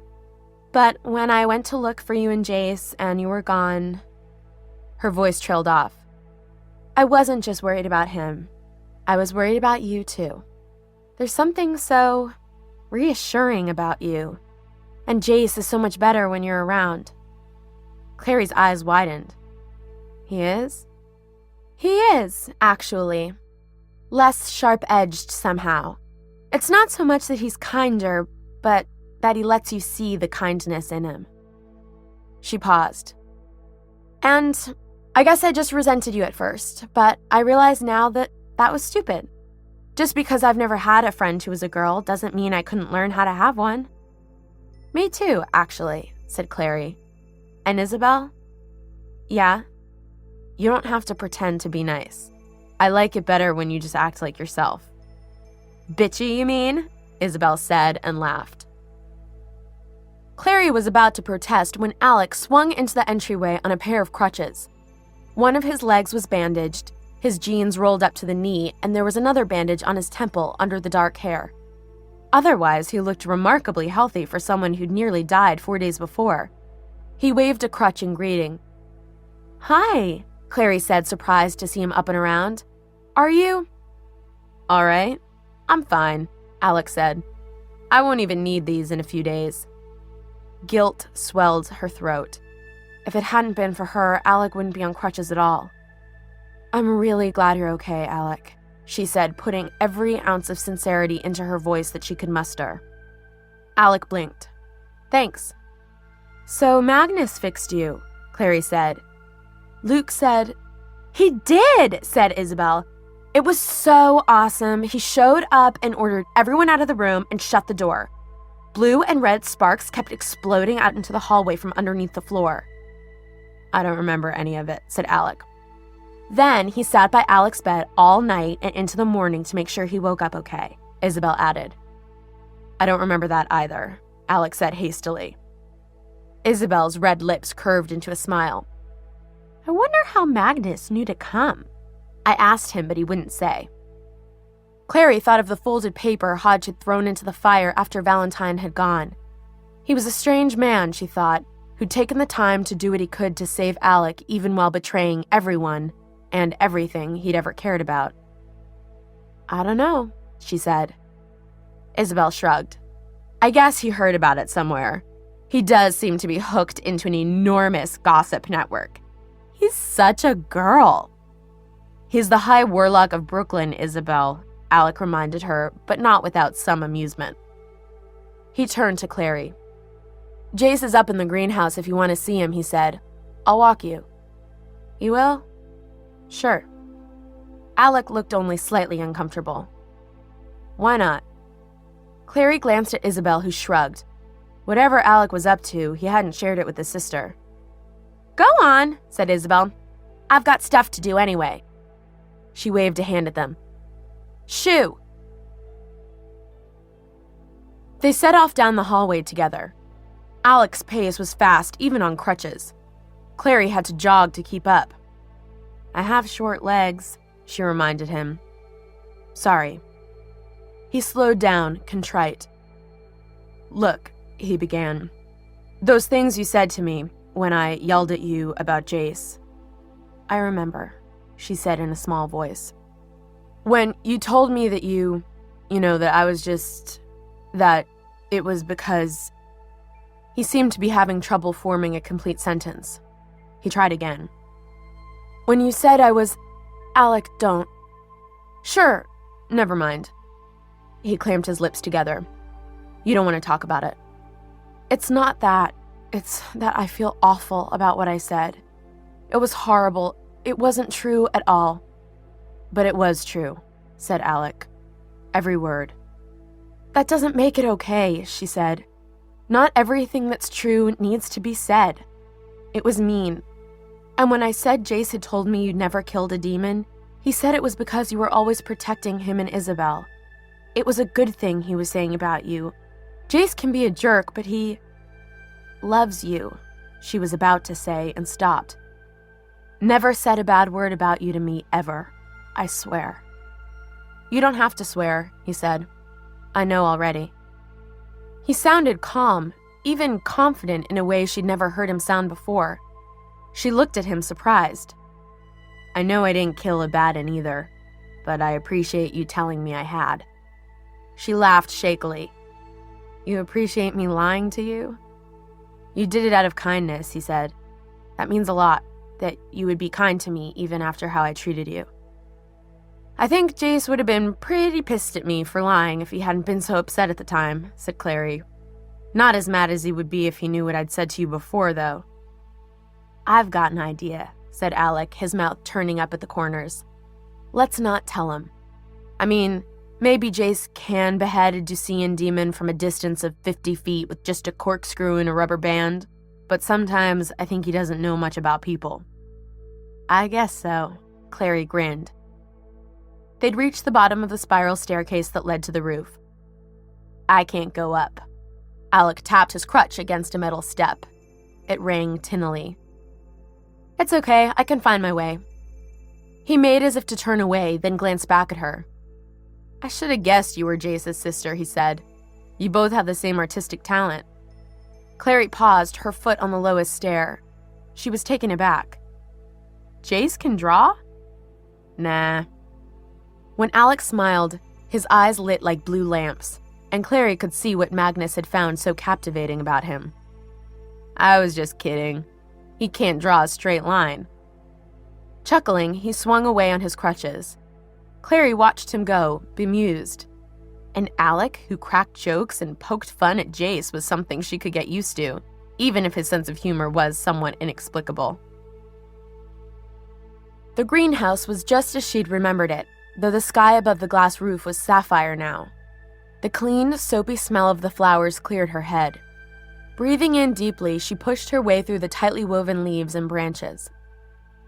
She found Jace sitting on the marble bench in the middle of the greenhouse. His head was bent, and he seemed to be turning an object over in his hands idly. He looked up as she ducked under a branch and quickly closed his hand around the object. Clary? He sounded surprised. What are you doing here? I came to see you, she said. I wanted to know how you were. I'm fine. He was wearing jeans and a white t-shirt.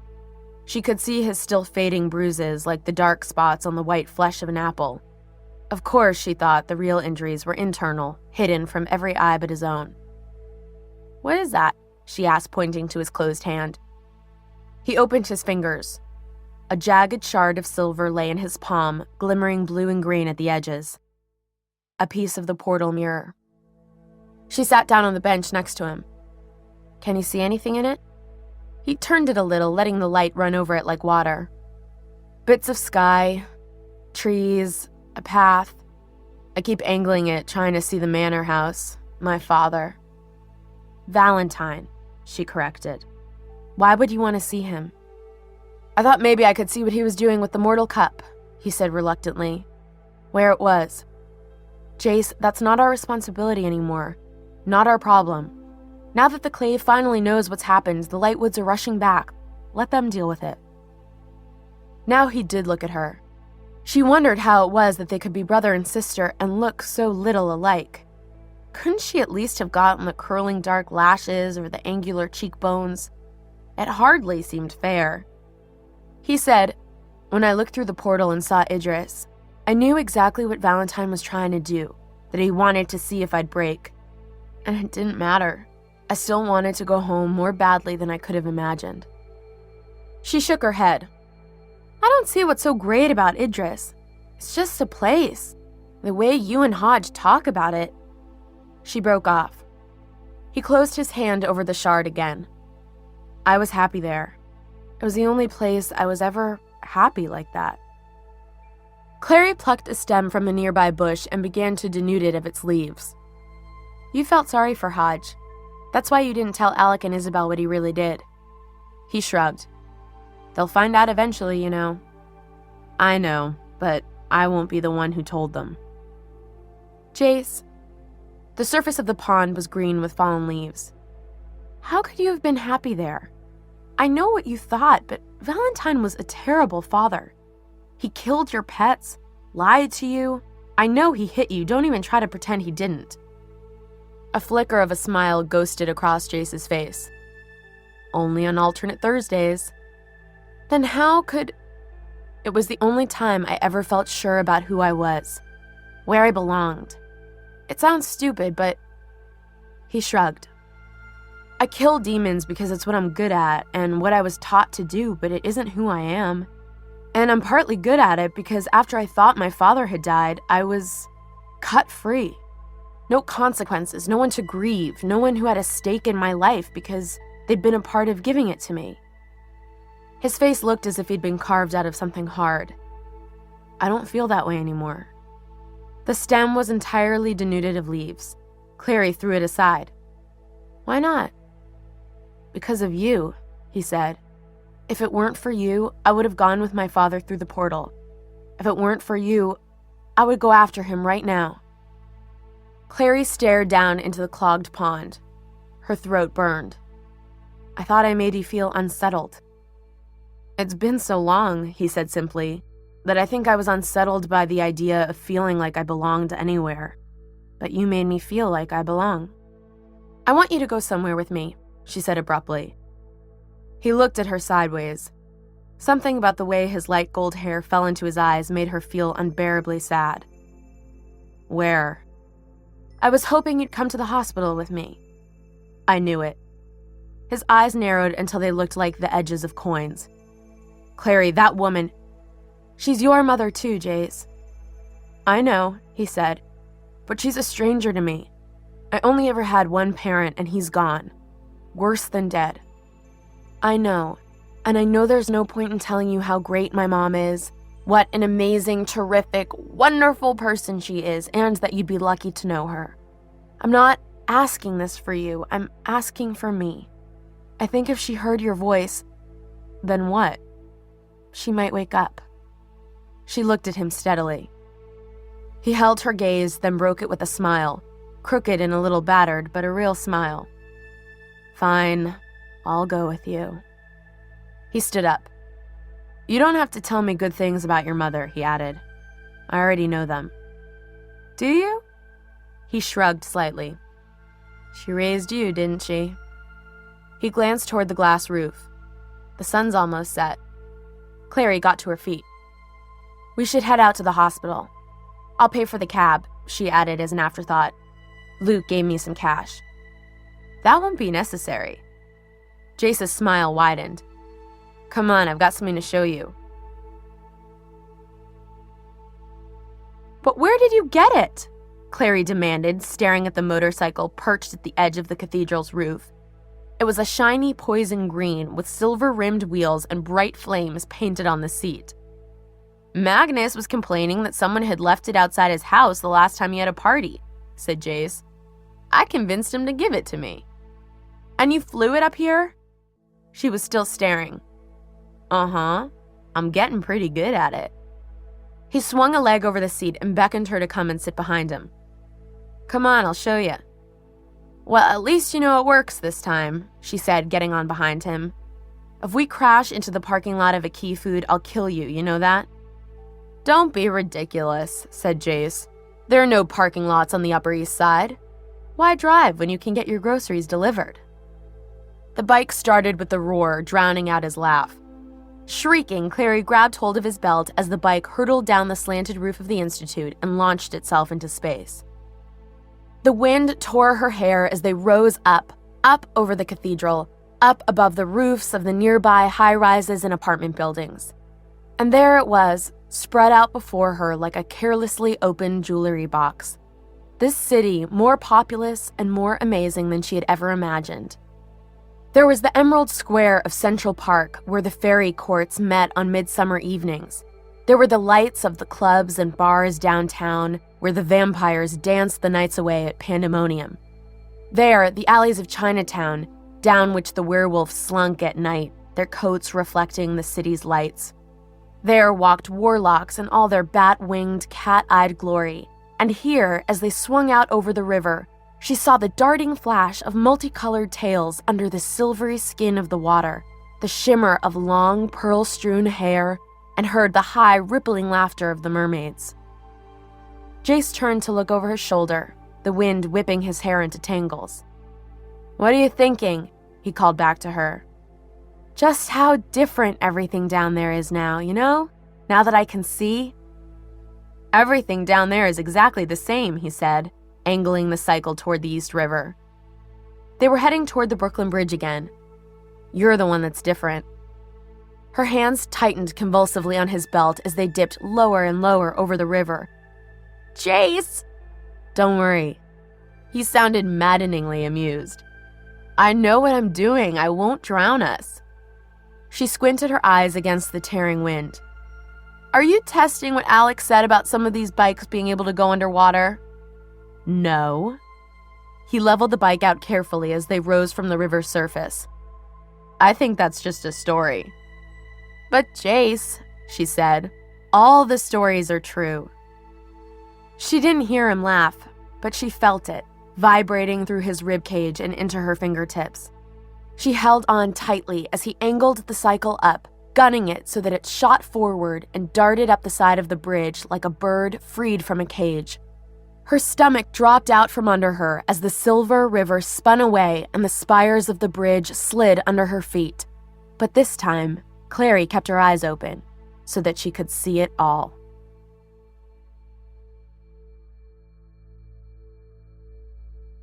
The end.